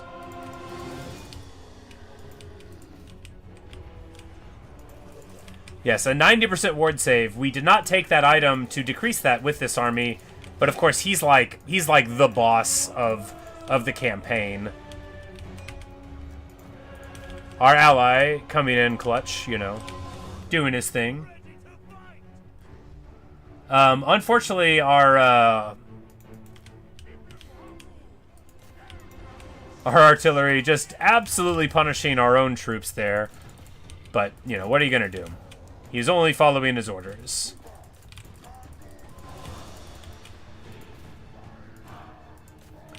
Once we get, you know, more fire onto these Chaos Giants, once we isolate the big bad, it'll be alright. But Surtha Ek is showing up now, and that means we know it's about to be cool. I mean, we were already doing okay in the battle. It was just getting a little sketchy, right? Just a little bit. Little bit sketchy, but... The Mammoth is mammothing. Their giants are going down, and mine are fine. And we've got the Skin Wolf beating down the Hell Cannons. Of course, you have to fight, like, the crew. You only fight the Hell Cannon when they're on the Hell Cannon. But it looks like they're... Ooh, Billy, that's a good one.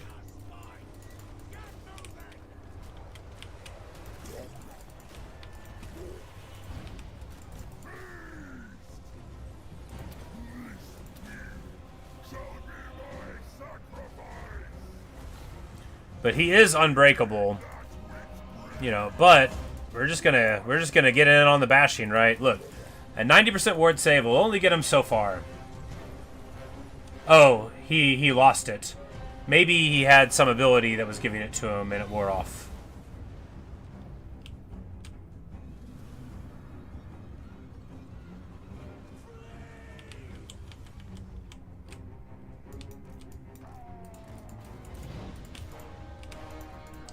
But I think the quest said that, like, all my altars were going to give me, like, 100 more gold per. So that might actually end up getting us a big chunk of income here, which will be good for our big old demon army. The army led by the big old demon. It's not going to have demons in it. On account of how you don't really get access to them. Not really in this campaign.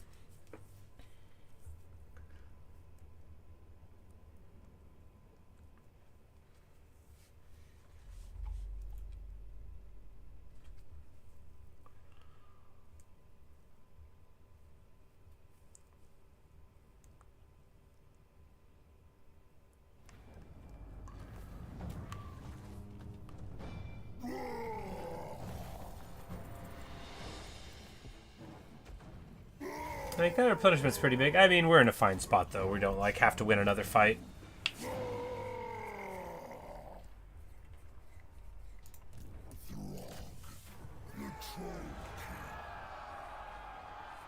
Alright, so... we defeat him and we're supreme. We're going to execute him! And we get the banner of the Black Iron Reavers, which gives you 20 armor and 8 melee defense for a unit. Pretty good.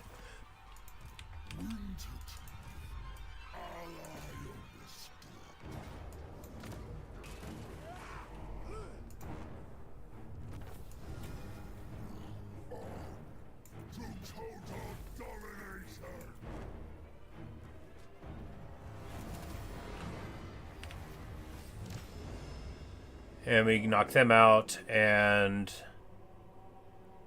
oh, that's a permanent thing. Local +1, global +1, and 100 income from altars to the god of your sworn allegiance.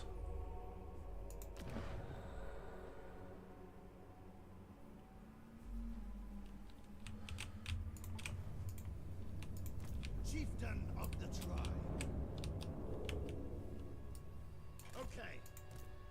Okay.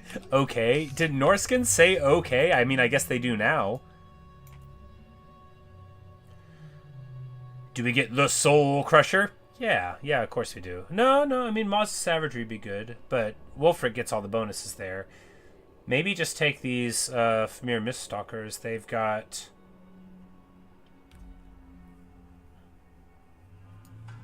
they get regular regeneration. We should put all of these special units in the big guys thing. I mean, yeah, why not? Why not,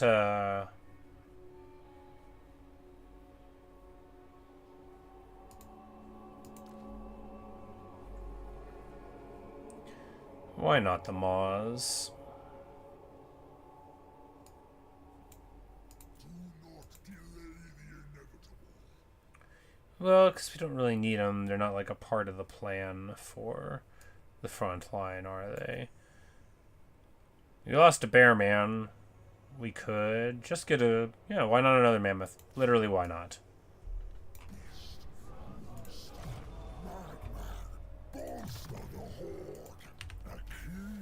Alright, and then we get this Skin Wolf thing, which will give them Wayfarer and a ton of speed.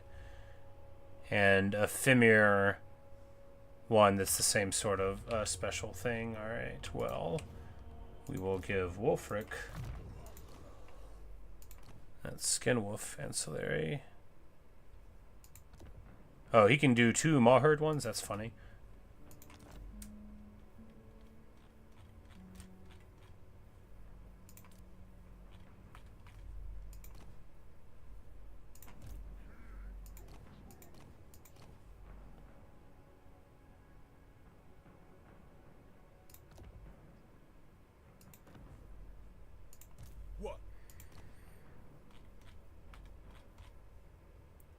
Oh. Only Throggin can use them. I did not anticipate that.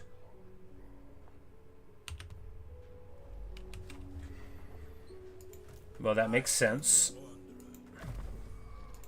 Not a ton of sense, but it does make sense. Ish. Surtha Ek, very close to regeneration. Regenerating on a chariot, pretty good. Regenerating on a mammoth, of course, even better. Right, what we're going to do now is just continue on in this direction to roll them up, or do we just let Surtha Ek do it? In that event, what would Throgg be doing? Going home to recruit Marauder champions? Going home to do that? That doesn't make sense. Let's go fight Archie. First, we feast. This cold will finish Finders, keepers.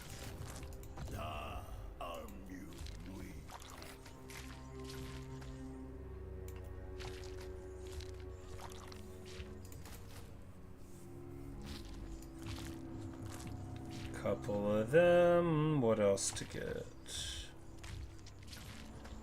I mean,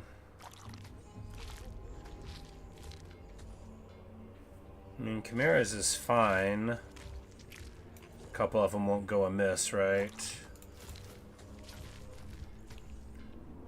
And that leaves us with 4 more slots. But yeah, we'll fill them up with these fellows.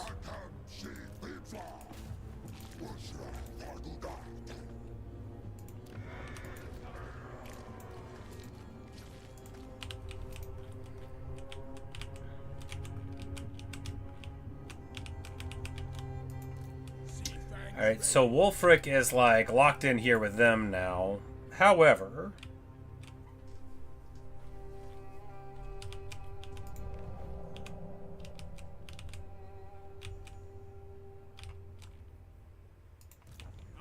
alright, where do we want to go now? If we go over...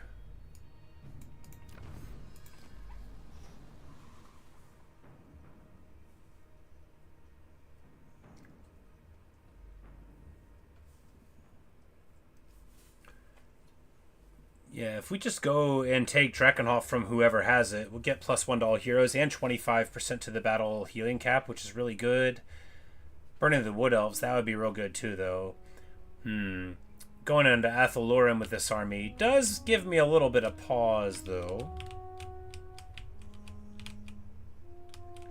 Let's go pop Drakenhof first. Or actually, we could go up this way, meet in the middle here. Don't serve you. They're finished.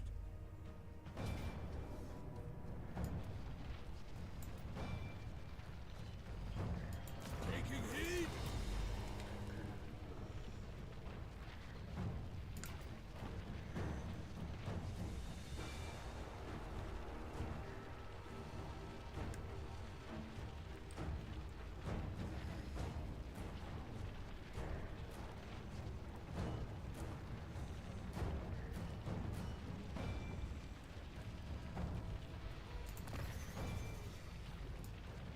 Dedication to the sun. Fear me.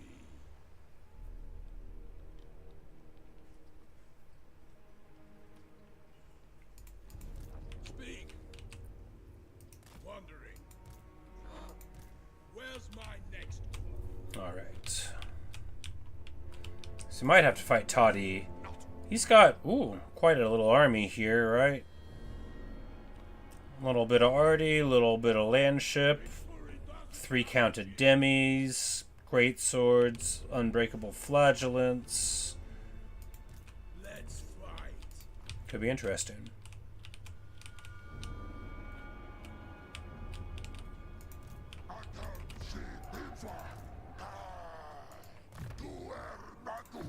Oh wait, no, we don't need that.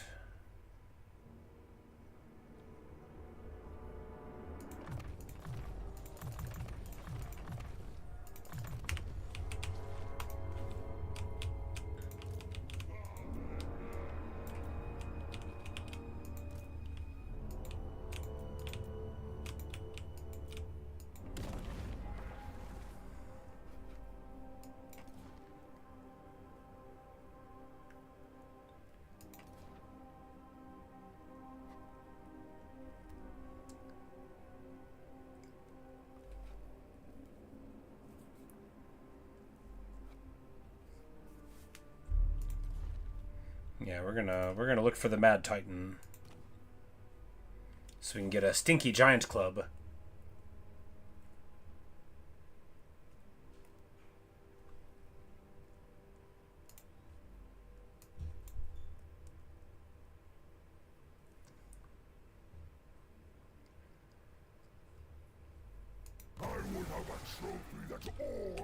Alright, good.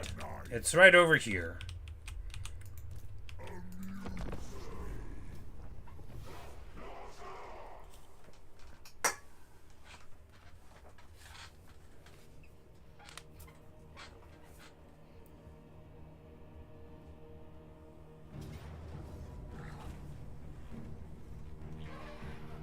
I'm like, oh, they got reinforcements. We'll just run away.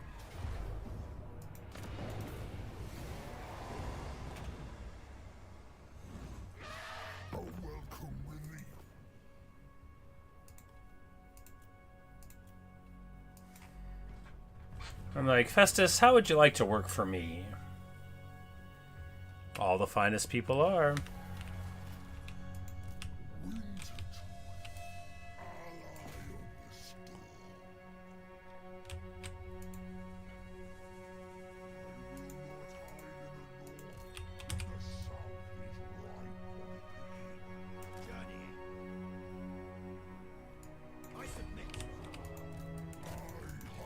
And they're pushed up here now, which means we're still going in the direction that we want.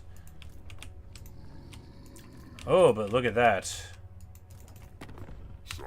You know, we've been at war with Azog for a while, and it looks like it's finally coming to roost. So let's go ahead and get old Burplesmirk bumping on over there.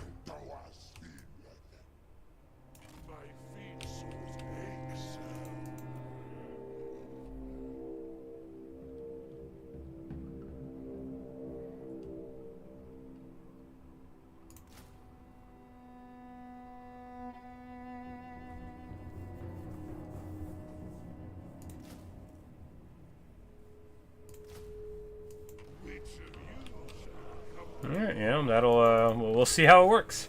I mean, Marauder champions are really good, and these are not normal champions, right? These are regenerating champions, which is crazy, but we'll see how it all works out. Because there are a whole lot of Azog troops, and they are coming this way. We definitely were sleeping on what was going on that side of the map.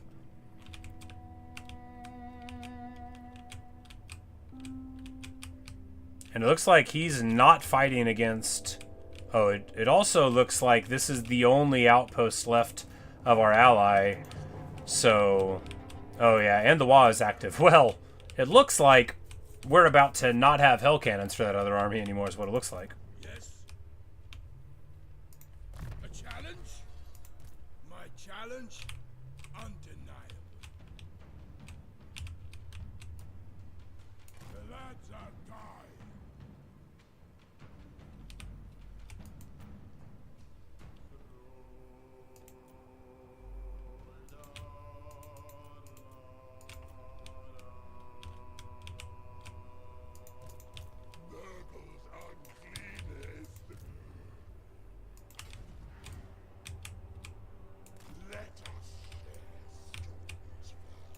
Yeah, I think getting onto the sea will get us here faster, right? Yeah.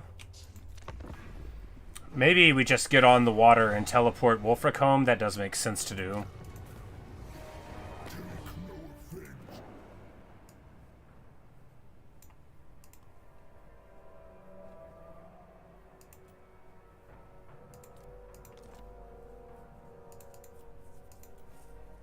What do you mean you don't want to start a war with the Bone Rattlers? You weak? He is. He is strength rank 30. Pathetic.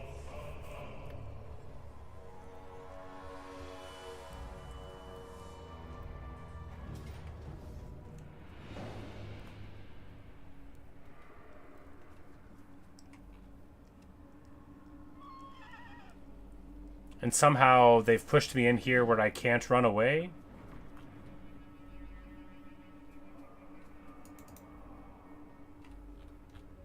Well, that's pretty bad. That's really bad indeed. I Sure didn't think that was going to happen to me. I thought we were not in the place. I don't know. Oh, what a disaster.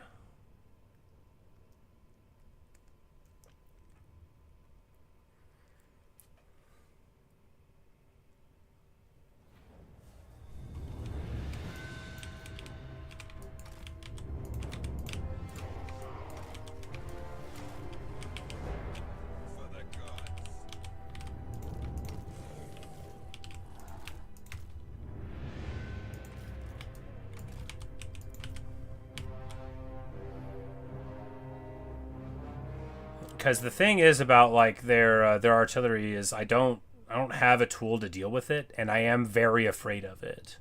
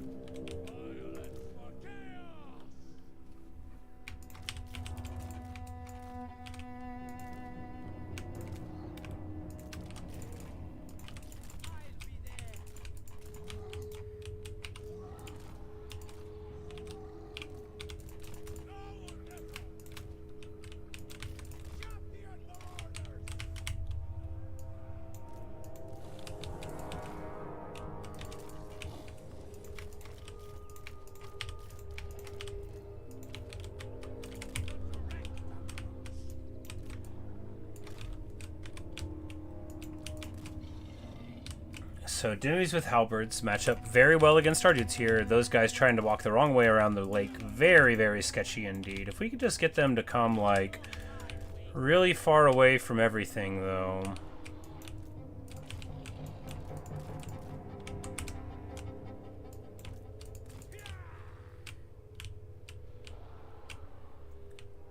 Such that their reinforcing artillery is very far away.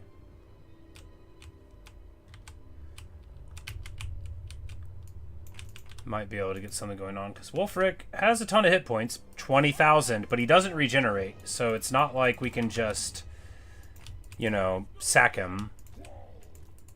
Although this hero blob all does heal.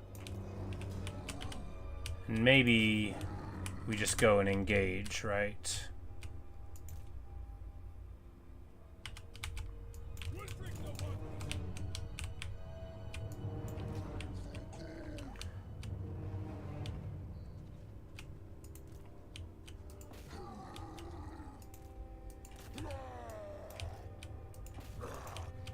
Downhill charge into the Demi Knights. We stop them with the Tormentor Sword, which is so good, because that removes their ability to charge, right? And then we pop in on them here. Now, what we're doing is essential, but it's not that good. It's just very good, because now we're getting charged here.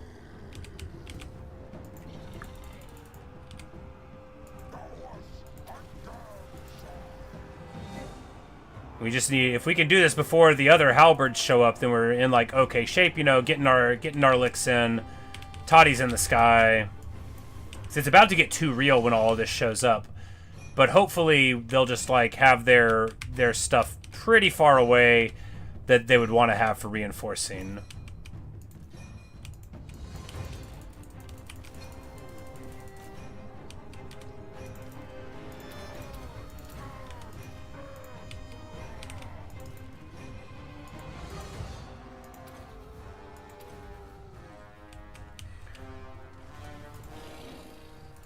And we hit them with the rampage. You know, they all come in for us. That's good.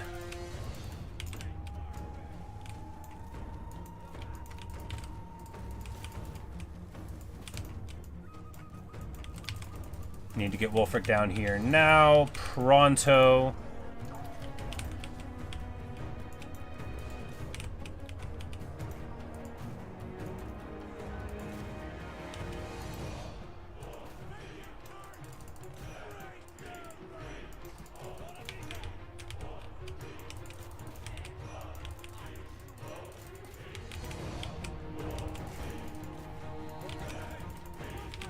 Getting on these Null and Iron sides. We've got everyone in a brick here.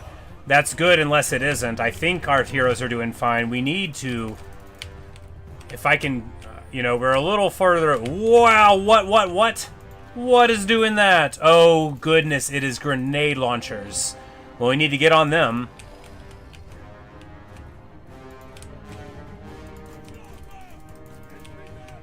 Now, I guess we're just going to run Wulfric, like, into the back line. Saying something stupid like, what's the worst that could happen? Oh, wow, this thing getting tuned up.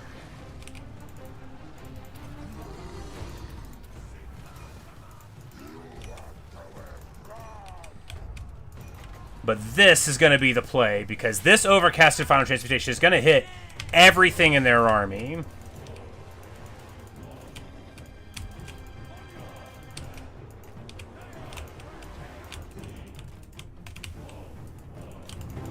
Alright, Wulfric just needs to get back. If we can get on that Hellstorm, and we can, then we're going to be able to do a lot of good work there. Good. A little Laura boats here. We're just going to charge right up into... No, the Hellblaster Volley Gun, that's what we need to get. That's what's going to be doing all the damage to us. But that Final Transmutation absolutely trucks on him. Cold Voider, getting shot up, you know. It'll be alright. Why did I think we might not win this? We're going to win this. We're going to win this handily. I mean, we just got, you know, way more beat up than you normally want to. But, hey, it's fine. This is my land, after all. It is now.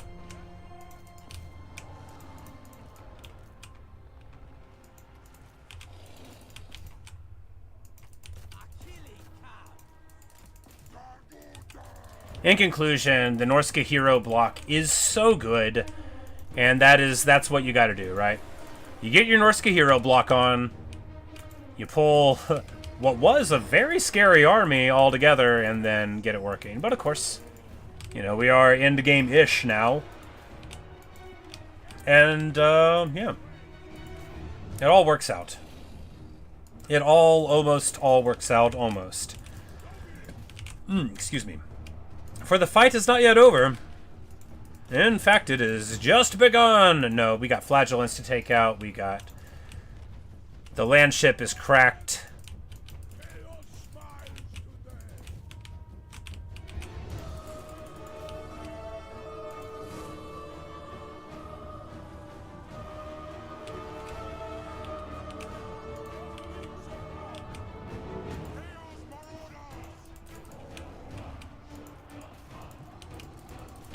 Fighting flagellants, which is sort of like fighting slayers if they were way different.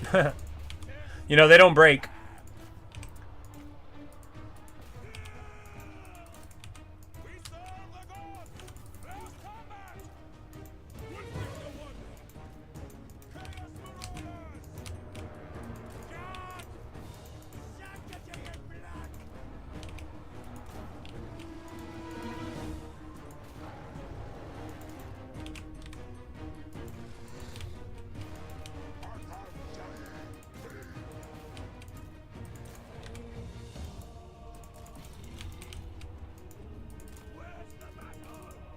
And they still have a fair number of unbreakable units. We know that, but we're just getting all of our damage going around on some of the little weak ones, as it were, as we mop up these last unbreakable forces. Marvelous! A great fight. A great little scrap. And losing very few units. You know, that's the benefit of having an army like this. A lot of regeneration. A lot of big, tough guys in the front, and a lot of big, tough guys to support them behind, with some heavy metal champions of the marauding class hanging out as well. Good stuff. Oh, it was Throggin time indeed.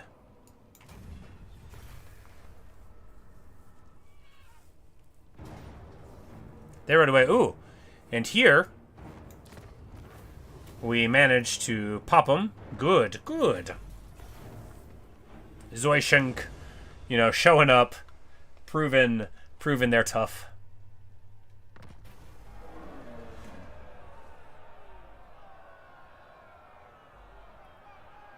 Recruit rate for Werken or Balefiends. I mean, the Werken are... And then here we pay... Okay, so we just pay some money and then we get 15 ward save for the characters, which is just too good, right? It's just too good.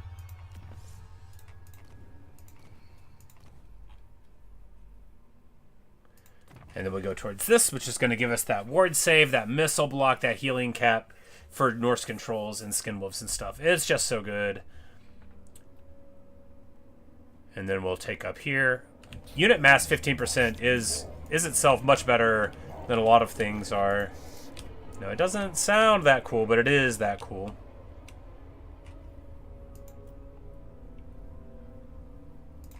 Wulfric the Wanderer.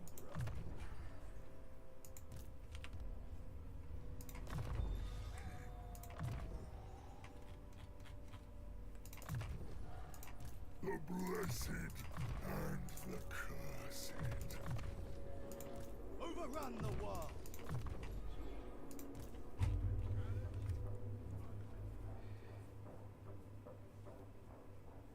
There we go. Frenzy there, and then we'll take the kill for corn, terror, blah, blah, blah.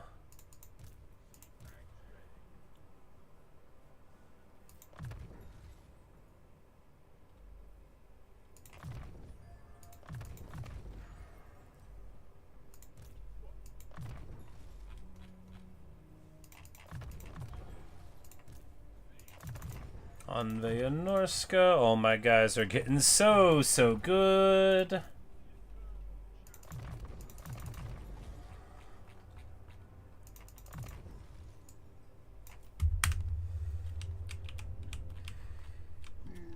It would be nice to have a Balefiend in this army, though.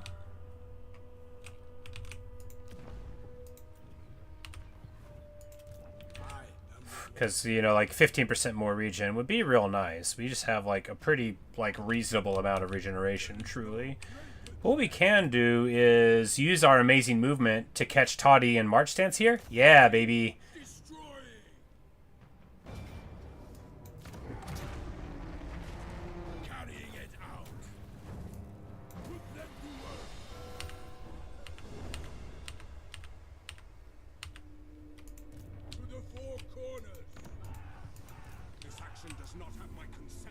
And while Franz might show up, I mean, what's he gonna do? Fly in on Deathclaw and fight who? Me? He's got good stuff though. These are scary things. But look at his army though. Where's the front line? That's just 3 dudes with spears and swords, a whole bunch of guns, some cav, and then a whole lot of other cav, you know, archers, blah blah blah. They'll just be able to totally envelop them, probably.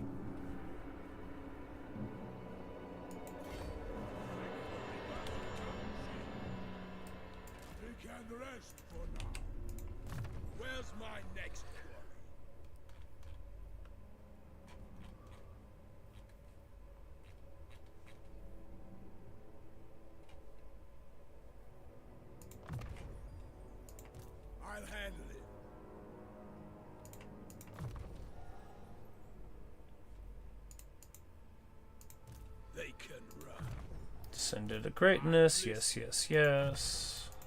The eternal challenger.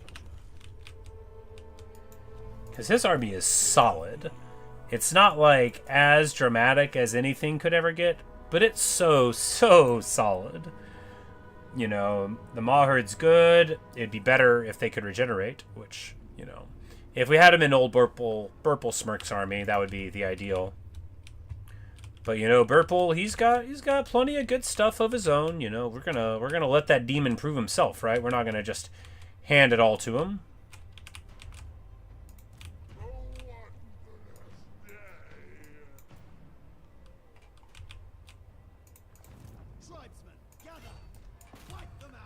We can move here, grab a Bonicus, of course. We're gonna lose these Hell Cannons eventually, which is a real shame.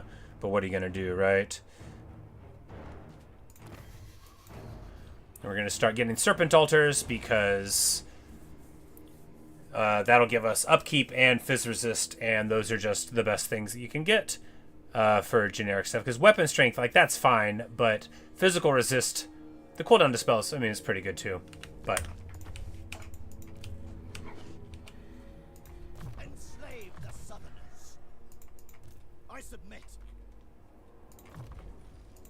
Northmen, come.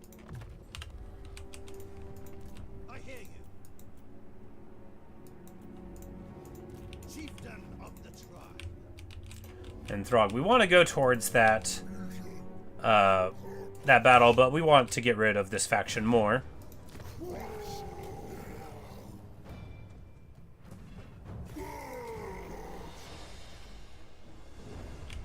And that should be the whole faction. Is the game going to tell us? No. Oh, because that one got away. And this will be the last lord in the faction who somehow survives with 7 hounds. Ridiculous. And there we go. Legion of Chaos is gone. Put them in the bank.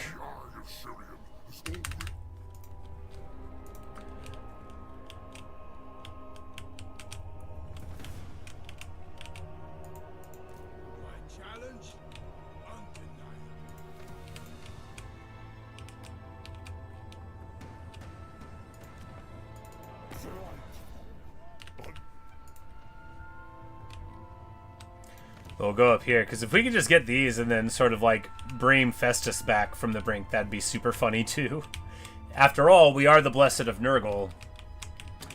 The Chosen. That's not what Chosen of Nurgle means in-game, but it's what it means for me. And we are getting closer and closer to the top Dominion level, which will give us perfect vigor for all troll units, which is pretty good. Not all of our armies lean entirely on the trolls, but they all use them a little bit. Well, most of them use them a little bit.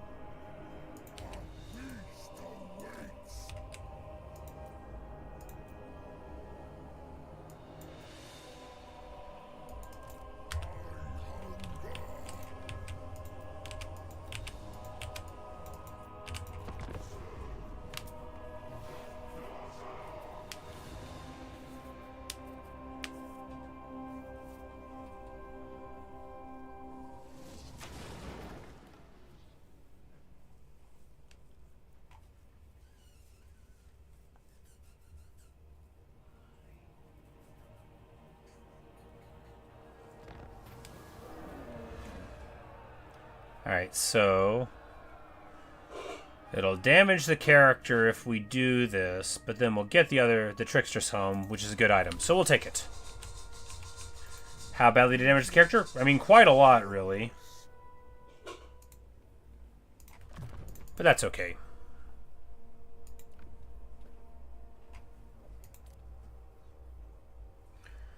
Now, a Potion of Healing would be real good to get on to Wulfric, but he's got the Frost Dragon scale, which seems, you know, better. But we could give that to one of the others and then give him the healing. I think that's better, right? Because even just this cat here, you know, he'll lose his armor sundering. Someone else has it, gives him a ton of armor. And, you know, he'll always be in the thick of it anyway. With 10,000 hit points, man, oh man, oh man. What a bunch of champions they are, huh?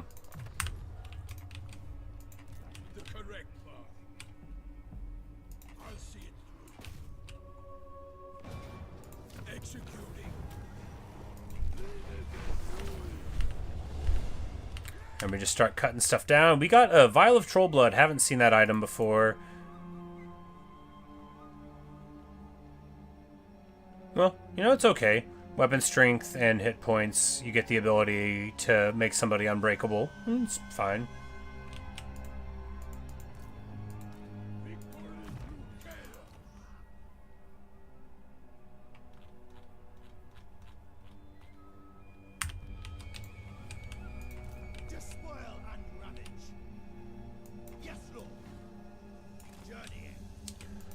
I figure, yeah, boom, and then we deliver some spells. I was like, you know, we might as well start burning down some of these things, you know, given that it's advantageous to get a little bit of a buffer area there. And then, you know, if they ever want to take Altdorf back, they'll be like, wait, they built a statue? I'm like, oh, yes, I'm afraid so.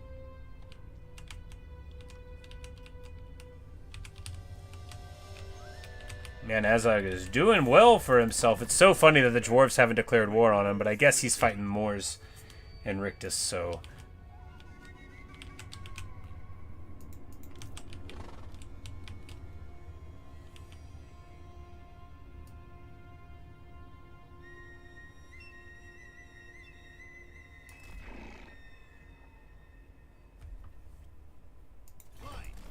I'm like, we're just gonna raid up and pop Archaeon.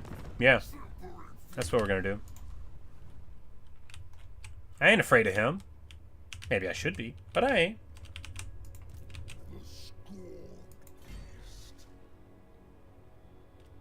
And this was like the first of them. I don't think the monster's just gonna be right here. All right, good. It isn't.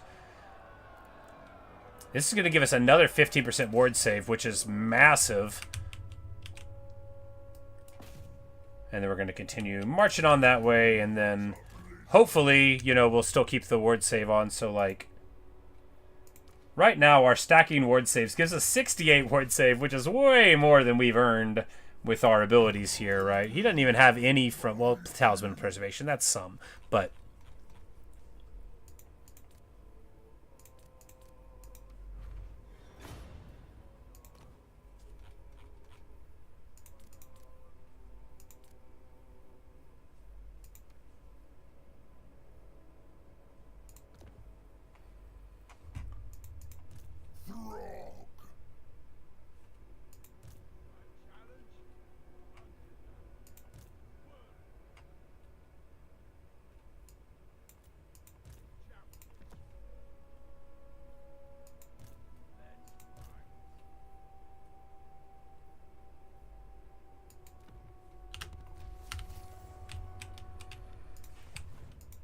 All right.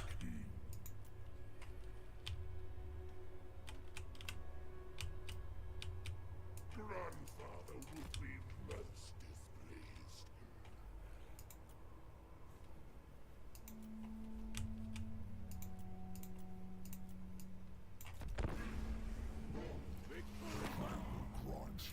Tamarkon? Yes. After all, do not all the champions of Nurgle have one thing in common? The desire to praise Grandfather Decay. And if he favors one above the others, he'll make it clear. Nurgle does not want his demons to vie, you know, for his affection internally. He wants you to go out and do what he commands, right? Some people want to rip and tear, some want to smash and grab, but Nurgle wants happiness and joy.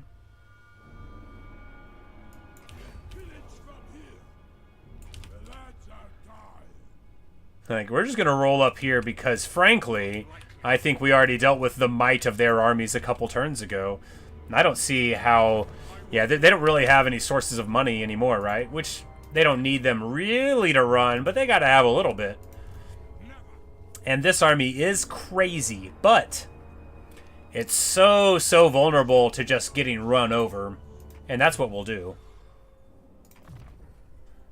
The Metalcaster reaches level 20 and becomes immortal. Very good, of course, because, well, you never know how long you're going to live until you become immortal. And then you're like, oh, okay, we're fine. Probably forever.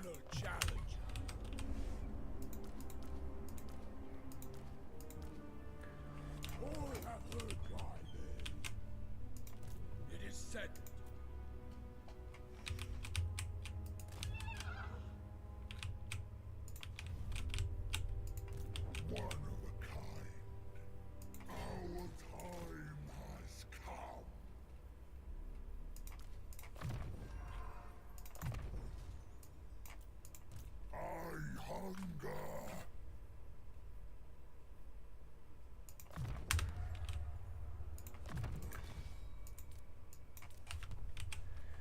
Oh, yeah. Lord of the mindless faces,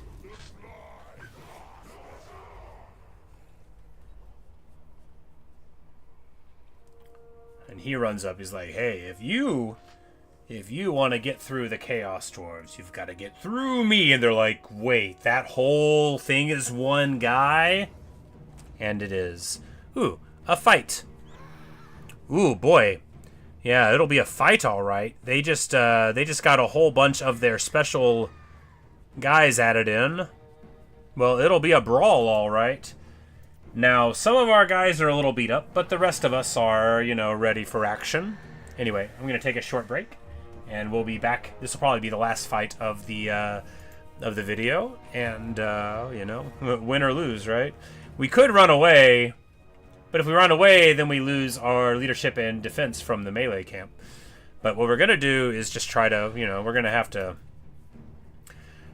see what's up on the battlefield. We might just try to totally stuff it, right? Just run right up on them and smash and see how it goes. But with the Luminarch there and all, be sketchy. We'll see. We'll see how it goes, but I'll be right back.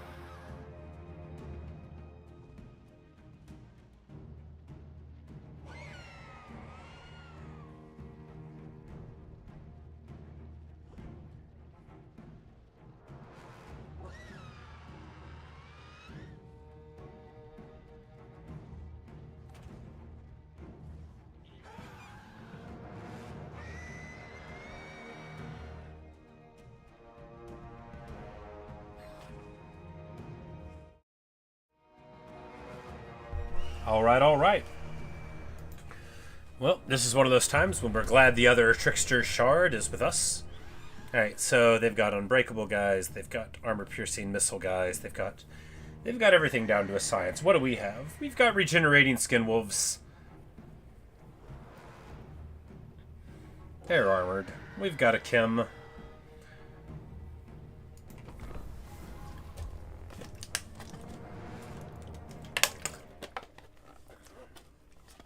This is some of the scariest stuff the Empire can bring to bear. And it looks actually, in a lot of ways, like an army that a human would bring. Not in every way, but in a lot of ways. Just because it's got, you know, mobility and then tons and tons of glass cannon-y type stuff, which is a very human thing to bring. Now, what we want to do is deploy pretty far away. Use our melee brick there. There's no cover on the map, right? But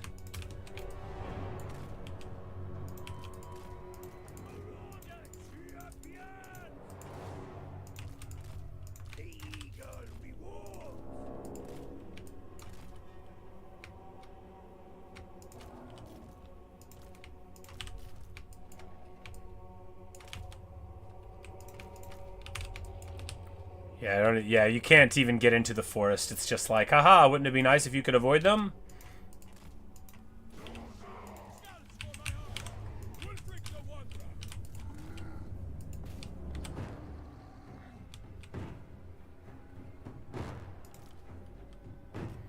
Because Skilla doesn't really regenerate, but they kind of do, and they got 10k hit points. I think, yeah, we're just going to send this whole crew over there. All of them. Not Wulfric. But everybody else. And all of them are going to try to crack, like, the landship and the artillery and stuff like that. And we're going to figure that there's nothing they can do that will kill this blob. If there is, well, then we're in real trouble. But if we start fighting and then they move, then the remaining artillery won't be able to get into our guys, probably. Because, yeah, you know, the cannons, that was inevitable, right?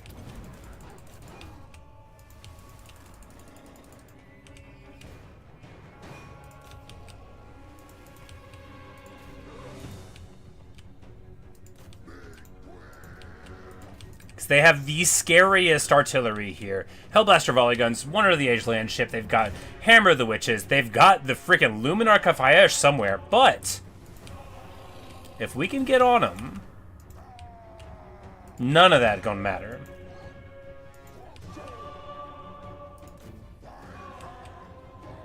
Sure, they got demi halberds, but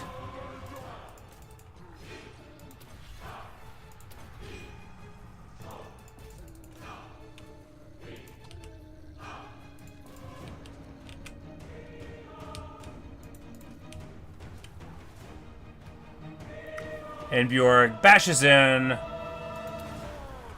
You know, because, alright, the Black Lion chariots are already getting trucked on. Where's our damage coming from? Alright, so probably from Franz being on Skilla, which is the one, oh, and these halberds being there. Now, Skilla is in a bad spot. We don't need them there. They're getting more beat up than I wanted them to. And they don't have the regen. That's pretty rough. If we can move them this way and get Franz engaged on anybody else. But no, that's bad too.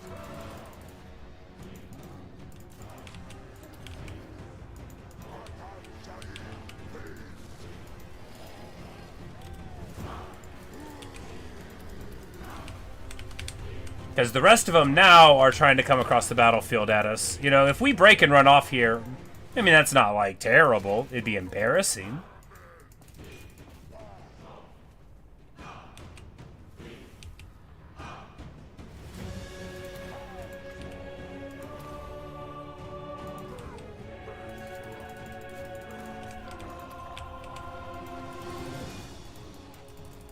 We gotta get on this tank, because, yeah, now, you know, the whole rest of this fight is about to happen while we're making these plans, but we can't just stop fighting Franz. It's a 3-on-1, though, so we're gonna get there.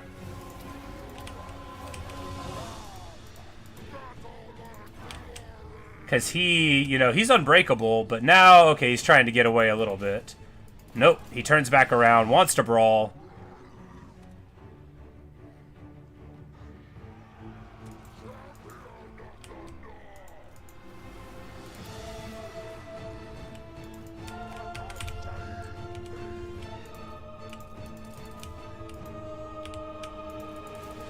And here the Empire Knight's coming in.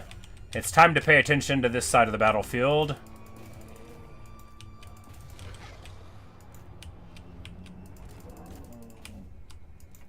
Positioning. I'll be there. For chaos. Marauder javelin.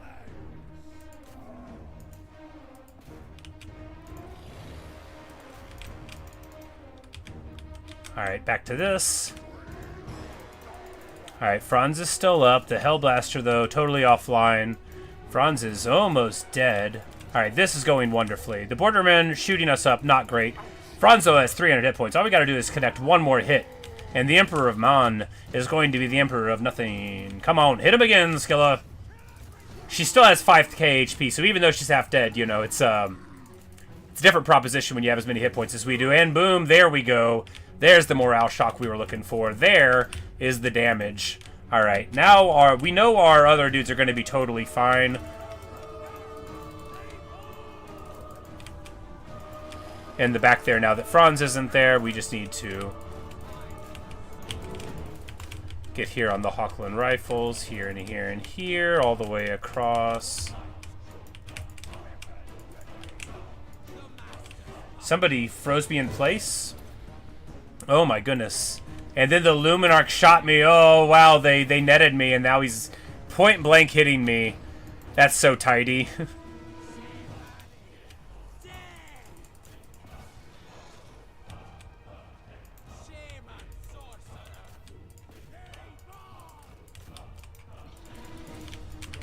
And the Knights of the Black Rose turning back around again. Getting shot in the flank by the Free Company militia. Not ideal.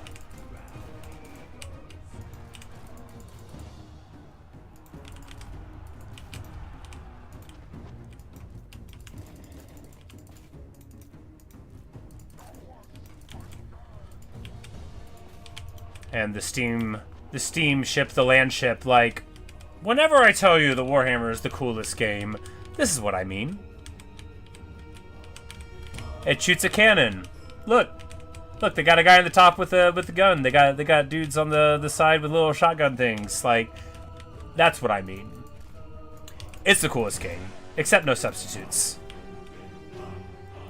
Oh, they have a 40% ward save ability.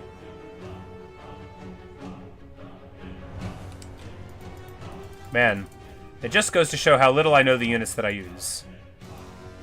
I just like them because, you know, they got crazy mass. Like, Wulfric has 6,500 mass. And these all have more mass than that each, I think.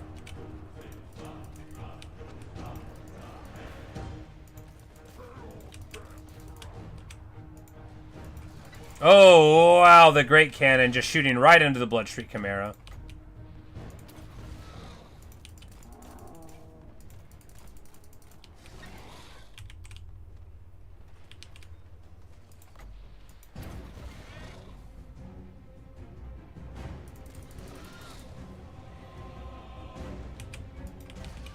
Alright, we need to get on the ground. There we go. Now it stalks, it's on the ground, and it's healing. Because it's actually a really sweet... it's like, man, if you only have one Chimera and this is it, you're going to have a good time. Alright, so Franz gets absolutely trucked. You know, I should have anticipated this would happen. Because I knew my hero core would be fine. I didn't know they'd be like this fine. Essentially undamaged.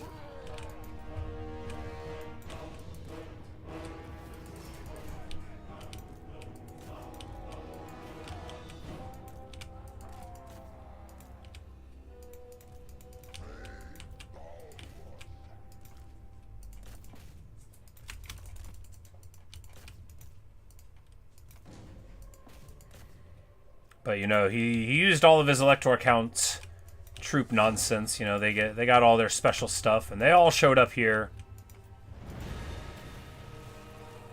just in time to get deleted.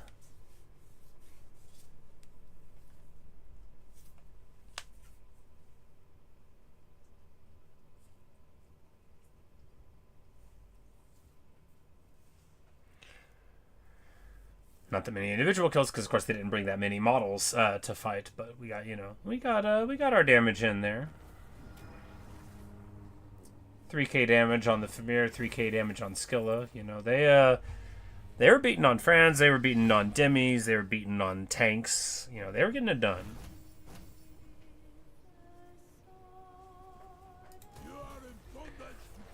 We take a ton of his money, and of course become Reichshammer.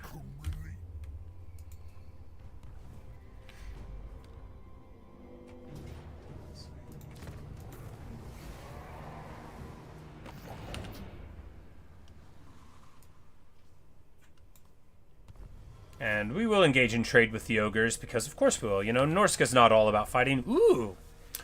We get the Burning Book of Corn.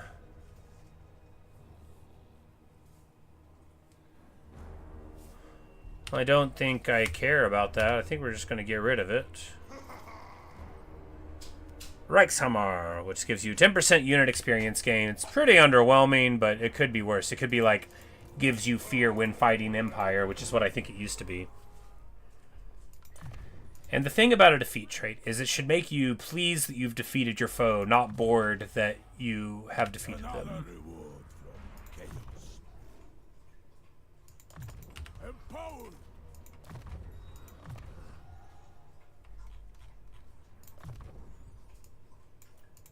I am the Wanderer. Wulfric. What? To the four corners. The eternal challenger. You will fall to my challenge. The correct. Alright, and now that he's out of the way, it's time to burn down Middenheim.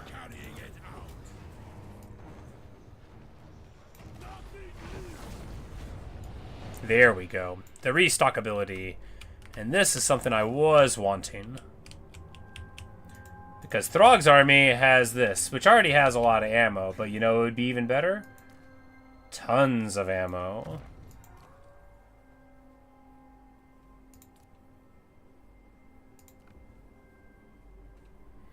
And now they'll be able to it'll be basically the equivalent of having, you know, it's already like having 4 hell cannons in one slot.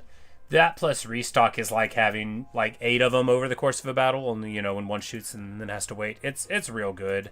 We're gonna burn this Book of Corn. No, we can't.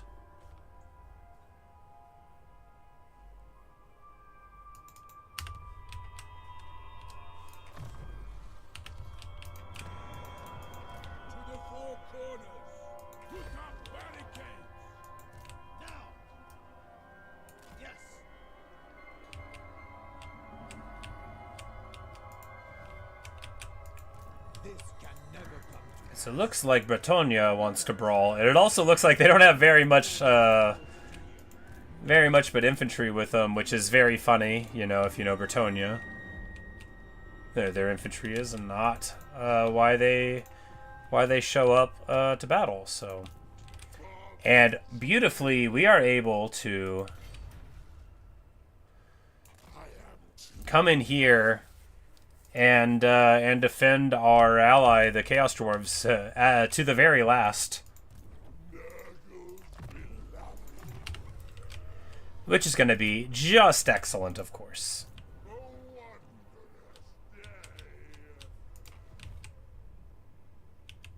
He has some more armies out there somewhere. You know, they're doing their thing, but we're going to be able to stabilize here. Oh, Archie's all the way over there. I'm gonna fight him anyway. After all, we're already here. You have my favor.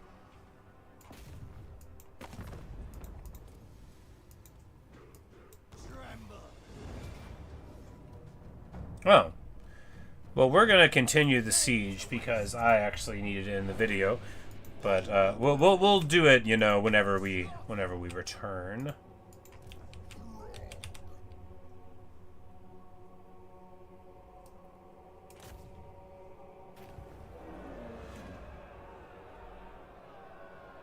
Well, actually, you know, we'll do the Mad Titan battle, and then we'll end.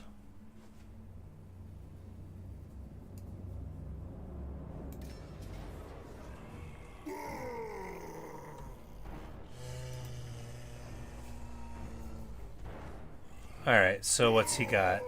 16k HP, unbreakable, regeneration. Not very much damage, that's curious.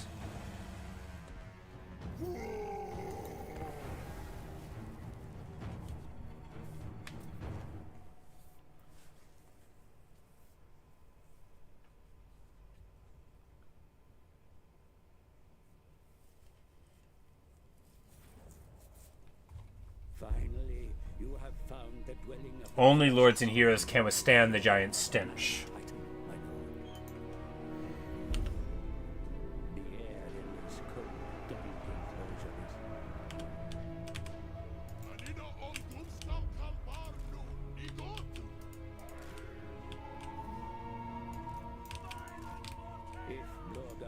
chooses to relieve himself of his vile wind, there will be little escape.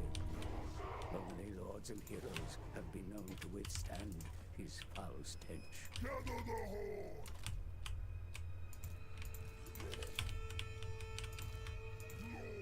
Lord of the monstrous horde!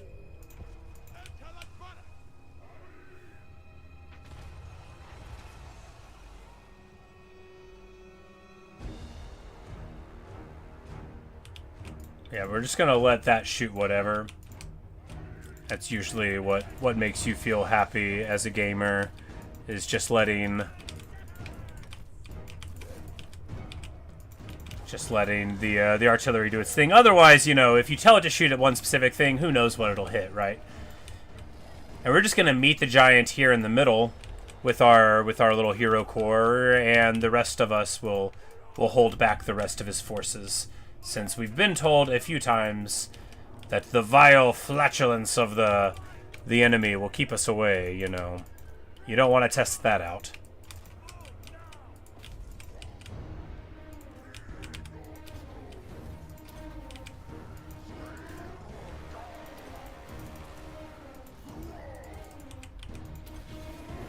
We stopped the movement, and now we're charging in. Trying to get that damage on. Sticking a good bit of damage on. They are fleeing here. We're going to throw this damage there, and the squig herds go out of control, so they'll charge right into it. Yes, he has used his own gas as a weapon. Very unique stuff.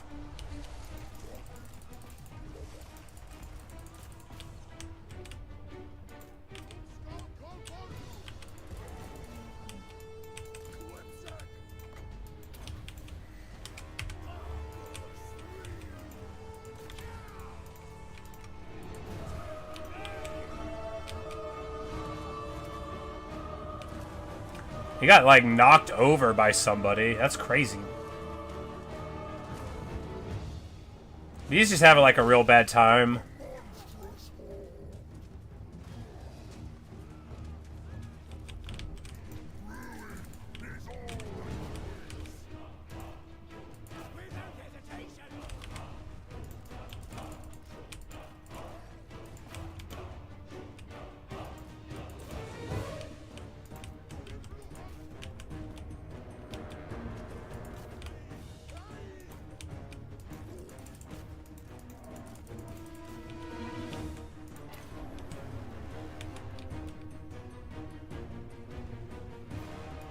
So wild that this thing has a 40% ward save ability, just like, because a lot of times you get a monster, you know, in over his head. You know, that's how it dies, and then you're just like, okay, I'm just gonna not take so much damage for 20 seconds, see if we can figure something out. It's great. Gotta love it. Speaking of gotta love it, this fight is sort of a whole lot easier than those other ones were, huh?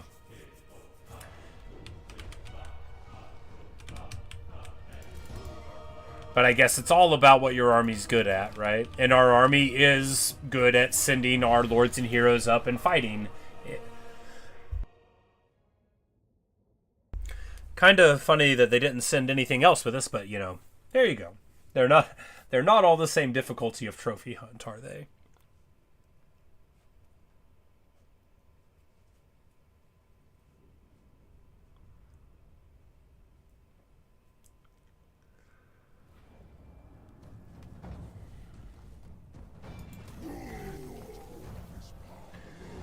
And we get the stinky giant club.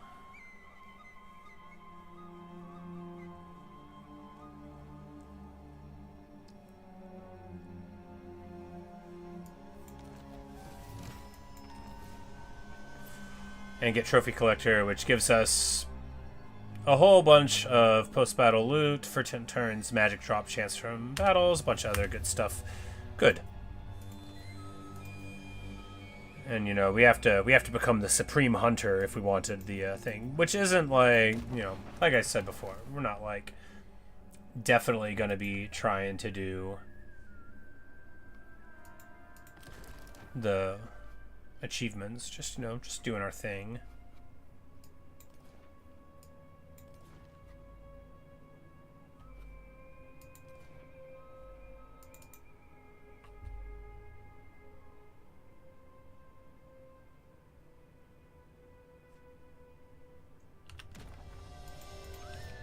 But, wonderful, we win. Alright, do we need to send Throgg down here? I mean, yeah, probably, huh? Let us hunt. The hunt resumes. And he'll be there to help out, like, next turn. Papa Nurgle. Yeah. And Surtha Ek can do this fight whenever we come back, and then we'll sack it for a ton of money because, you know, of course we will.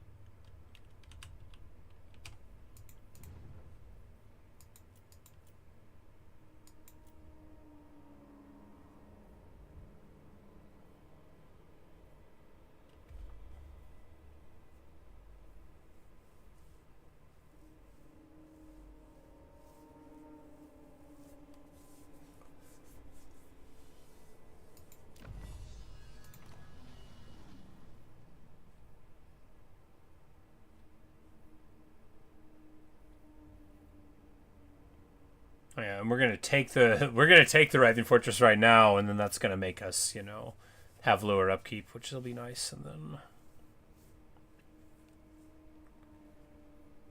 yeah.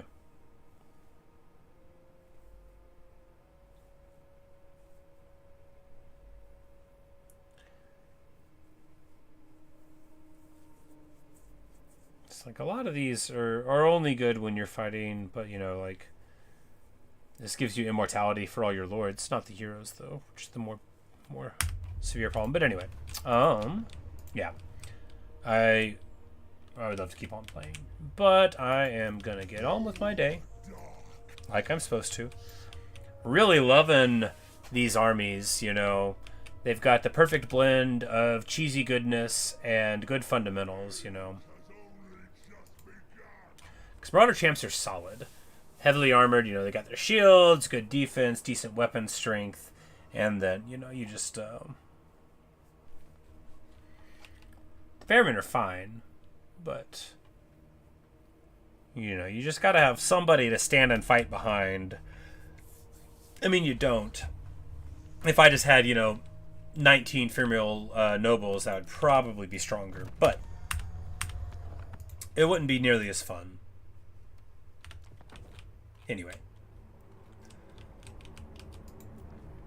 that is that for this video. Sure was a lot of fun. Sure got a lot done.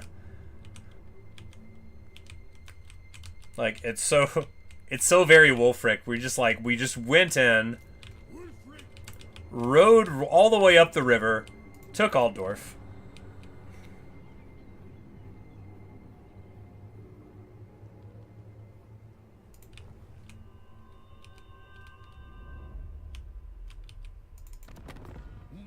Step further, stranger.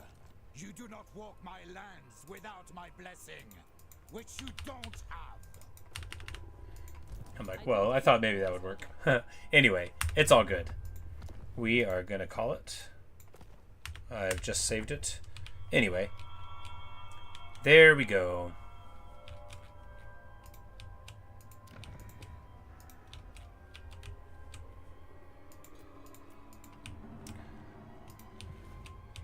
It's a scary world out there, but we've got our piece of it. We've got, I mean, 4 very decent armies. Surtha Ek is like the weakest of them, but it's not like a weak army. It's very solid. It's just it doesn't have, you know, the centerpiece of some of the other ones. But, you know, they'll get it done. I'm sure you could beat Archaeon in a fight. Well, I mean, not him. The army could, if it comes to that. But when we come back again, it'll be fighting against the Greenskins principally. You know, we'll be kicking them out of our lands, and then, you know, we'll just see what goes on and see how long I keep on having fun with this. You know, 200k in the bank. Got our altars done. We're about to have our troll empire all the way up, which that'll be really nice, you know. That'll be real nice. But anyway, thanks for watching. Thanks for listening. Really hope you've enjoyed. And maybe I'll see you in another stream or video. Lekker and goodbye. Later, Neo. Later.